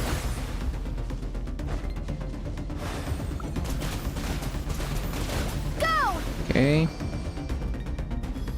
Not the worst, but still sloppy. Along my journey, I've gained different elemental abilities in different lands, but I've never trained them all at once like this. We've used them almost all at you need to understand one point or what the other. makes you special. Ooh, Dendro. The ability to wield elemental energy without a vision and switch between the elements at will. If only we could do that, like, in-game. It means your aspirations need no approval from the gods. Your power is Descender. not bound by the rules of this world. Descender. So be bold. Do not be afraid to chart your own path. Graceful as the wind, tough as the stone, nimble as lightning, flourishing like foliage. I can feel the power of the elements flowing through me, sometimes as peaceful as a flowing stream, otherwise surging like a raging river. If I close my eyes, but if you close your eyes, I can almost hear their voices, but it's not like some wild beast battling for dominion, it's more like saying hello to an old friend. Is she about to use, like, everything at once? That would be hog as hell. No. Just very good Hydro Very application. good. It seems you've reached a deeper level of connection with the elements. How long has it been this time? I'm exhausted. Long enough for you to lose yourself in your training, which is a good sign. Relentless practice with the elements has drained all your strength, but it's also what allowed you to make progress. Get some rest. When you wake up, we'll proceed to the final stage of your training. Puzzles. What will be the puzzle? I believe she said reasoning, right? So if you wish to some kind master of the puzzles? elements at a fundamental level, you must see the entire natural world. Nature in all its places and forms. That is part of what it means to be a traveler. So yeah, we need Cryo. And it's not necessarily ironic, but more like symbolic that she is Cryo. She's like the pinnacle of where we are going, right? And I am very curious, what will we get in not Cry? I doubt it would be Cryo power, right? I would imagine not. Paimon? Nope, Paimon's just sleeping. Slipping in. Okay. What are we about to see now? Her adolescence, maybe? Or is she already old? This place again. This is still a little creature. Did you bring me here? Who are you? Again, remember it's coded as hell, dude. Like, Jesus Christ.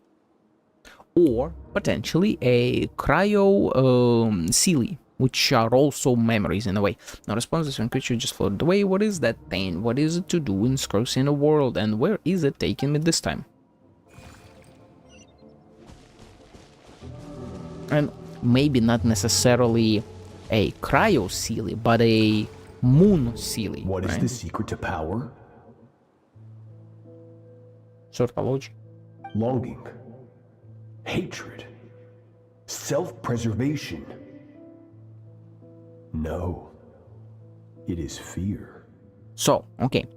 The animation either has lied to us or omitted a ton of stuff. Both animations. We saw her at the end of the last teaser on a moon-like location, looking at a red planet. In the previous trailer, the red planet definitely seemed like Tevat, right? Because she fell into it and the dome around Tevat was red. So my current belief is that she was on the Tevat's moon as a child, and then the moon got destroyed.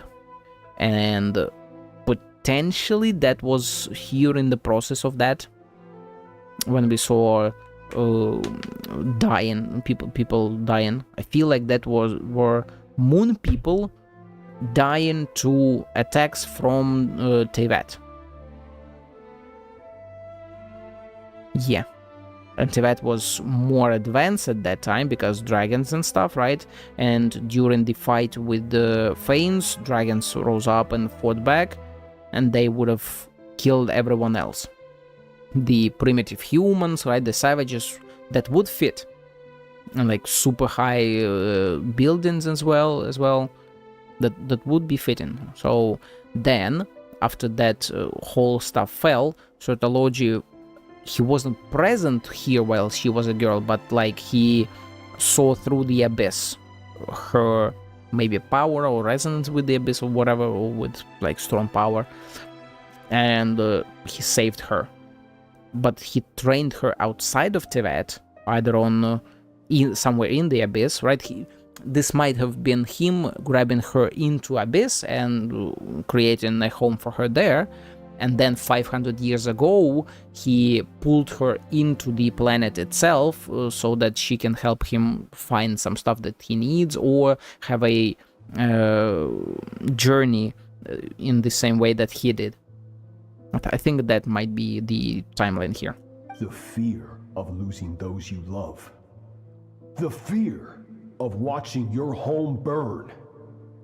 Fear of loneliness. Fear of death. Fear is the source of evolution. It forces humanity to adapt to their environment and overcome hardship. It is in the process of prevailing over our fears that we surpassed first ourselves and then the rest of the world. And also, I do believe this is the first time we hear Certalogy almost without any effects on his voice. That fear is now part of you. It calls on you to evolve. And it is time to answer.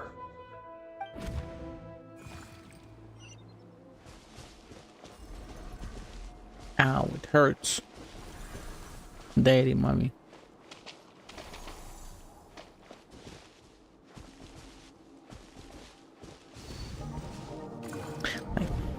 Any minute spent missing home is a minute wasted. Damn, practice your Certalogy. sword work instead. Do not make me tell you twice. But, Master, I can barely lift the sword anymore. If I keep going, I feel like my wrist is going to break. They did say that Certalogy lost his appendages during, I think it was during fighting still, right, in the academy, rather than just during Cataclysm. So I feel like he's trying to do the same for Skirk, and that is why she also lost her appendages. They both of them trained so damn much that they literally broke their bodies apart to the point where they had to replace them with abyssal powers. So it has not broken yet. Ow, it hurts indeed. Then pick up your sword and keep practicing until it breaks. I want to hear the cracking and splintering of bone. Jesus, my guy. After all, bones can always be reset. That is true. Like, he has a point, you know? And also, this definitely fits the freaking character preview on Twitter where... was it Vert Folnir, right? I believe he was the visionary who told Certalogy that, hey, you'll have an apprentice that you'll be teaching and stuff, and they might rival the world, but that you will not. And Certalogy was like, hey, I feel bad for the apprentice. Yeah, no shit. I assume she broke her wrist. Goddamn. I can't breathe. Everything's gone black. I assume falling unconscious from overexertion, or this could still be during the fire. With good Skirk. Not really sure about that. Once again, you survived. How do you feel? Cold. Goddamn. In pain. These are signs that you are adapting to the abyss. So, yep. Like I said, he threw her into the abyss while she was a child. He trained her like a motherfucker while she was a child. Goddamn. Each time the flesh is torn and the spirit crushed, each time you claw back from the brink of death, you become stronger. Hey, almost the near definition of what doesn't kill me makes me stronger. I now understand why these people sought to destroy your homeland. Your potential goes beyond even what I could have anticipated. Okay, okay, okay. What's the homeland though, my boy? She's not from Tevat, right? But you still have much to learn in your pursuit of strength. Your mind is rife with distractions. From now on, I shall show no mercy in your training. You've been showing mercy, huh? You must learn to shut out all the pointless emotion. Crush the self that makes you weak. And become master over your physical form. Get up, Skirk. Wipe the blood off your face. Cut away the rotten parts of your flesh. And mend what is broken. Then take up your sword. So yeah, this is the point where she replaces her appendages with abyssal powers. Yes, master. Damn. Damn. Oh, waking up. I'm waking up. Room is over, but I can't get that suffocating oppressive feeling out of my head. Yeah, no shit. I have so many questions about Skirk's past. Where does she come from? Where did she go? What has she been through? You're up! Hopefully you got some good rest. Relatively Skirk said to speaking. tell you that she's ready to start the final stage of your training whenever you are. So, want to head over now? Or did you want to wait a little? Do we have a choice? No. I really want answers, but right now it's vital that I complete my training. Once that's done, I'll find a chance to talk to her. Hopefully, supposedly, assumedly. Okay. Let's go.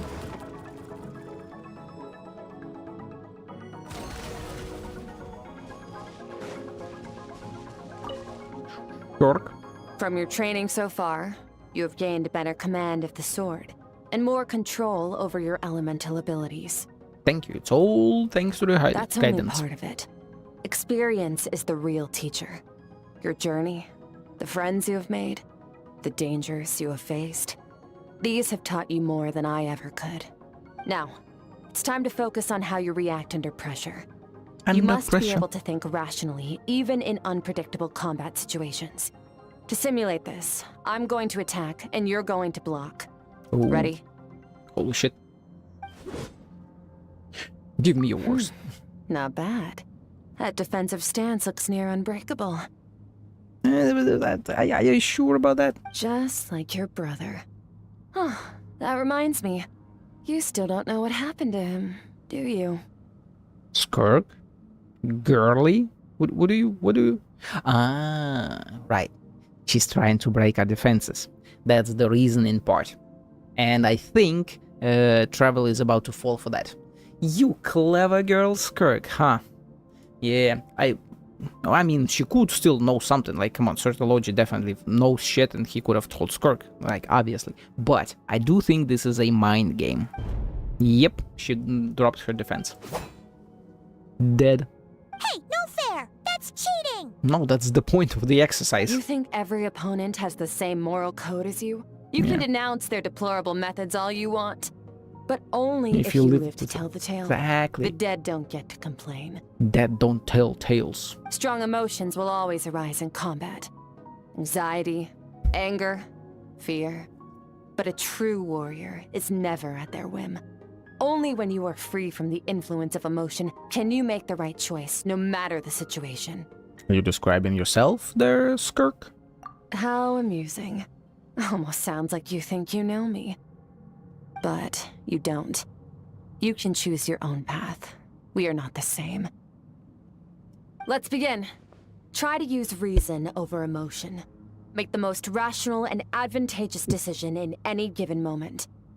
This is your final training session. Look alive. Look alive, maggots. Same drill as before, but this time I'm going to interfere. Hold your focus. Oh, well, okay, I should have held my focus, you know? Go! This is some nice training, though.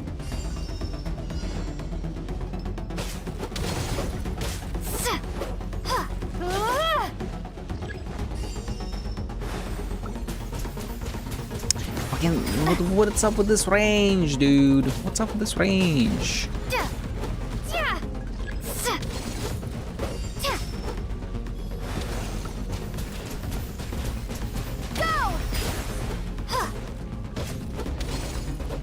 Trophy, come on, girl.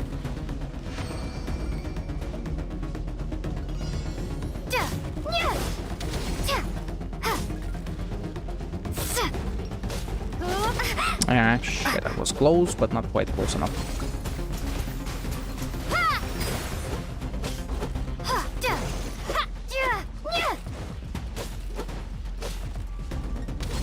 Of 22. I don't have this stamina for the shit.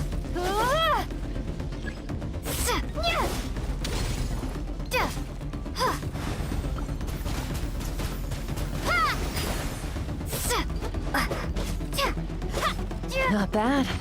Better than I expected. Was I though? I was sloppy as hell. I am so easy to control. It's not easy to control my emotions. The battle is overwhelming, but if I can just focus all my attention on what my opponent is doing and how I should respond, it's almost like my emotions take a back seat. The first step to controlling your emotions is controlling your mind. You want a unified train of thought. It all comes down to focus. Focus. Focus on the battle.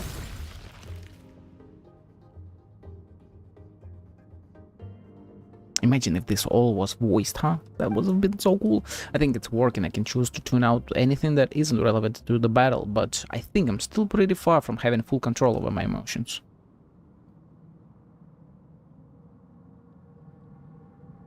Your mind is rife with distractions.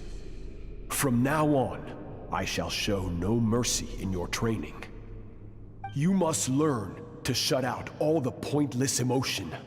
Crush the self that makes you weak, and become master over your physical form. That is a cool freaking vision. Also, what are these exactly?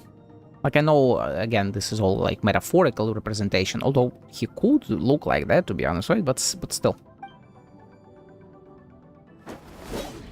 Skirk went through this kind of training too, didn't she? How merciless does the training have to be to make someone substitute all emotion for pure reason? Stop. Let's pause here. One look, and I can tell your mind has wandered. That's to be expected. There's a limit to how long a human being can concentrate on one thing. Staying calm and focused sounds simple in theory, but in practice, it's more demanding than sword work or elemental abilities. By a ton. Skirk is right. Now that I've stopped, all the emotions I was suppressing are rushing back to the surface.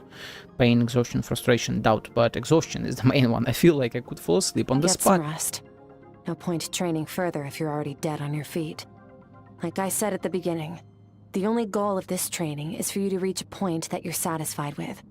You managed to push past your limits, which is a good start. You can be proud of that and sleep well knowing that you've earned it. Yes, I'm gonna sleep well because I'm gonna see your mind, Skirk. Warriors will train day and night to perfect their skills. But when the battle comes, their fate may be decided in a matter of minutes. Sometimes seconds. Sometimes even fraction of a second. One moment of hesitation. Yep. And just like that, all their blood, sweat, and tears were for nothing. You need to push yourself to perfection, or you might not even live to regret it. And I get an entire chest for all of that. Hey. Peak Hydro Sigil. Interesting. Also, can I open the map here? We are still under Gilly Plains. That's funny though. We are under Gilly Plains, but I got a Hydro item. Huh. Interesting how that is. Very interesting.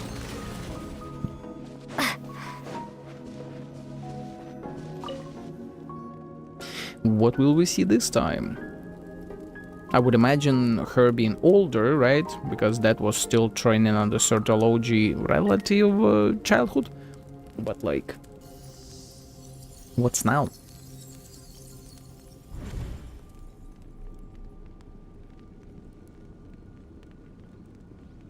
Flashbang, that's what. Oh, looks like I'm back in Skirk's inner world. I don't see that strange creature this time, but I think I can navigate this place on my own now, even without it here to guide me. I don't know how to leave, so I'm stuck here until I wake up. Can't hurt to take a look around while I wait. Any other place? No, okay. Check a look. parents? Skirk is amazing. No, She faced down that disciple. terrifying giant and cut its head clean off. Oh, she got hurt though, didn't she? I heard it was pretty bad. I don't think she cares about that. Yeah, well, that's a given. But the moment she was on the mend, she got right back to practicing her sword work.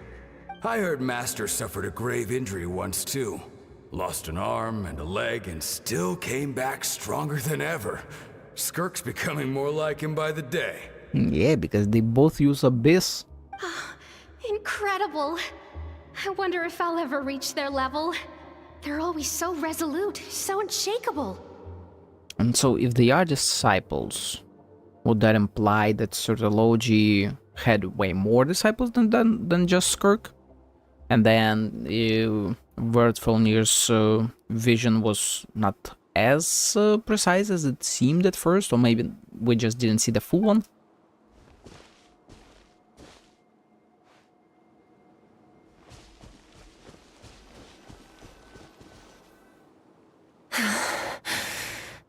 Ooh, that's her sword now.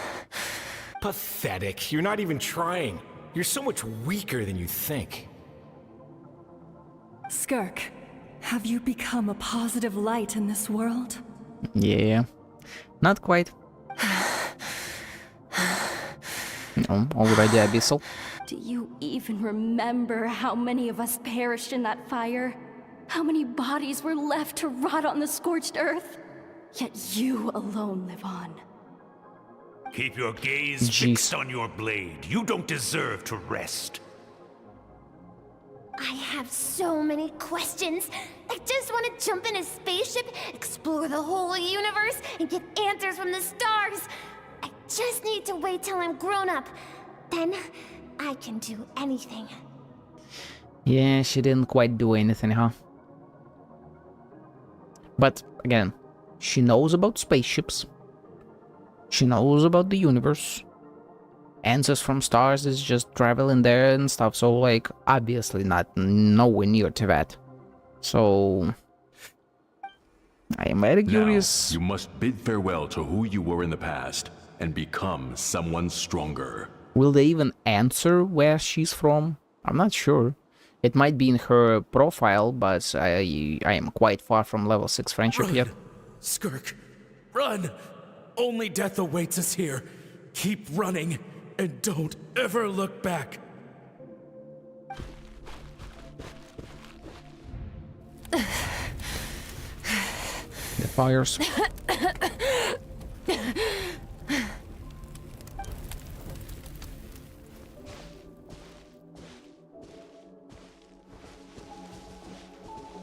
Those are witches. Alice. Let's see here. First things first, you need a new identity. Going around telling people you're from somewhere beyond the stars won't do, now will it? How about saying you hail from beneath the earth instead? That would be Conrian, right? Or at least implication is there.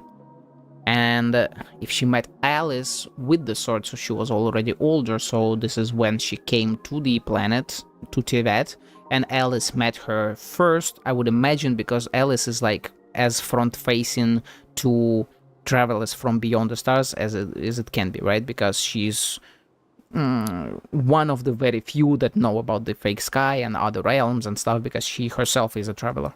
As the Conrian saying goes, venturing out into the universe and down into the abyss are the same, in that both are braving the dark unknown. Yeah, there we go. Well, I'm a visitor on this planet, so I'll follow the rules. Ah, splendid. That saves me quite a bit of trouble. Let me offer you a piece of advice in return, although it might not be what you want to hear. I know the pursuit of strength is important to you, but taking a moment for yourself every once in a while is never a bad idea. Yeah, damn it, Alice. Ignore her existence for too long, and there will come a day when you can no longer hear her voice. So, I assume this line was about the girl inside her, right? The little blue stuff that's running around. That's her existence. And that the girl that wanted to explore stars, go out, like learn the secrets of the universe and stuff like that. Or at least the implication is the strongest towards that. Not sure what other her there is. Paimon learns how to cook, or is that the fish from Skirk herself? No, it's fish from Skirk. The room is over, I can hear the crackling of a fire in the distance, and there's a fragrant aroma in the sky. Grilled meat. Ah, you're finally awake. You must be starving, right? Ta-da! A barbecue feast just for you. Yeah, I am starving. Of course you are. That's why Skirk and Paimon got this all ready for you. Dig in, before it gets cold. You too. So you're best friends now? Ah, well, if you're around someone long enough, it's bound to happen. Plus, Skirk can cook. So, Paimon decided she can forgive the whole Ice Queen thing. Paimon's not one to hold a grudge. Sure, Here's an Paimon, idea. sure. Let's save the chit-chat until after the meal. You gotta save time. Each minute counts. You all dig in and make quick work of the food. Ugh, so full. Okay, it's Paimon's turn to sleep now. Wake her up when it's time to go. Wake me up before you go. Oh, gonna have a talk. What about though? Does she know I that have we've good news. seen into her mind? First, your training is complete. You have what it takes to wield immense power. Now it's just a matter of putting it into practice. Continue to learn from your journey and hone your skills against formidable opponents. Second, I've located the culprit we've been searching for. Next, we just need to retrieve the missing part of your soul, and our business will be concluded. Thank you. That was a lot faster than I expected. When Ajax trained with me, he once told me he was bursting with questions. So I allowed him to ask me 3 of them before he left. You and I may never meet again, Traveler. So if there's anything you want to ask me, now's your opportunity. Just like Ajax, I'll answer 3 of your questions. I would imagine there's no choice, right? I've spent time in Skirk's inner world and witnessing her memories. There are so many questions I could ask, but the most important one is, are you really from Tibet? Okay, not the angle I was expecting. What makes you ask that? I'm sorry I didn't tell you earlier, but while we were dream mirroring, I think I saw your memories. This is the first time I've seen Skirk break her composure, yeah. I guess this really took her by surprise. I knew that was a possible side effect. Closed off my mind to you for that exact reason. Even with Not the enough, dream though. mirroring, you should have seen nothing but endless darkness. Yeah, nah, you're not strong enough.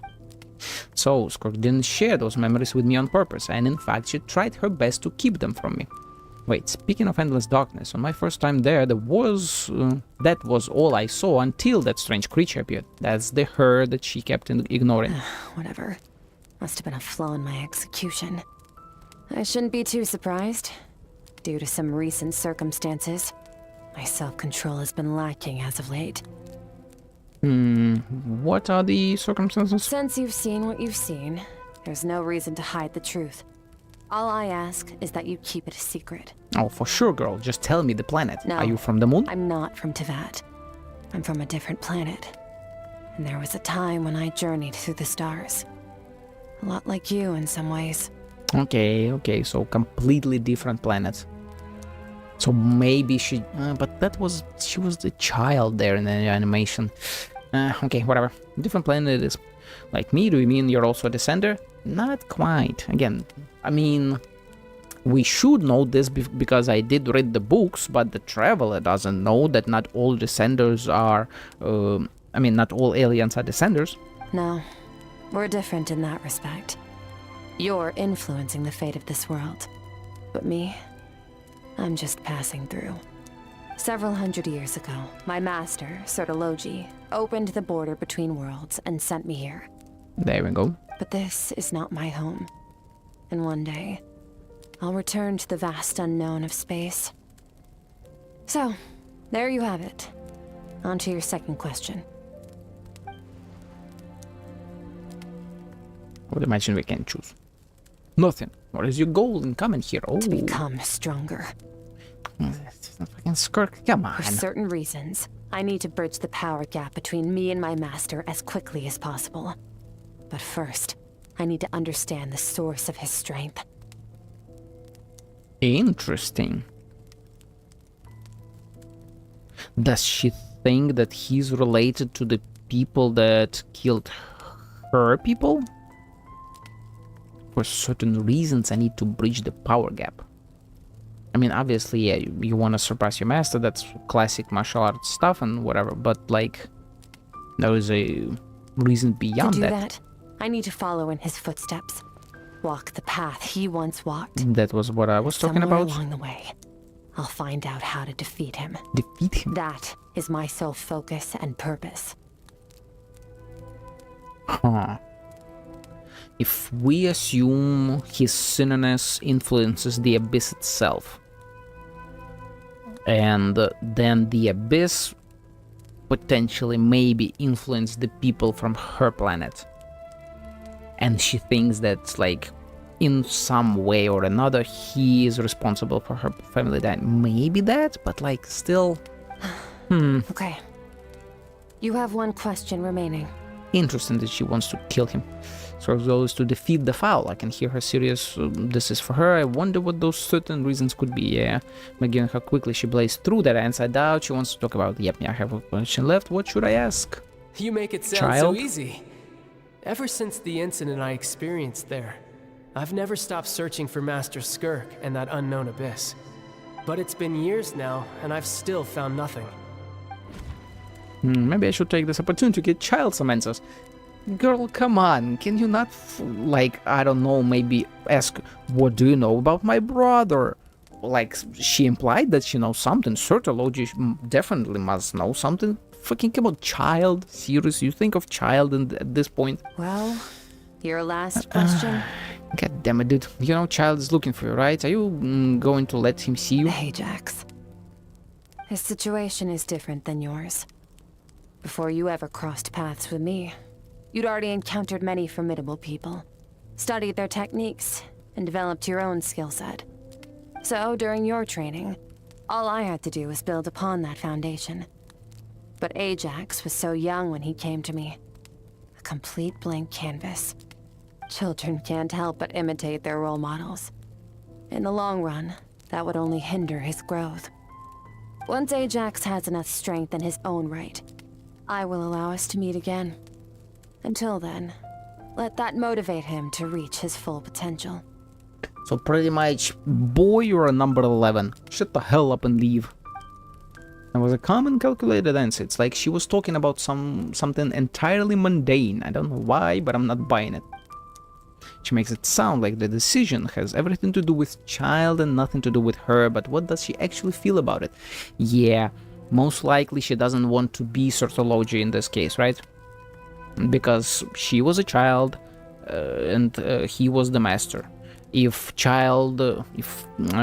Tartaglia, or Ajax, I guess, if Ajax, when he was a child and met her, if she had trained him like Sortology trained her, he would have been messed up in more ways than one. And so she didn't want that for him, right?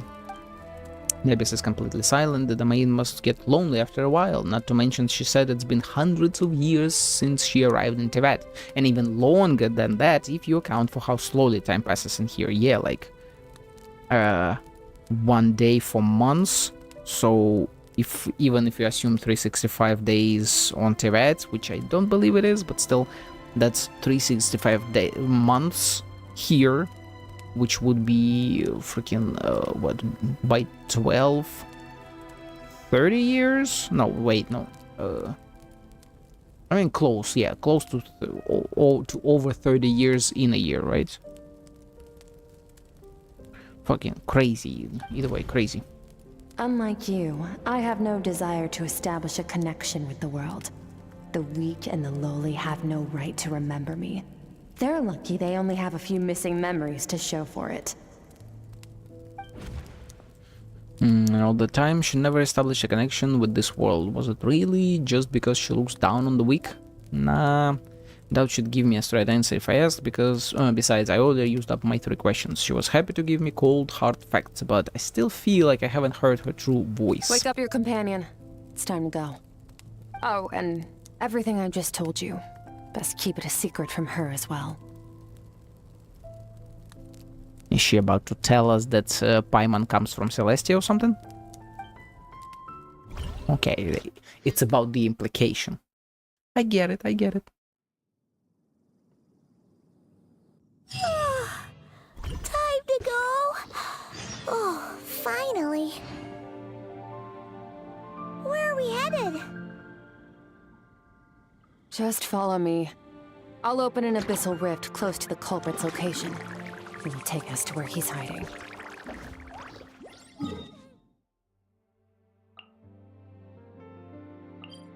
Holy hell, chasm. Very interesting. Haven't been here in a long while. Again, pretty much since it came out. And I mean, the latest was what? The event, I think? Right, and do I even need to climb here? I guess not, whatever. Yeah, I think the Resonance event was the last one. Especially like deeper in the chasm. Obviously, we also had the fighting event about the dude learning about different monsters and shit. That was around Chasm's circle.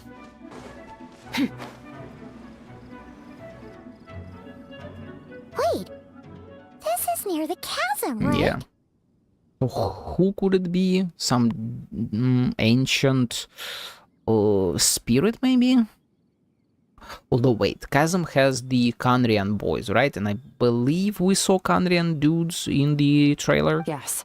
If we enter from here, we'll be able to reach that place from your dream. Interesting. You have some experience with abyssal domains by now, but still, this is someone else's territory. Best to proceed with caution. Don't worry. Paimon's an expert at hiding behind other people for safety. Oh yeah, you surely are. But, that means you need to stay safe, traveler. Let's teach this thief a lesson. Remember your training. Time to put it to use. At least they put it to good use. No one to talk to right here. Okay. Heavy attacks can break the frozen effect and unfreeze the affected being. The hell? Okay, yeah, this is definitely the place where we were before. And now that first of all, that looks like a sphere. Could this be a broken up planet of some sort? Or maybe, I don't even know what.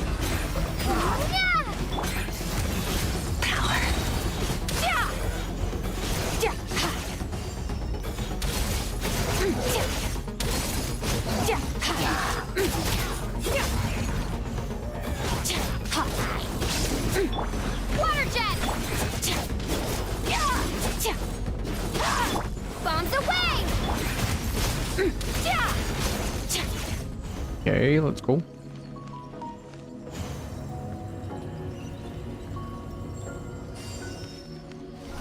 Whoa! Look at all these spikes! Careful, don't get hit! You know what? Paimon's just gonna float behind you. Come on, you got this. Yes, we do. Yes, we do. Doobity-doo. Water jet!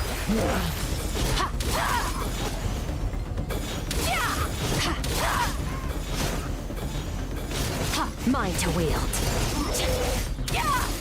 Hey, what are you two doing here? I'm this mage. Huh? Dusty. Like an abandoned house. Let's press on. Very interesting, in fact. Abyssal mages coming into here as well. Okay. This stuff, the stuff that just fell onto her. I think that is the, at least looks relatively similar to what Dane has on his back.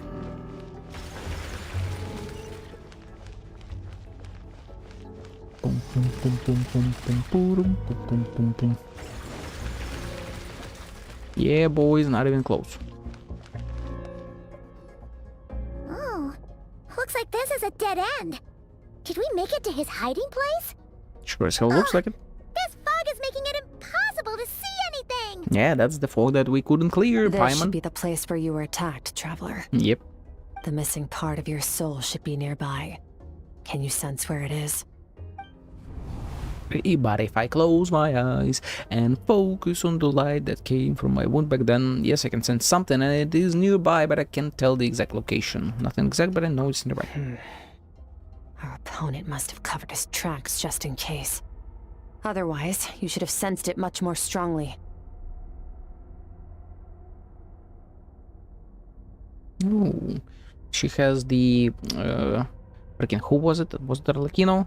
With the claws on hands? Or maybe not. Hold on! Look! The spikes are back! Stay calm. Let's hold back a little. Give our enemy some wiggle room so we can see what we're dealing with. If you're too reckless, we might be playing right into his hands. Our enemy took part of your soul for a reason. It's likely he integrated it into his attack somehow. If we're smart about this, we can track it down. Her thighs, man. Dear lord. Oh shit, did not expect that to be this close and fast.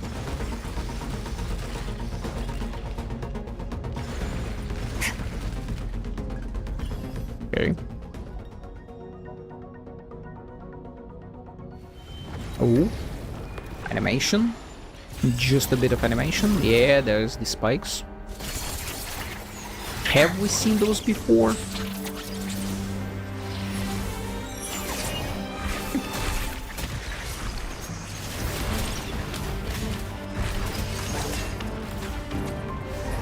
From the start, the attacks have been focused on me. Trying to break through my defenses? I see.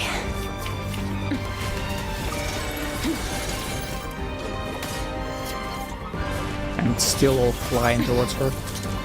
Oh, it did break through your defenses, damn. Oh, it's sucking out her soul now. What the hell?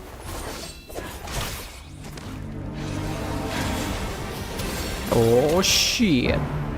We're matrixing that shit. Let's go. You're right, the thing was... That's a little fracture of her soul. Oh wait.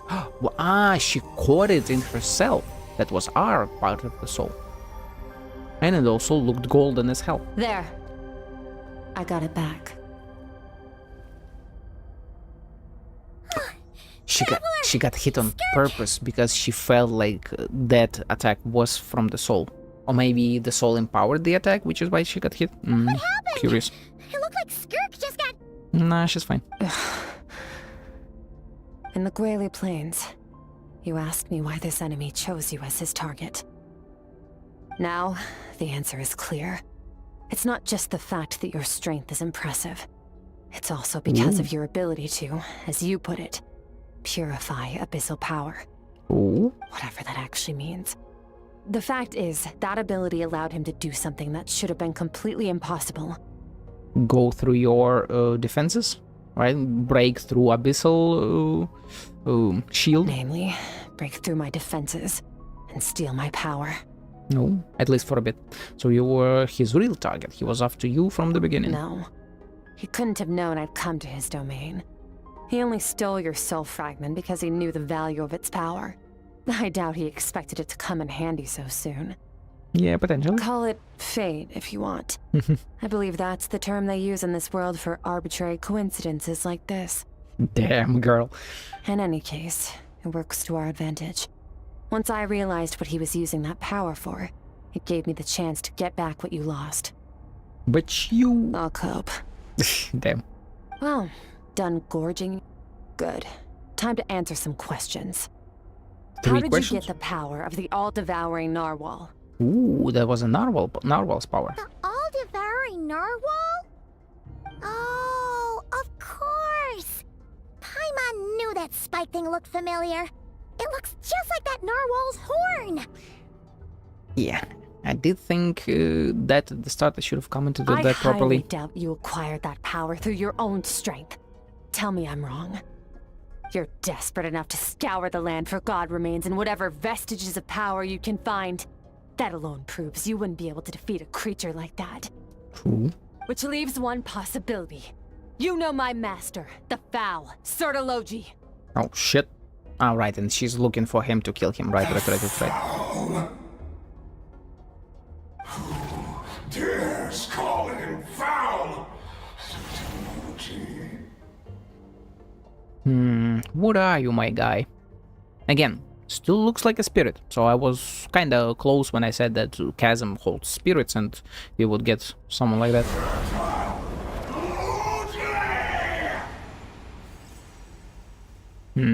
I can't really read that scream.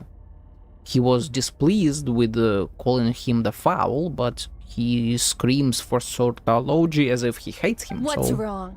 Bit off more power than you can chew?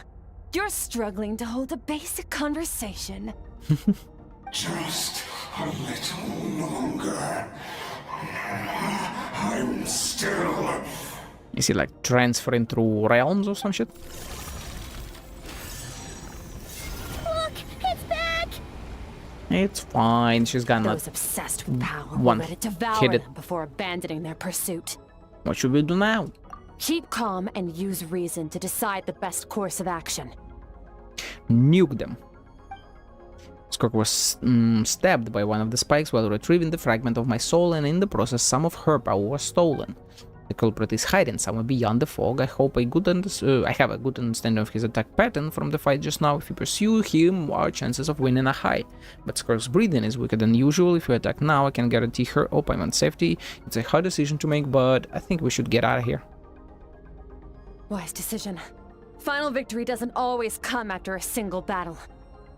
You've got your soul fragment back, so we both got what we came for. Let the enemy draw breath while he can. It won't be for long. Also, there are still some, like, crystalline shapes here, you know? Even though it's seemingly just geometry, but, like, they look triangular like glasses, so...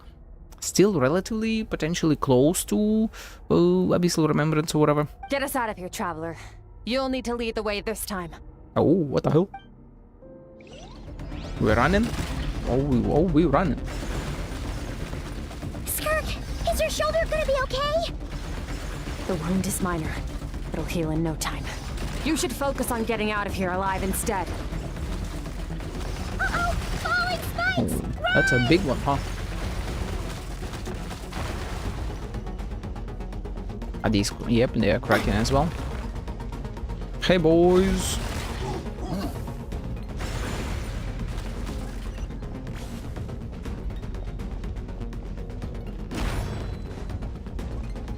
Wait, shit, that is straight up a black hole inside there. Looks like this place is about to collapse! I just now realized it. That was, freaking... not void, whatever it's called. Has something to do with the all-devouring narwhal. Quantum coded as hell. Did you know that all along, Skirk?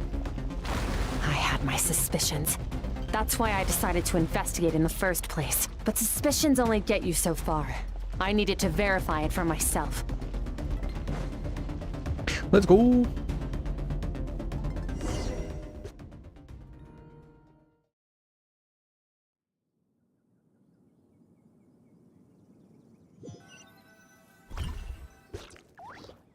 That was a long load. Oh, we should be safe here, right? Relatively speaking. I no longer sense his presence. Can't have followed us out of that abyssal domain. Weaklings like him will find that my power is not so easily controlled. He won't be leaving that place until he's managed to digest it. The old narwhal, with its power, he even managed to steal from you of all people. You seem surprised. I suppose that's fair. You've seen but a fraction of what that whale is capable of. That gaping maw could swallow a planet whole. Goddamn. It's called the all-devouring narwhal for a reason. Yeah. Devouring is what it does best. It can extract power from anything, dead or alive, as long as it manages to make physical contact. Was her planet devoured by the narwhal? And Sertology controls the narwhal, which is why she hates him? Yeah.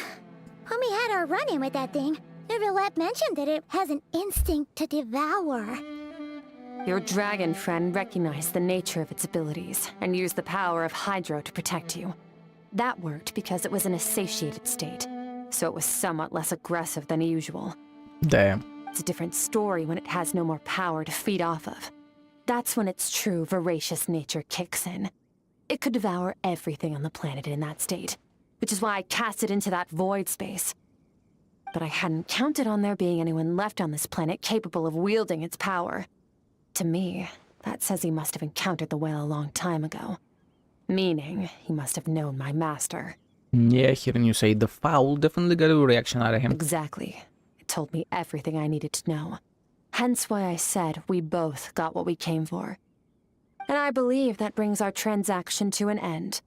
Now that you're whole again, you can get back to your own journey. I'll handle the rest of this situation myself. No way! We can't leave now! Something was stolen from you because of us! We have to help you get it back!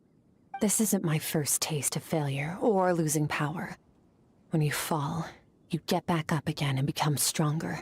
That's how it is. I get knocked down, but I get up again. But you better not get me down. Finds you before you're all better. She's gonna be fine. Plus, what doesn't kill her makes her stronger. Home? It's not like you can just go swoosh and open a door to the abyss again. Not without your full strength. Unless... So, sticking with us for the time being doesn't sound so bad, does it? It's not out of pity you said I don't want to be in your debt. Well, I still am. Fair enough. Then take this. What is it?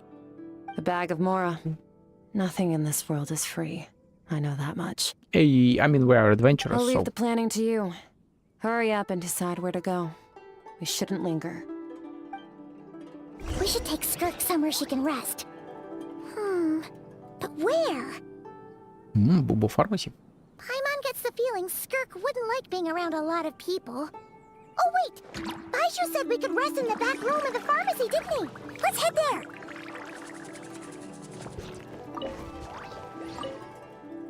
He'll know something about Master. I'm sure of it. Next time, I need to be ready. How's the shoulder? Fine. It was just a scratch. 'Tis but a flesh wound. It'll take time to recover my strength, of course. But adapting to situations like this is nothing new for me.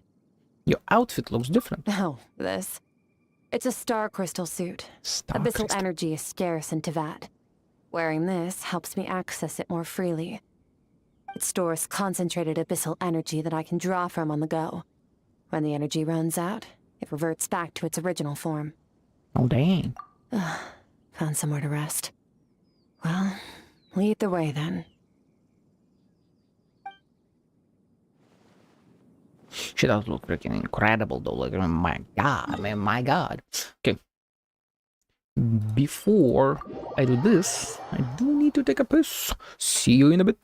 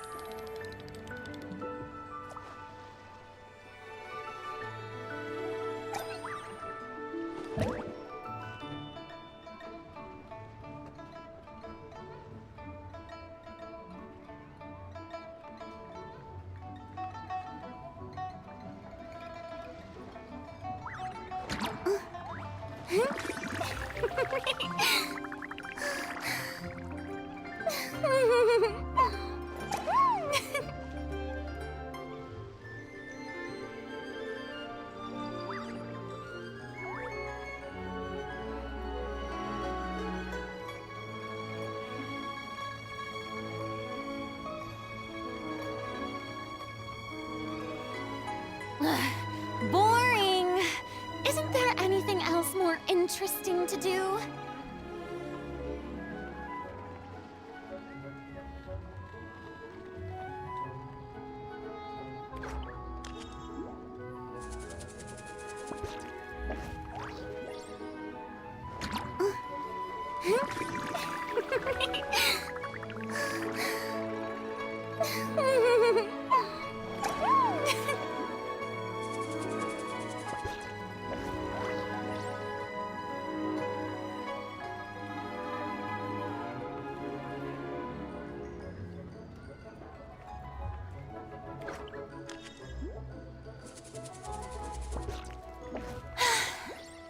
too popular can be such a hassle.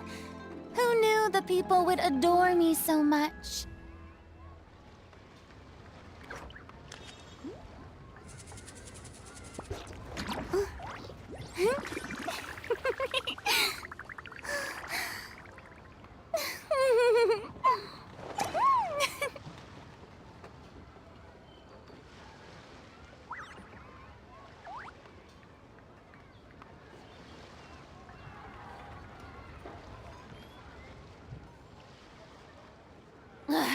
Boring. Isn't there anything else more interesting to do?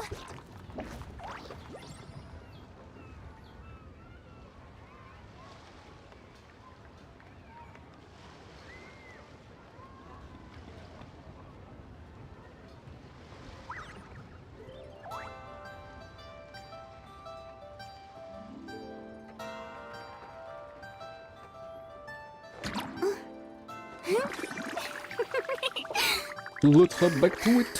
Hop back on it. My pony.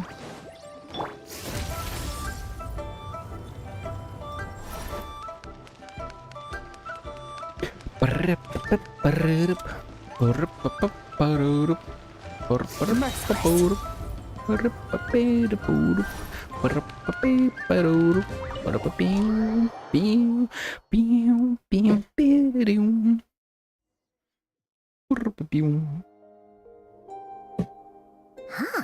This bag from Skirk has a ton of Mora in it. Yeah, she's Does she have a a job or something? rich girly. Wait, no. After what we saw at Wamin Restaurant, that seems impossible. Can you imagine? It would go something like... I'll be collecting my paycheck now, boss. Who? Oh, sure thing. Wait, who are you? Have we met? Huh. Can't hold a job if you make everyone forget about you. So, what did she do to get all this Mora? Girl, do you think she doesn't hear you? Claimed some buried treasure, took care of a few monsters that were causing trouble. Nothing untoward. It's safe to use. Ah! You heard all that? Of course, shithead, you're in a tiny fucking room with a person who's like great at martial arts and shit. Her perception is higher than, I don't know even who. A sonorous voice like yours is hard to miss. I wouldn't be surprised if the sound of it traveled to the nearest mountaintop. Most likely, yes. Especially with the previous VA. Happen to hear Paimon's little, joke earlier? Which one? You mean when you called me Frosty the Lavender Melon? Hey, guess you did. Paimon's whispering needs some work. No, yeah, sorry. no wonder. Paimon totally misspoke just now. She didn't say that at all. It was, a Paimon lookalike. Yeah, she's a piece of work, that one. Always impersonating Paimon and giving people weird nicknames. Okay, fine. The truth is, Paimon didn't like you all that much at the start, but things are different now. You helped the Traveler in a big way, so what do you say? Friends? God damn it, Paimon. Yeah. I noticed there was only one bed. Go ahead and get some rest. We brought you here, not us. Wait, what about you? I don't get tired, and I don't need rest. I'm going to practice my sword work. That should help me regain some strength. But your shoulder... Hey, don't just leave! Yeah, she was being... not necessarily shy, but like... self-conscious, not really. Whatever. Let her tire herself out. She'll come back eventually. She won't tire herself out, though. That's not in her nature. Let's get some sleep, Traveler. That comfy bed is calling, Paimon. We don't have the... Yeah, okay. Skirk is stubborn. Even if I try to convince her to take it easy, I doubt she'd listen. Yeah, she wouldn't. Paimon is right. Skirk will stop and take a break once she gets tired. I hope. I should get some sleep.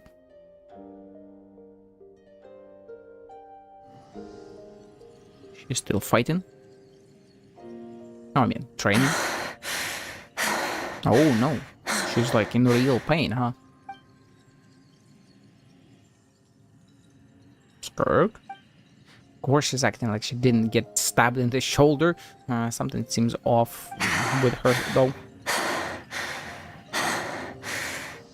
I would imagine it could be lack of abyssal energy. Quiet. Oh. Who's she talking to? There's no one around, unless... Could it be the girl's, I mean, her own voice from the past in her head, right? As Alice said. You can't shut her up. Do you even remember how many of us perished No. in that fire? Okay, that's... How many bodies were left to rot on the scorched earth? Yet you alone live on. Keep your gaze fixed on your blade. You don't deserve to rest. Run, Skirk. Run! Only death awaits us here. Keep running, and don't ever look back. I like the panning effect. To left-right channel. Right, in that dream I witnessed Skirk was training alone, but there were disembodied voices talking to her. I mean, it was the memories of her dead relatives and friends. One of them mentioned the fire. I wonder what happened exactly. If only she could just talk to us.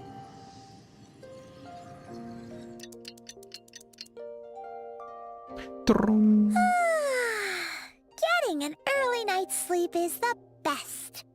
That bed was so comfy. Sure it was, Paimon. Skirk? Have you been sitting out here the whole night? The bed's all yours if you want it. Recovered your strength yet? About 60%. Maybe 70. Whoa! Paimon thought it would take at least a couple of days. That was fast. No. I'm not sure. Not fast enough yet. Fast enough. Not nearly enough, to be honest. That's 20% less than last time. Same training regimen, same intensity. Nothing felt different, but somehow the outcome fell short. Maybe it's because of the spike that I do, yes. No. I think the problem's with me. Her mind wandered too I much. need to meditate for the next 2 days. Yeah. Deep introspection should help me find the issue. I mean, I kind of already know it. Sounds intense. We'll watch over you in the meantime, then. Thanks. See you in 2 days. Are we supposed to skip 2 days? Or are we watching her indeed? We'll just be traveling around the room.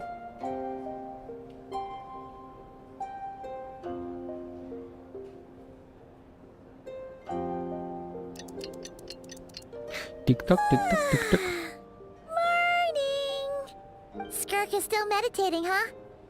It's been 2 days already. Shouldn't she be awake by now? Maybe it's not going too well. Paimon can't think of anything we can do to help. Oh, wait! Breakfast! That's it! Paimon will go get breakfast! Skirk is gonna be starving when she wakes up. You know, when Skirk was talking about the old devouring narwhal, Paimon kinda seems like she could eat even more than that. Be right back. God damn it.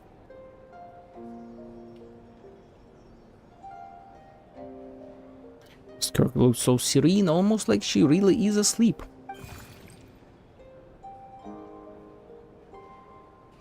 Oh. Wait, it's now in reality? Would we be tripping balls here? I don't think so.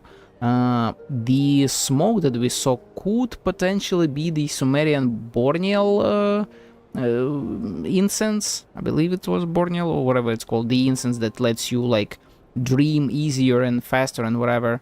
And so we might be seeing this because we are in kind of a semi-dream state. You again, what are you doing here? Yeah, it wants us to go inside and help her from the inside.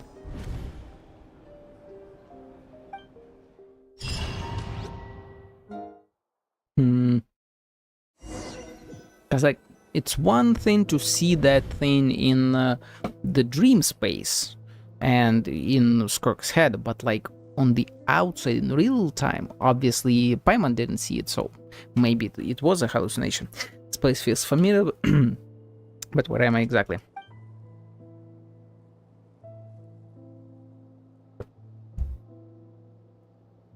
Purple rivers. I I don't know this place. There are towering cliffs with the trees and a strange river flowing from the horizon all the way here, but it's broken up several times along the way, with a waterfall at each breakpoint. On closer inspection, the color of the water is changing. The closer I get to the lower portion, the darker it becomes, almost as if... Did you bring me here? That must mean this is... This is Skirk's inner world. Hey. Think of it as the threshold between the soul and dreams. This isn't your first time here, but what you remember is probably a space covered in darkness. Because she's now... I only managed to illuminate a small portion for you back then. Yeah, she's not protecting her mind from me. It talks, so you can speak. Actually, it's my first time talking to someone like this. I only managed to break free and bring you here because the injury weakened her power. Oh, shit. I guess that's why I can speak again, too. Call it fate, if you want. I think that's the word they use in this world for lucky coincidences like this, right? They are the same. Like, obviously they're the same person, but Skirk went through a lot of changes, but she, like, at the core, she is still the same. Now, before I take you to her, I gotta ask. You're the first outside visitor to ever come here, so what's your impression of this place? What is that river? Oh, you noticed. This river represents Skirk's strength. I assume the source is her pure power, but then more and more of it was not necessarily corrupted by the abyss, but like overtaken by it. Strength accumulates over time. It is the summation of a person's lived experience. So this river is where all the fragments of Skirk's life should converge into a single stream of memories and emotions, flowing forward as one. But as you can see, this river has been severed numerous times. It's because Skirk doesn't like who she was in the past. Yeah, exactly. And all she sees reflected in the river is a disgraceful shadow of who she was.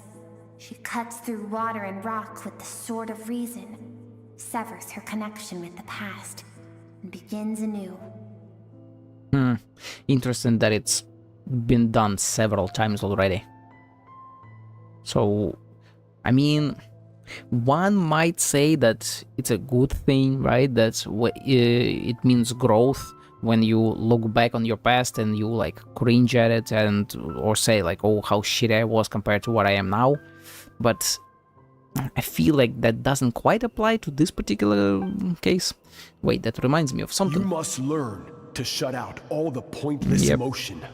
Crush the self that makes you weak and become master over your physical form. This isn't my first taste of failure or losing power. When you fall, you get back up again and become stronger. That's how it is. So I assume that might have been her failing to control her emotions and then cutting it off and becoming stronger and then repeating it several times over. I see, so it was Sartology who taught Skirk to replace all emotion with reason, yep. And since then it's been a constant process of abandoning, refuting and raising her past self. I suppose that's the secret of her strength. But it's such a sad thing to think about. What has she been through? Why does it have to be this way? The answer to one mystery invites another question, I see. Let's follow the river upstream. There among the cliffs, among the memories etched into her heart, lies the truth of it all. Soon, you'll understand everything. I sure hope so. It would be really cool to learn about a completely new planet in the, I don't know, in this universe. Whichever universe it is, be it HSR's, Honkai Impacts, or whatever. Suddenly it's ZZZ. Fucking imagine that. Oh. Oh shit, this looks like a coastline. Huh, I recognize the drawing on the sand. Yes, she's been here, she's seen this, we saw this in the animation. Wait, isn't that the picture I drew for Paimon? Why is it showing up in Skirk's memories? She's been tracking us for quite some time now. I've always thought that, even when falling leaves don't come from the same tree, they can still form bonds of kinship when they meet. I assume she feels a kinship towards us, right? Because we are ourselves travelers from a different planet, and to her, we are like one of the very, very, very, very, very few people that have done the same stuff that she has, especially alive at this point. So she probably saw this, realized who we were talking about and what we were drawing, and was like, hey, I want to meet them. Like meteors, you both made a journey through the stars. Both travelers who have landed on a planet that is not your home. Yep. Yet, when she first noticed your presence, although she hesitated for a moment, she still chose to walk away, indifferent as ever. As to why, most likely because emotions, right? She can't show emotions. There's no reason in trying to connect with someone else for no damn reason. And at that point, we were super weak. She didn't know our sibling at the time, and then it was a disorder, so she probably has difficult relationships with that due to sortology and everything else related to all that stuff. And so she couldn't really just come say hi to us, because that would mean that she would have wanted to gain some kinship, which goes directly against her teachings.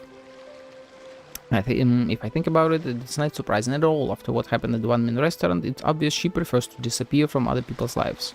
She hadn't seen Child in years either. I doubt she's ever made a connection with this world of her own volition. What I'm seeing now is a microcosm of her entire life. Yep, just being on the outside. Like you've answered your own question. Seeing Skirk everyone sees as herself as distant. a trespasser in this world. Yeah. She's made a conscious choice to avoid altering its path. But the reason for that decision stems from events much earlier on in her life. Let's keep going. It's still a long way to the source of the river.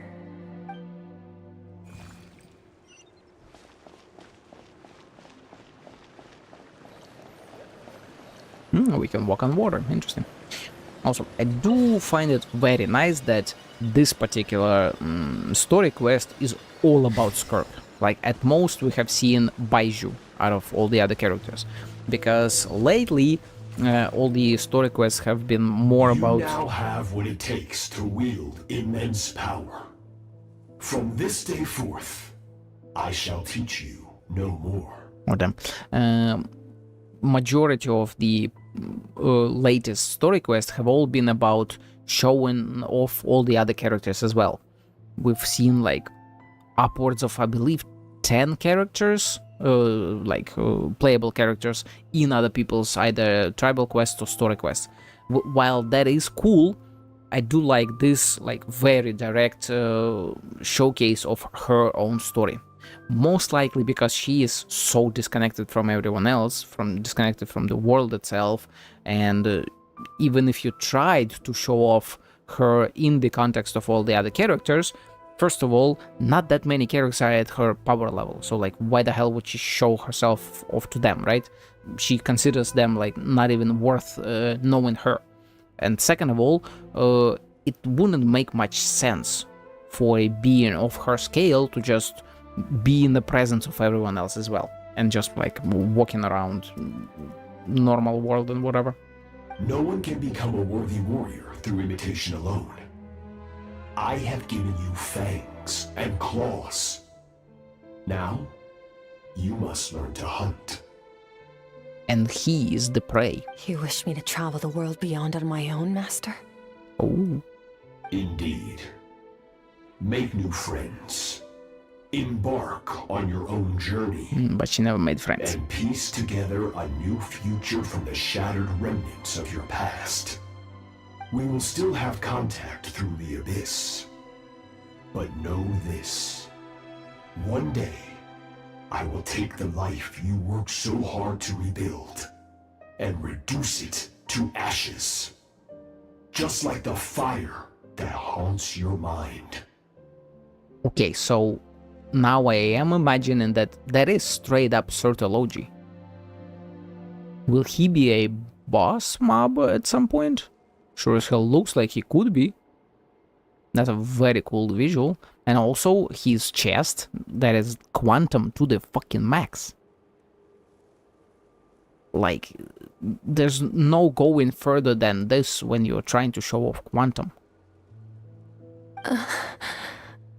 And I assume this is why she wants to constantly get stronger, and why she wants to hunt and kill Soterilogy, right? Because he promised that he would destroy her alive. And so I feel like she thinks she can't really build a life, knowing that at some point Soterilogy will come and try to destroy it.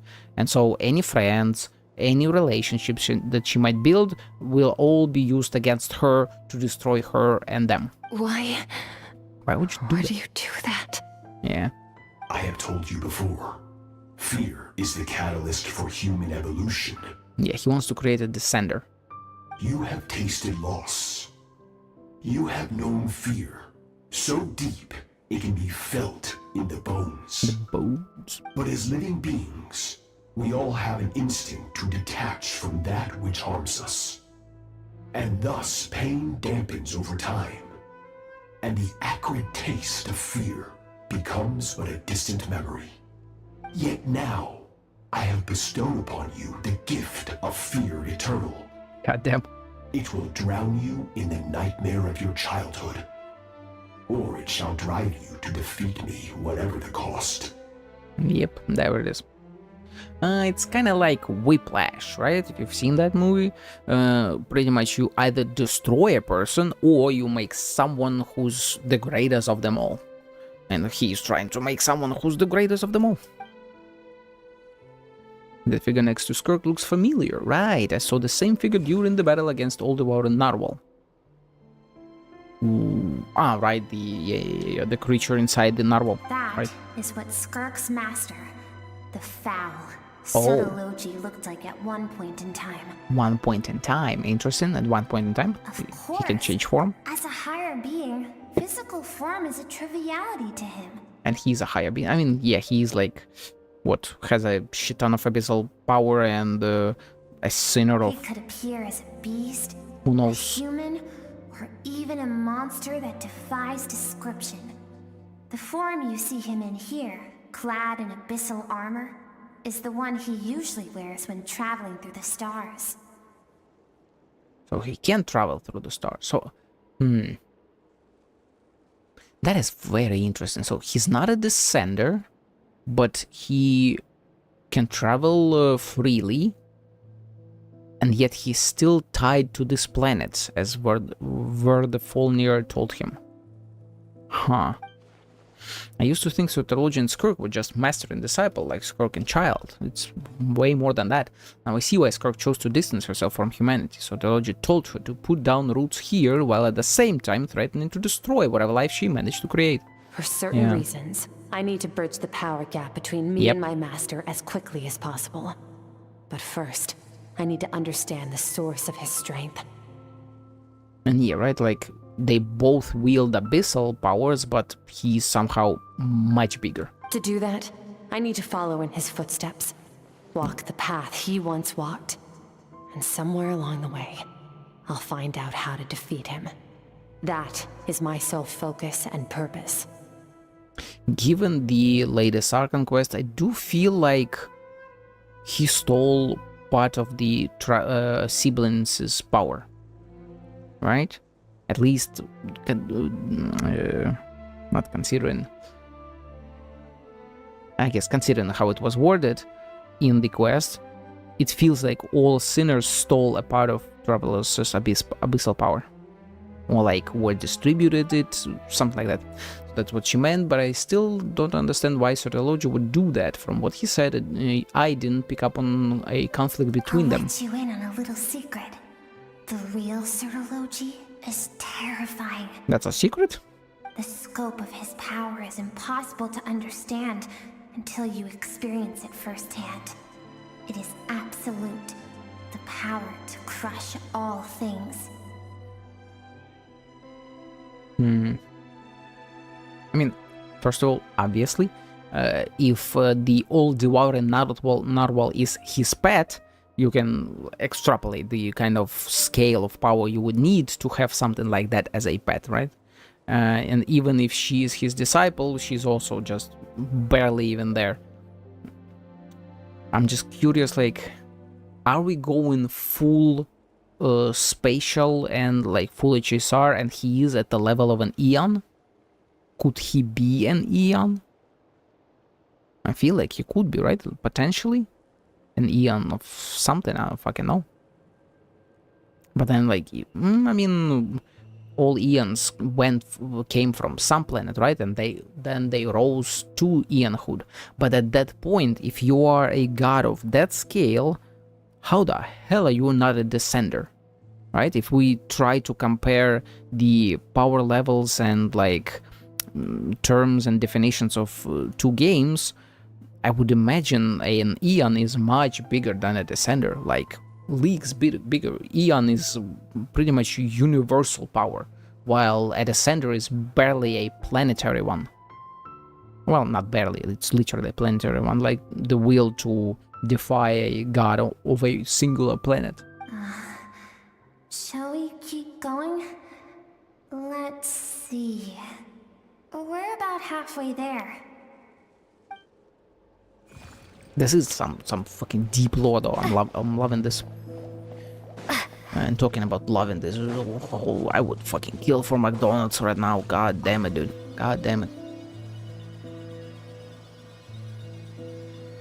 There's a Big Mac, Big Tasty, some fries and nuggies, like at least 30 nuggies. And oh, dear Lord, man.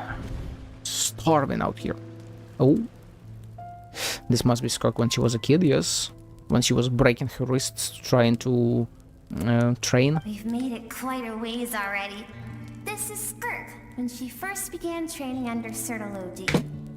I have set your broken wrist. Tomorrow, you're to train twice as hard. No tears this time. Good. Attempting to garner sympathy through tears is a habit of the weak. A pitiful, useless ploy. Can I ask a question, Master? Why did you save me? Great question. I keep thinking, maybe it would be better if I had died. I wouldn't be haunted by that fire all the time. I wouldn't have to go on like this. I saved you because I have a plan for you. Again, Descender.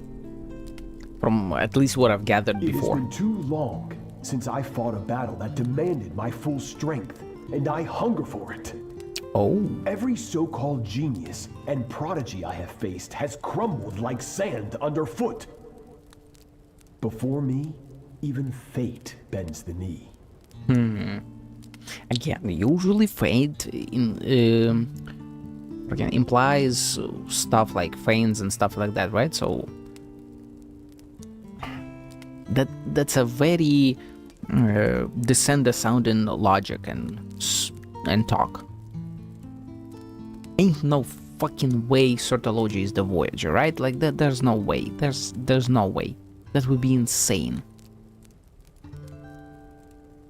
But if he's just trying to get an enemy for himself and he can't find anyone else, I assume then he either has attempted to fight Fanes, or Fanes is just so freaking dead or immobilized or whatever that he can't even put up a fight, and Sertology is not interested in that. So, I will teach you everything I know.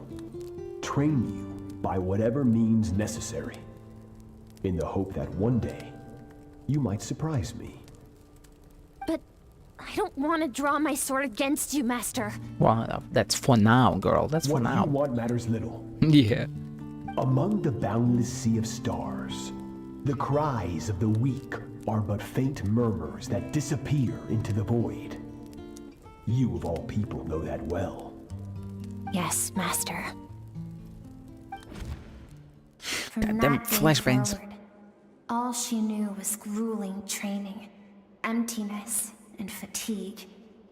After some time, her talent bloomed, and she gained control over her emotions, like her master. Yeah, to a point. How should I put it? It was not that human emotion disappeared from her heart. Yeah, exactly. Just but about control. That reason came to dictate all she was allowed to feel. Yeah. I suppose it was at this point that she became the Skirk you know today. So Sutralogy saved Skirk from a disaster when she was a child and never even tried to hide his ulterior motive. I suppose that leaves one final mystery. What really happened with the disaster back then? Sutralogy's final words to Skirk were cold and cruel, but Skirk's reaction made it seem like it was a truth she knew all too well. I have a feeling it all comes back to what happened back then. We're nearly there. I almost don't want to reach the end. Well, shall we? This is the final stretch. Will we see the planet? That would be freaking insane if we do.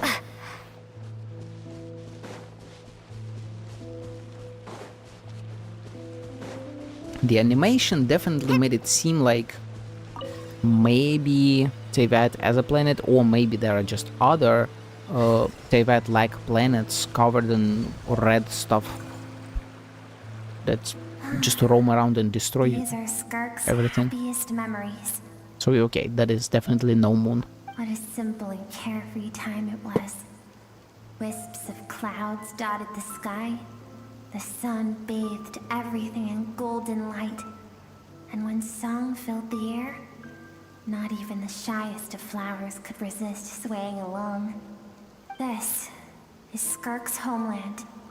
She was so curious about everything as a child, always skipping school to go exploring instead. And also again, they had skyscrapers. Like, huh? There was so much to discover. The treasures at the bottom of the sea, the secrets beyond the stars, and that merchant ship packed with adults wearing those strange clothes. Yes, the ship. That was the beginning of the end. Okay, again. This couldn't be HSR and IPC, right? It couldn't be.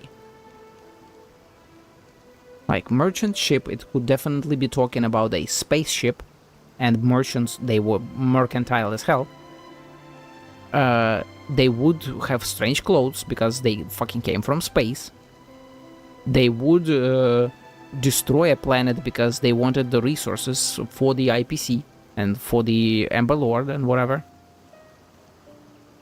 Although they save planets, but like, let's be realistic here, right? And so, and if worse parts, oh, I only now noticed there are birds here. If worse parts of the IPC, they could come to a planet and destroy them, right? Killed like the savages and whatever, although we haven't seen that too much. Okay. It was a spaceship. When it arrived, the people that disembarked wore smiles on their faces and spoke of friendship. They claimed to be merchants from a neighboring planet, looking to establish trade. Claimed to be. Skirk's parents, her relatives, her neighbors, everyone welcomed the newcomers with open arms and allowed them to explore the planet. To them, the visitors were guests and should be treated with hospitality. So yeah, again, colonialism from No one Earth. had any idea of what was to come. Several months later, an army of unknown origin arrived without warning and carried out a ruthless campaign to destroy everything and everyone on the planet. Skirk had skipped school that day, like so many times before, so she was not caught in the immediate wave of destruction. But when she came home that day, only fire and ruin awaited her. Wait, those are fucking wings on her back. She is an angel, right? That's not like a piece of hair or whatever, right? Or maybe it's a fin, and she's a fish type, because she does have the tail from a like narwhal or whatever. So that could be a fin and not a wing. Countless people cried out to her for help. People she knew and loved. friends and relatives. The little girl who lived next door. The shop owner with the bad leg. The bad-tempered teacher she had made fun of just that morning. Their lives were discarded like worthless trash as the fire consumed one life after another. Skirk was helpless. All she could do was run.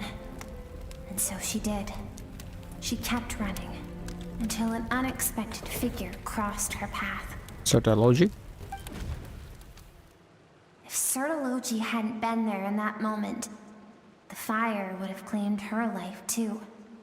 And there she would have remained, left to rot in the scorched earth, with no answer as to why any of this was happening. So why did those people destroy her homeland? And I mean, that is a good question, but what I'm more interested in, how and why was Certalogy there at that moment? How did he find her? How did he hear about the planet falling or whatever, like? Because she and her people were seen as a threat. Yeah, she's either an angel or a narwhal herself. A threat. Did they do something bad? As the initial merchant ship explored the planet, they discovered that it hadn't always had the condition to support life. Yet there was evidence of human activity, even during the periods of extreme heat or cold in the past.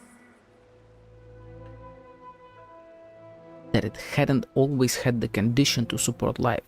Are they terraformers?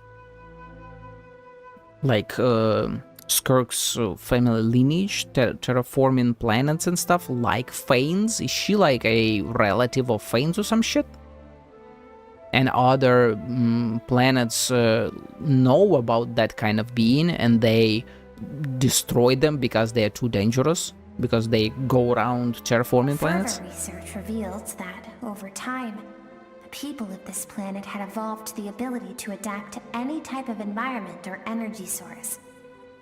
Sounds draconial to me. For that reason, the outsiders viewed them as a potential threat and decided to eliminate them before the threat could rear its head. And so, the army was called, and the so-called danger was wiped from the face of the planet. Just because of speculation, all those innocent people. Senseless, isn't it? Deemed a threat because of a gift they didn't even know they had. Perhaps it was their own innocence and kindness that doomed them. But in the end, that was lost to the blaze as well. If those with power get to decide good and evil, then all you can trust in is the sword in your hand. And so, before death could claim her, she ran. She ran and never stopped. Now I see why Certalogy's threat is such a terrifying prospect for her, and now I see why she distances herself from the world. No one wants to relive their most painful moments. Well, that brings us to the end of the story. This is as far as we can go. Skirk is waiting over there. For both of us. Let's go to her. It's time to fulfill my purpose. Ooh. And my greatest wish over all these years. To speak to her? To tell her that I'm still here, Skirk. I've never left you. You can just listen to me. Ooh, that is pretty.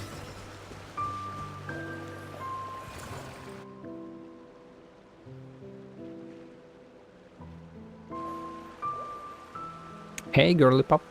God damn, she's annoyed at us for so even all this existing. Just so you could bring her here?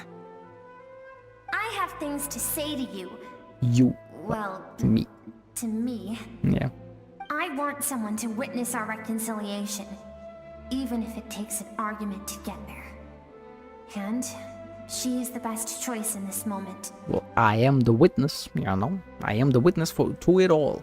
Wait, then you must be fucking Lumine, come on. I said that this was her from her childhood, from the very first fucking second. Come on. Suppressed emotional self The version of herself she keeps locked in the recesses of her mind, stifled by reason.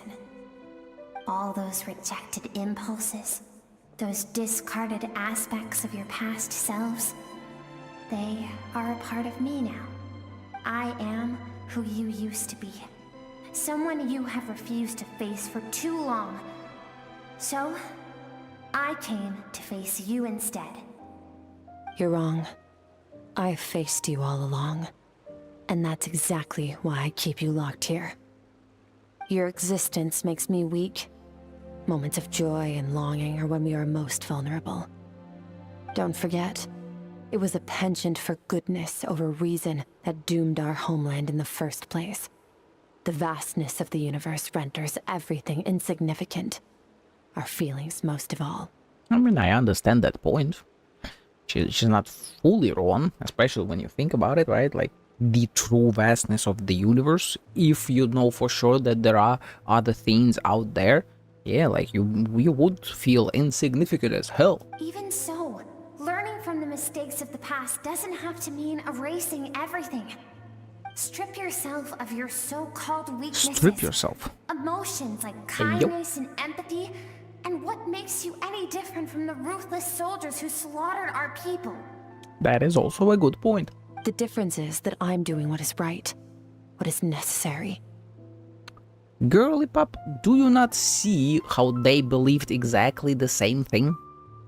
They believed that killing you would be right, because you would adapt and overtake them, or take them over, whatever, like kill them all. So it's all about the perspective. I allow you to exist, but with limited freedom. That is the greatest kindness I can offer. I've shouldered everything you couldn't carry. I rose above the numbness and emptiness, and it was cold, unfeeling reason that brought me this far. It made me who I am. It made me strong. That is the problem. I want to shoulder those things together. On the grand scale of the entire universe, maybe our feelings are vanishingly small, but why should that mean they don't matter? Emotion gives warmth to the cold expanse of space. It gives meaning to the world around us. Think back to those nights of gazing at the stars, those afternoons of exploring the unknown. Think back, and let them grant you peace. A brief respite from the pressure you put on yourself. That isn't what we need. Goddamn, girl. It's exactly what we need. Aren't you curious about why recovering your strength has taken longer than normal this time? Finally, you get to the important part. That is the only answer I came here to find. Then look around. Look at your inner world. Yeah, it's broken up, it's broken apart, it's kind of incohesive in a way. You cast aside your dreams and curiosity, and in doing so, you lost your original motivation. You severed all connection to who you used to be, so you can no longer draw strength from your past. Now, the only things driving you forward are fear and survivor's guilt. But these cannot take you far enough. And so, this river, the source of your strength, grows more polluted by the day. And you think that means I should seek help from a weak little thing like you?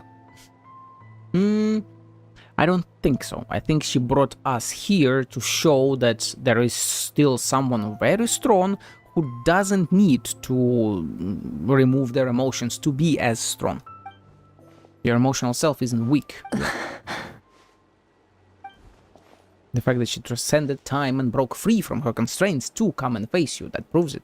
Exactly. She was on the outside, dude. We saw her. Thank you for saying that. I knew bringing you here would be the right choice. To be honest, I'm not here to argue with you. This isn't about who's right or wrong. And in fact, I agree that in order to make it through the wake of that tragedy, we had to distance ourselves from the pain through reason over emotion. But what is right at one point in time isn't always right forever. I I know you will never forget that fire. I know the fact that you were the sole survivor fills you with guilt. And I know that among the voices that haunt you, mine is there too. Because deep down, you know that you didn't turn out to be the person you wanted to be. Or that her mother hoped she would be. All those unfulfilled hopes are like knives to the heart. Yep. And I don't want you to hurt anymore. So even if you can't accept me, I hope, at least, that you can let go. I keep thinking, maybe it would be better if I had died. I wouldn't be haunted by that fire all the time. I wouldn't have to go on like this. Oh. Your dad and I, we're not afraid to stare death in the face, but we need you to survive.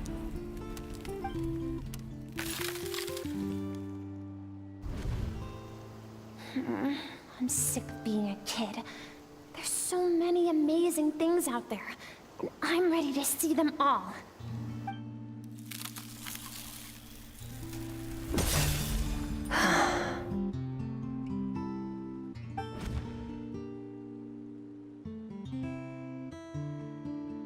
I remember. There was a song Mom and Dad always sang when we went out to fetch water. On the guitar? Dancing water. The sand along your path is begging for your song and movement. Will you carry this burden with you on your journey? You will carry this burden. I am not the dancing water, and you are not the burdensome sand. But if this is your wish... Well, you will carry this weight. I will carry you with me until the end.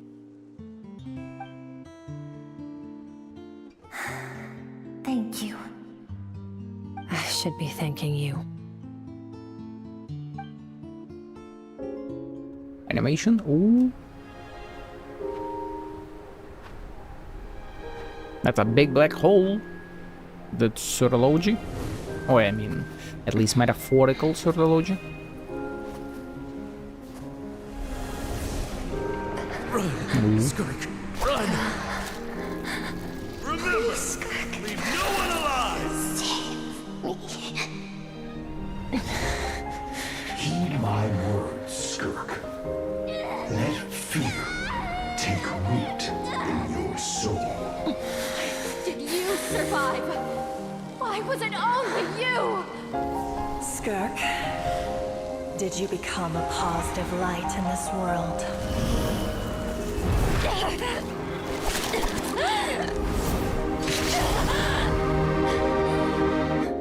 The abyssal tendrils were his hands.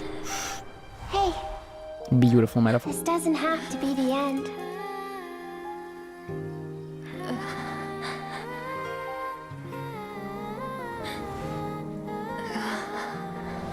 Life is a gift. Don't let darkness claim it.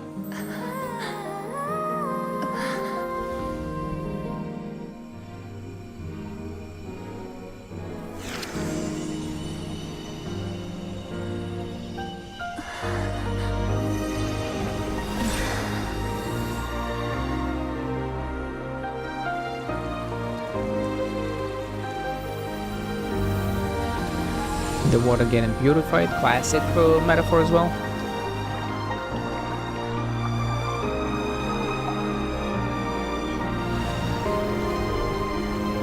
And with the purity will come true strength and power hidden within.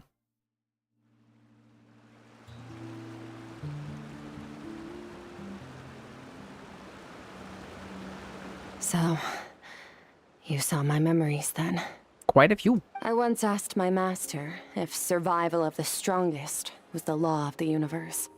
In a way. He said no.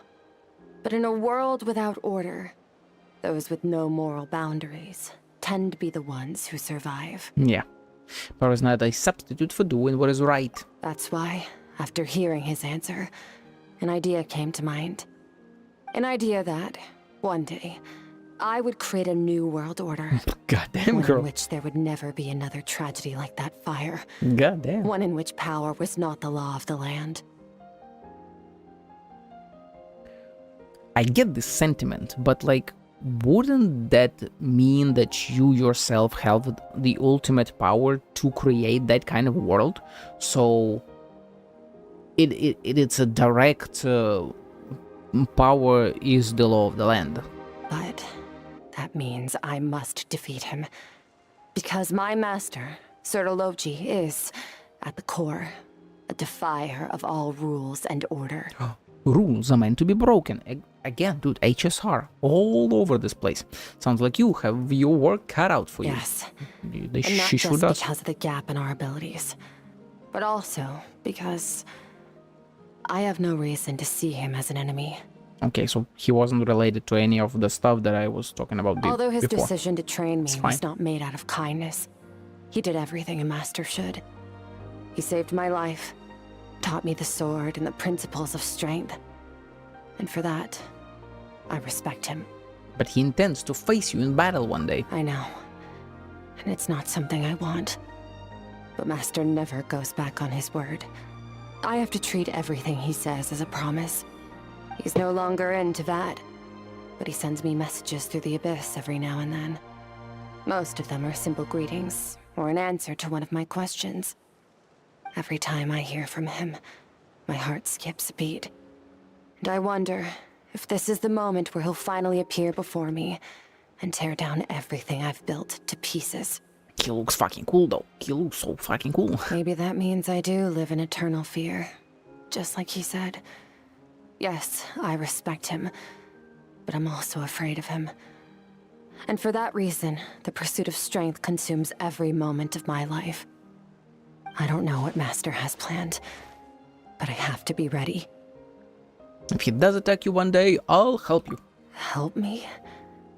Why? This isn't your fight. Because the power of friendship defeats all. Because if we want to build the world we both want to see, everyone has to be willing to fight for it. Hey, hell yeah. If we all do our part, we can make the entire universe a kind of place. It's a very nice lesson. That's a very beautiful freaking domain now. We can go back there. That's a shame. Well, either way. That's really freaking pretty.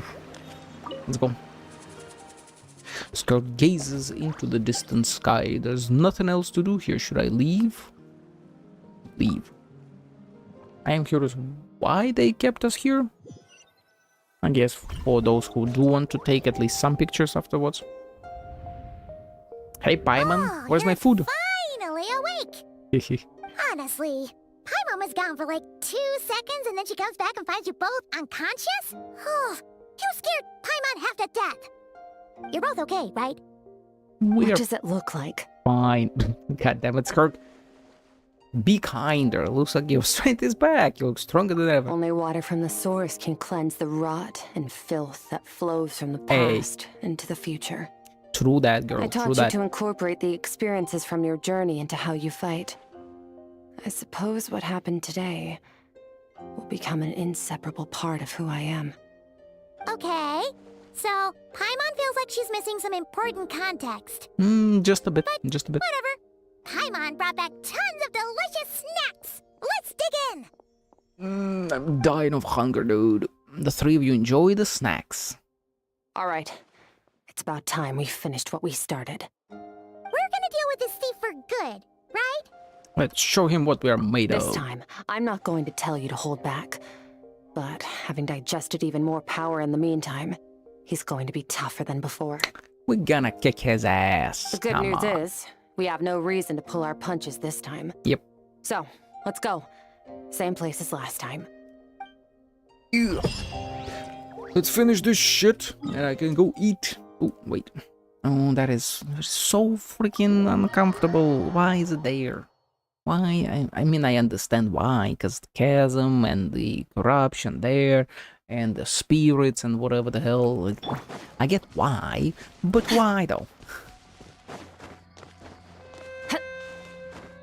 I also keep forgetting that I just need to run. Run, Skirk, run. Merciless.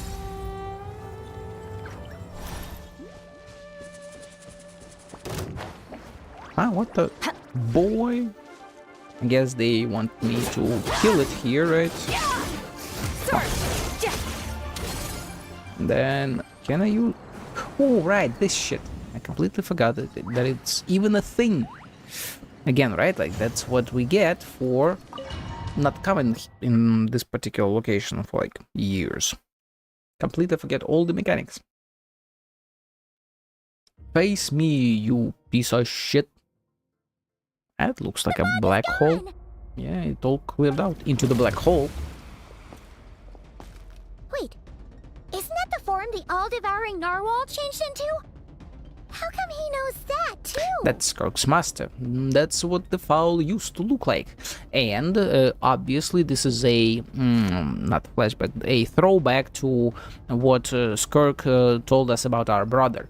It's a mental attack to try and, like, chip at her defenses. Really? So, you're telling Paimon that giant whale and this guy can both turn into the fowl? How does that work? It's very complicated, Paimon. Subconscious instinct. Any intelligent being who longs for his level of strength is bound to mimic his appearance. It's a natural response after encountering someone as powerful as Two Master. black holes. He's crazy. To them, he represents ultimate power. We know the person before us has encountered Master, and we know he stole a portion of my power. So it's not surprising that he would assume this form. Okay. Oh, the closer Paimon looks, the more intimidating it gets. It is a really cool freaking design. I will give you that. Nervalette isn't here this time, so it's up to us. He won't have the nerve to steal again after we're done with him. Let's teach this guy a lesson. Let's go. Go! Extinguished power.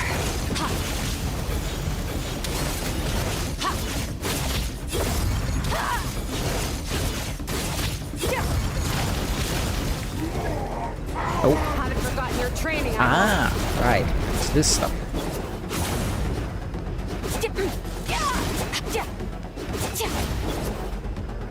Come on, girlie. Hit it. Jesus Christ. That was way too long. And I still messed it up.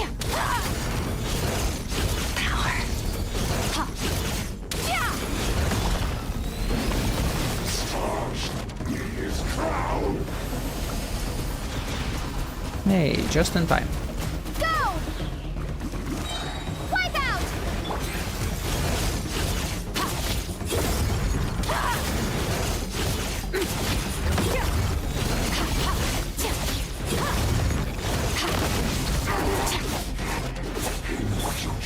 Beyond this world.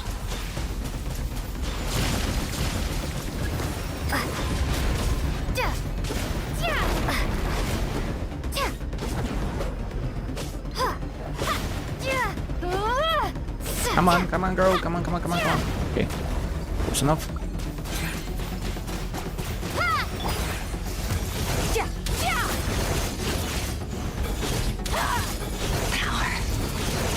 And we're almost there. Yeah, let's go. Relatively clean, I would say. Relatively clean.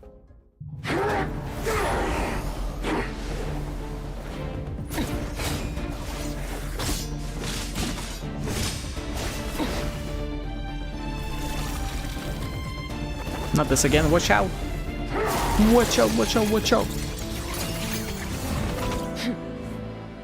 Haven't had enough of my power.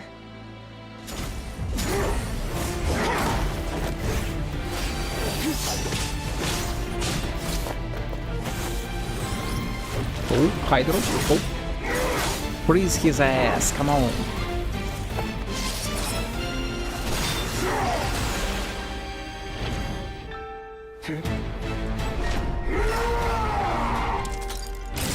And there we go. Well then, let's see how much more of this power you can handle. Oh shit. She's given him all of her power because it's gonna be too much for him. Classic overload.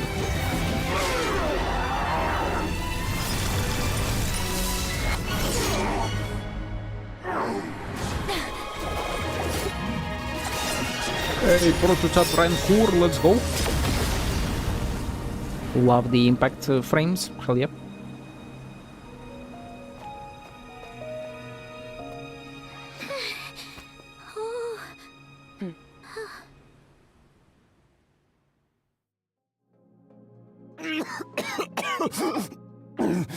What the hell are you, my guy? Huh? Looks kinda Canrian. Okay, very Canrian considering his chest. But like, Well, very interesting have you Canrian. come to your senses? You saw that my body was at its limit. So, you deliberately channeled your power into me, knowing that it would destroy my shell from within. Very smart. Such power. Such keen battle instincts. So you must be...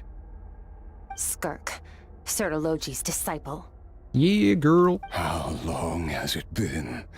How long has he been away from Tevat? Hundreds of years. Yeah, quite a long time.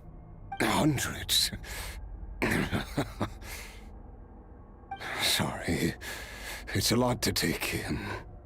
I should introduce myself. I am Skofnungar. A friend of your master and one of his followers. Freaking Nordic dudes, Skofnungar. This is the first time I've heard your name, Skirk. But hundreds of years ago, I knew you existed. And I knew you would come here. Yeah, where the Folnir, right? The visionary who predicted all of this. Hundreds of years ago? Sounds like you and Master have quite the history. Care to tell us about it? Who? Of course. Of course. Might as well take advantage of a clear head while I can. The story starts a long, long time ago. Wait. Are we getting something real here, though? Let's go. I was born into a noble family in Conria. As the eldest son, I was set to inherit our title. But I contracted an incurable illness as a child, and everyone gave up on me. Is that the purple stuff on you, or is that just... I trained the sword harder than anyone corruption. else. Defeated all of my peers. But it was all in vain.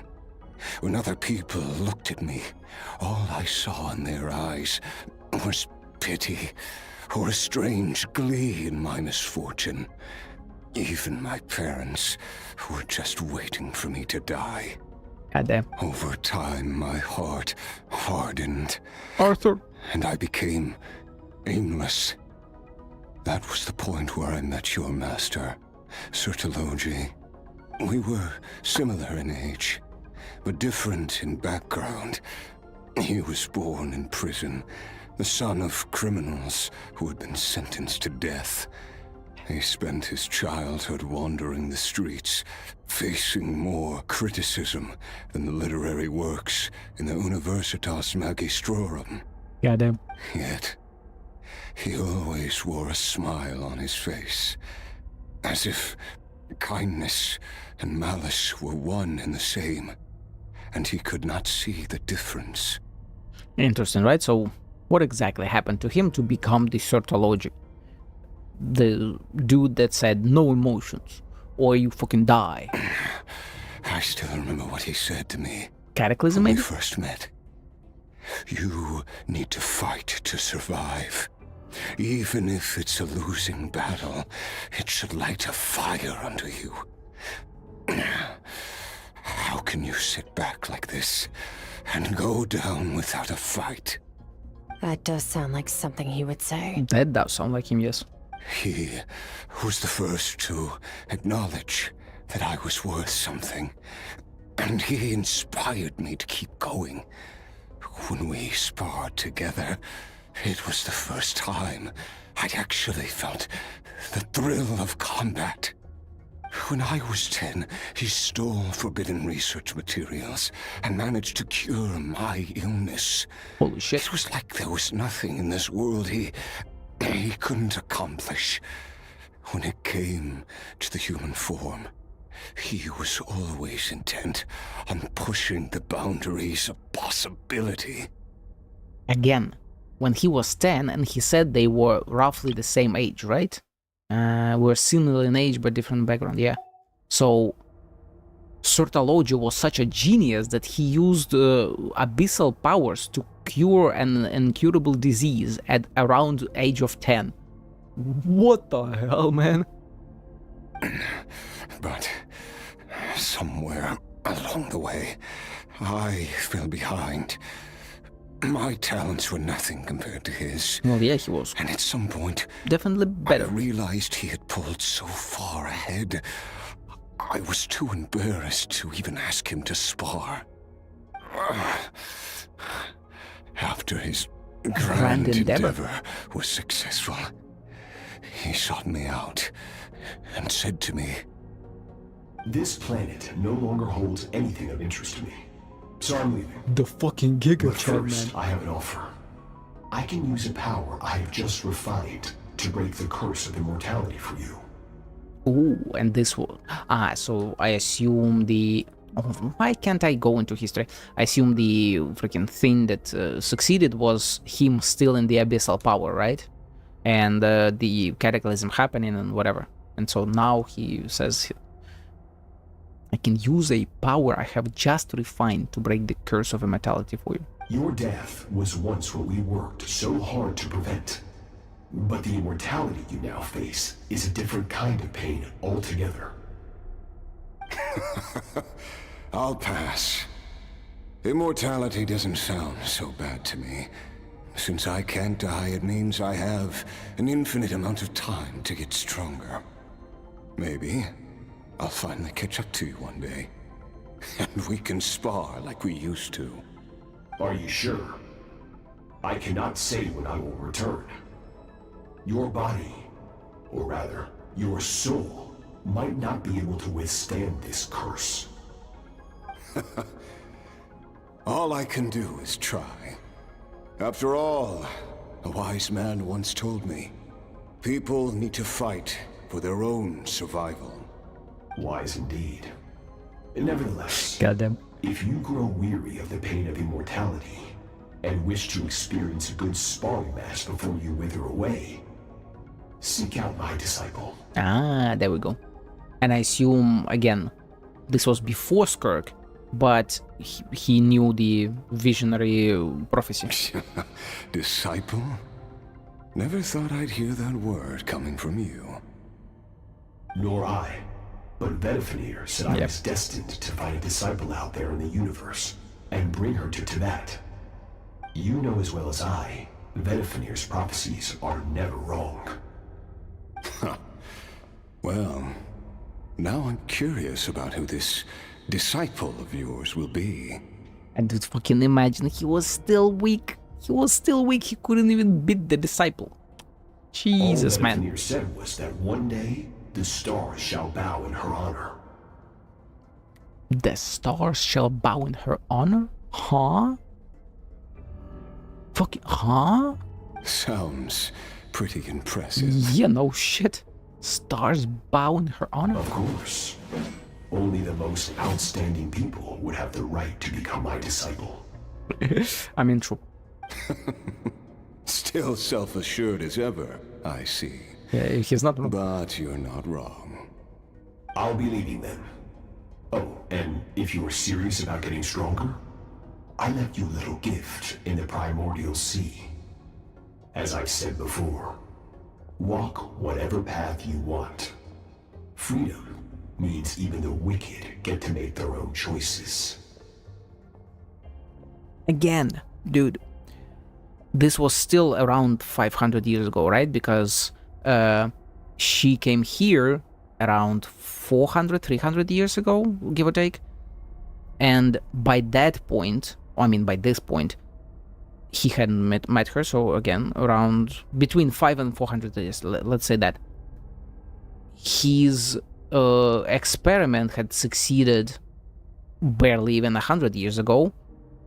And so by this point already, he was so fucking strong that he had the old Warren Narwhal as a pet. And he just put it in the sea, in the primordial sea, and just left it there to feed on the water and then rise up, because he thought that this dude would be able to just get the powers from the narwhal. What kind of fucking level are these sinners at? What the hell, man? Waiting for me in the primordial sea was the all-devouring narwhal, already beaten into submission by Sertologi. In its weakened state, I was able to cut off part of its flesh and sew it into my own heart. He beat it into submission. Your heart? That sounds like torture. How did you even survive that? Well, they are strong. I mean, he might be weaker than Sertologi, but that is still a very high point to clear. Because, of course, I bear the curse of immortality. Also that. So, you used the curse to turn yourself into a vessel for power. An interesting approach. Even with that whale's ability, devouring power like that is not something the human body can withstand. With your body and soul constantly at the breaking point, it was the curse of immortality that sustained you. So yeah, she's all about adaptation, because she's at least some kind of half dragon, half whatever the hell she is, and he is just immortal. That is why they both could acquire that power and use it, at least to some extent. That is not the path to strength. You have to pour your heart into it, work for it, dream of it. Instead, you stole something that didn't belong to you, and it backfired. You're right.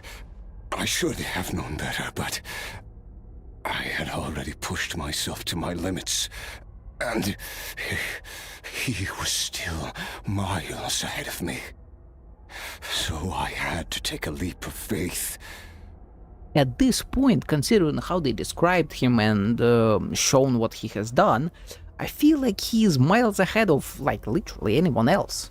I am really interested now to learn more about other sinners, because, like, what level are they at if he is that powerful? I miss your master. I miss the days when we were all together, troublemakers without a home. I don't regret the choice I made. But if you'll allow it, I do want to apologize. To both of you. After the beating we just gave you, I think we can call it even. Yeah.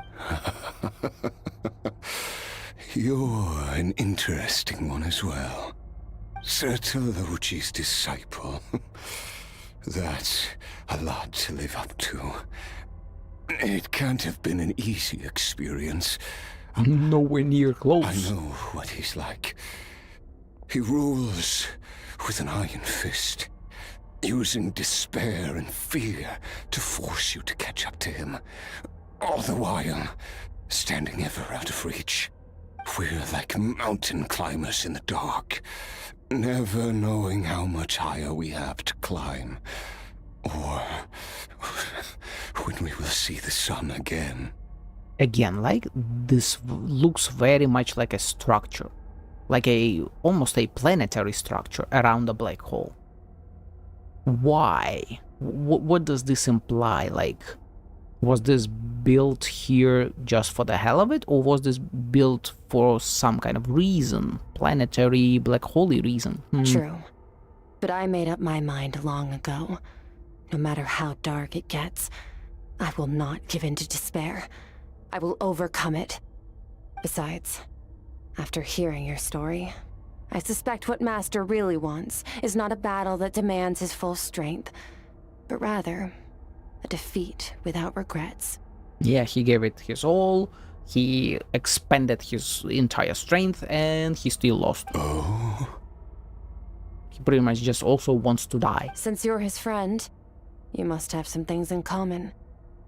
First time we came here, when you stabbed me through the fog and stole my power, I felt no emotion coming from that spike. But when you had to devote all your strength fighting me just now, I could feel joy and passion emanating from your blade. It was the joy of a researcher discovering the truth of the world, the joy of an artist uncovering a temple of wonders. Interesting. I'm certain I didn't express those emotions outright. Yet you were able to read them from my blade, like a glimpse into my inner world. Because she's been learning different martial arts from people and experiences and whatever for like her whole life at this point. You're right. That battle brought me an unbridled sense of joy, and my defeat brings me no regret whatsoever. Exactly. I think Master also craves a battle like that. But no one can give it to him. One where his opponent forces him to use all his strength, unlock the extent of his potential, and transcend his own limits. A battle to end all battles. After which, all can come to an end, including, perhaps, his life. For that very reason, good and evil are meaningless to him. He has one purpose, one goal: to complete himself. It's one of the secrets to his strength. Perhaps you're right. Perhaps that is his goal. What a battle that would be. Oh, to witness such a... I assume Abyss is taking him over completely. Are you okay? Girl, Wyman, are you okay? We beat him to half death, more like 99% death, and he was already super sick, even if he is immortal. Kinds of power are surging through my body. The curse of immortality allows it all to coexist, but it does not remove the pain. Yeah. Like, it's surprising he is even in this state at this point, right? Majority of people have completely crumbled under the pressure of the immortality. I won't be able to hold on to my sanity for much longer. What a shame. I would have loved to witness that battle. Sir Delogi once offered to free me from this curse. Now, I must ask that of you, Skirk. Can you release me from the pain? I can, but not through death, if that's what you were hoping for. It's not a suitable punishment for your crime. As an alternative, I can take your consciousness, along with all the power you've consumed, and smash it to pieces. The impurities will dissipate, and under the curse of immortality, your mind and body will regenerate. When that process is complete, you will be back to who you were before, no longer tortured by powers you can't control. She will but it will be a time-consuming and painful process. Oh. The decision is yours to make. I accept. And who knows? Perhaps I'll wake up in time to witness your great battle with Sir Delogi. I have faith that you'll be able to stand against him one day. Though I know it'll be a long and arduous road.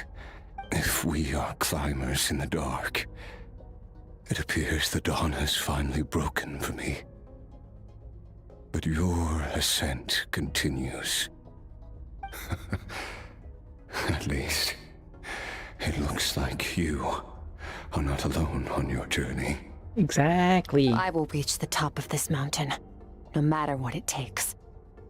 And you, Skofnunger, will be my witness at the end of all things. That's a very cool shot. That's a super cool shot.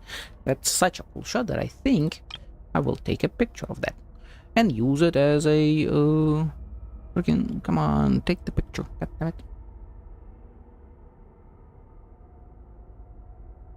As the freaking, my mind is blanking after 6 hours. Thumbnail, Jesus Christ. Let's go. That's finally over. Let's get out of here. Huh! At least we don't have to make a mad dash for the exit like last time. Hey, girly. Ooh, wait. Nope. There's nothing else to do here. Nope. I thought we would be able to talk to her, but no. Of course not. Again, Hydro Sigil, very interesting. Skirk Gazes, yep. Let's go. We're almost done. I can feel it in my bones.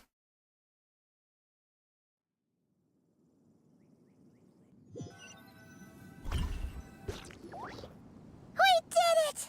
Oh, it's only been a few days, but it feels like forever. Well, because it's been like, what, several weeks in Once the again, abyss? We've proved there's nothing we can't overcome. We're just that awesome. I didn't even break a sweat.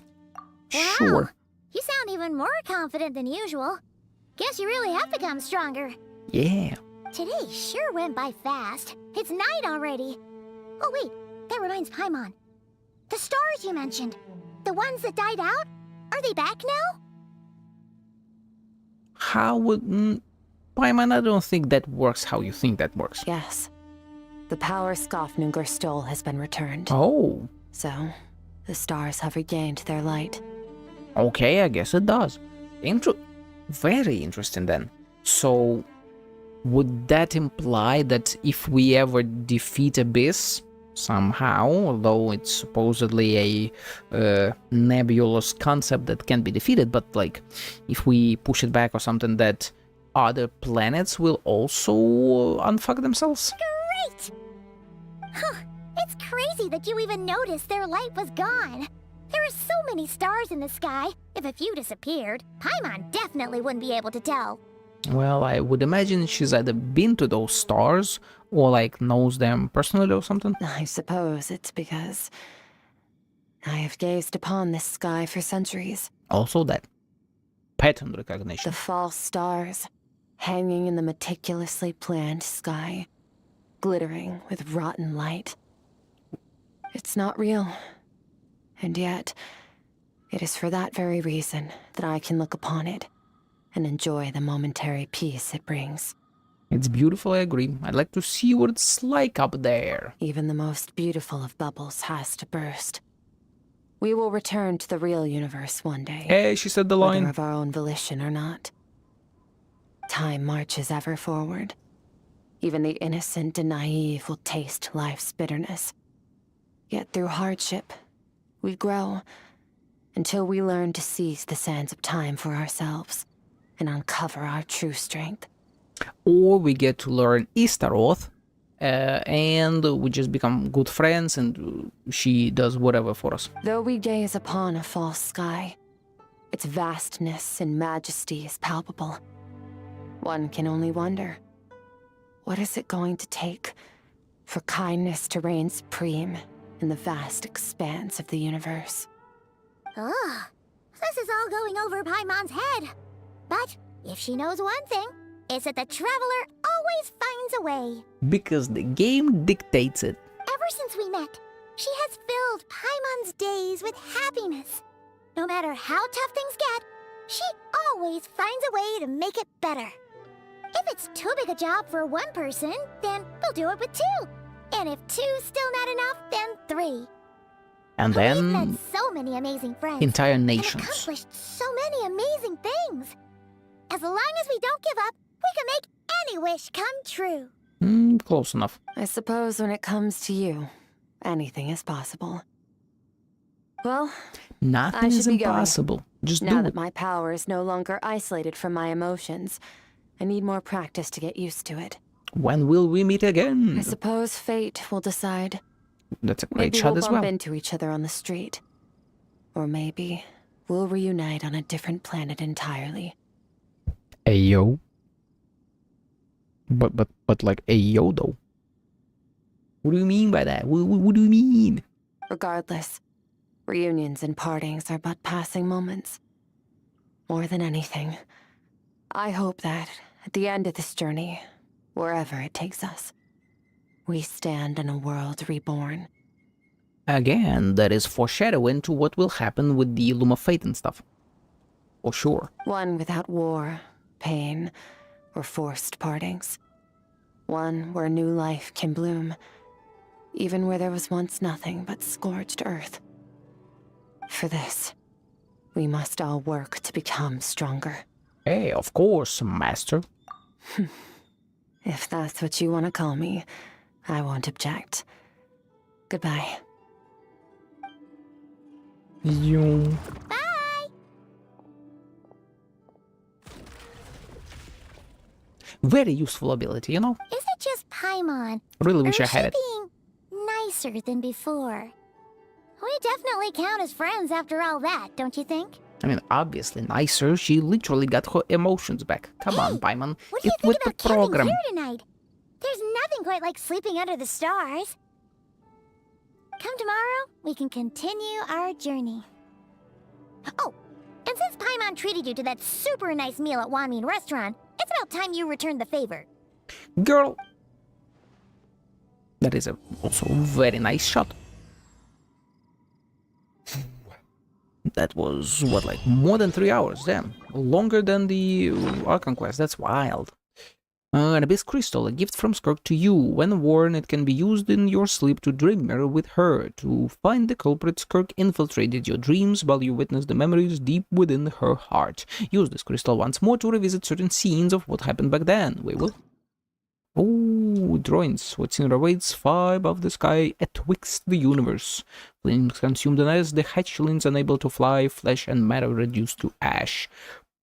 Broken limbs, a shattered frame, the stars shine dimly as sorrow and joy are ground away.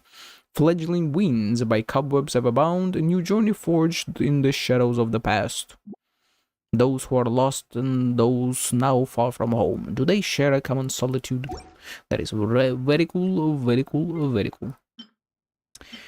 Okay, what do we have here? Ooh, her guitar. Holy shit, instrument settings and switch. Hey, that's definitely a Tea switcheroo. parties are a must for the well-mannered. And If we you'd like even to learn have this.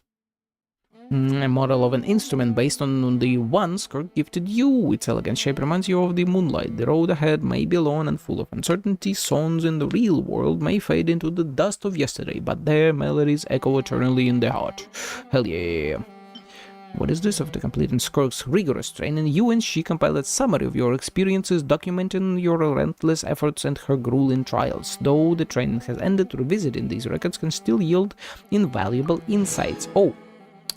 Okay, at least it's used red, okay. Did it go into quest items, I assume? Blue quest items? I freaking missed what color it was. Yeah, okay. Ba-ba-bam. Yeah, invaluable insights, okay. Cool, cool, cool. Okay, that was a great long stream. Also, that is cool and all, but I want this one. Okay. I'd be happy to teach you. And we get this stuff. Hell yeah.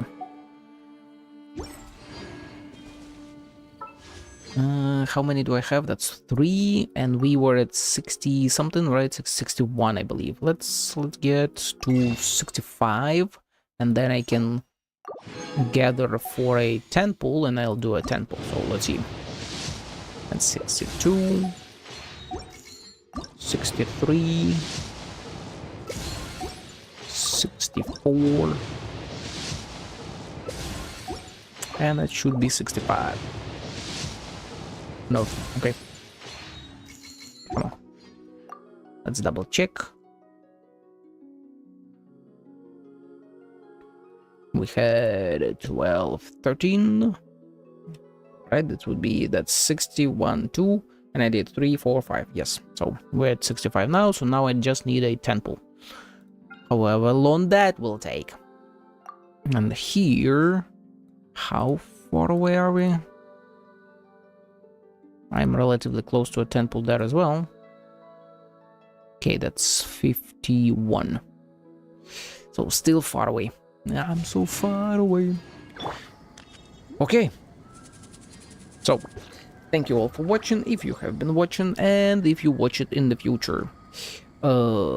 The next gacha stream will most likely be my reaction to the HSR's stream on Friday, because holy shit, there's some big lore happening there as well, and we will see the freaking collab with Fate Stay Night, so that's gonna be pog as well.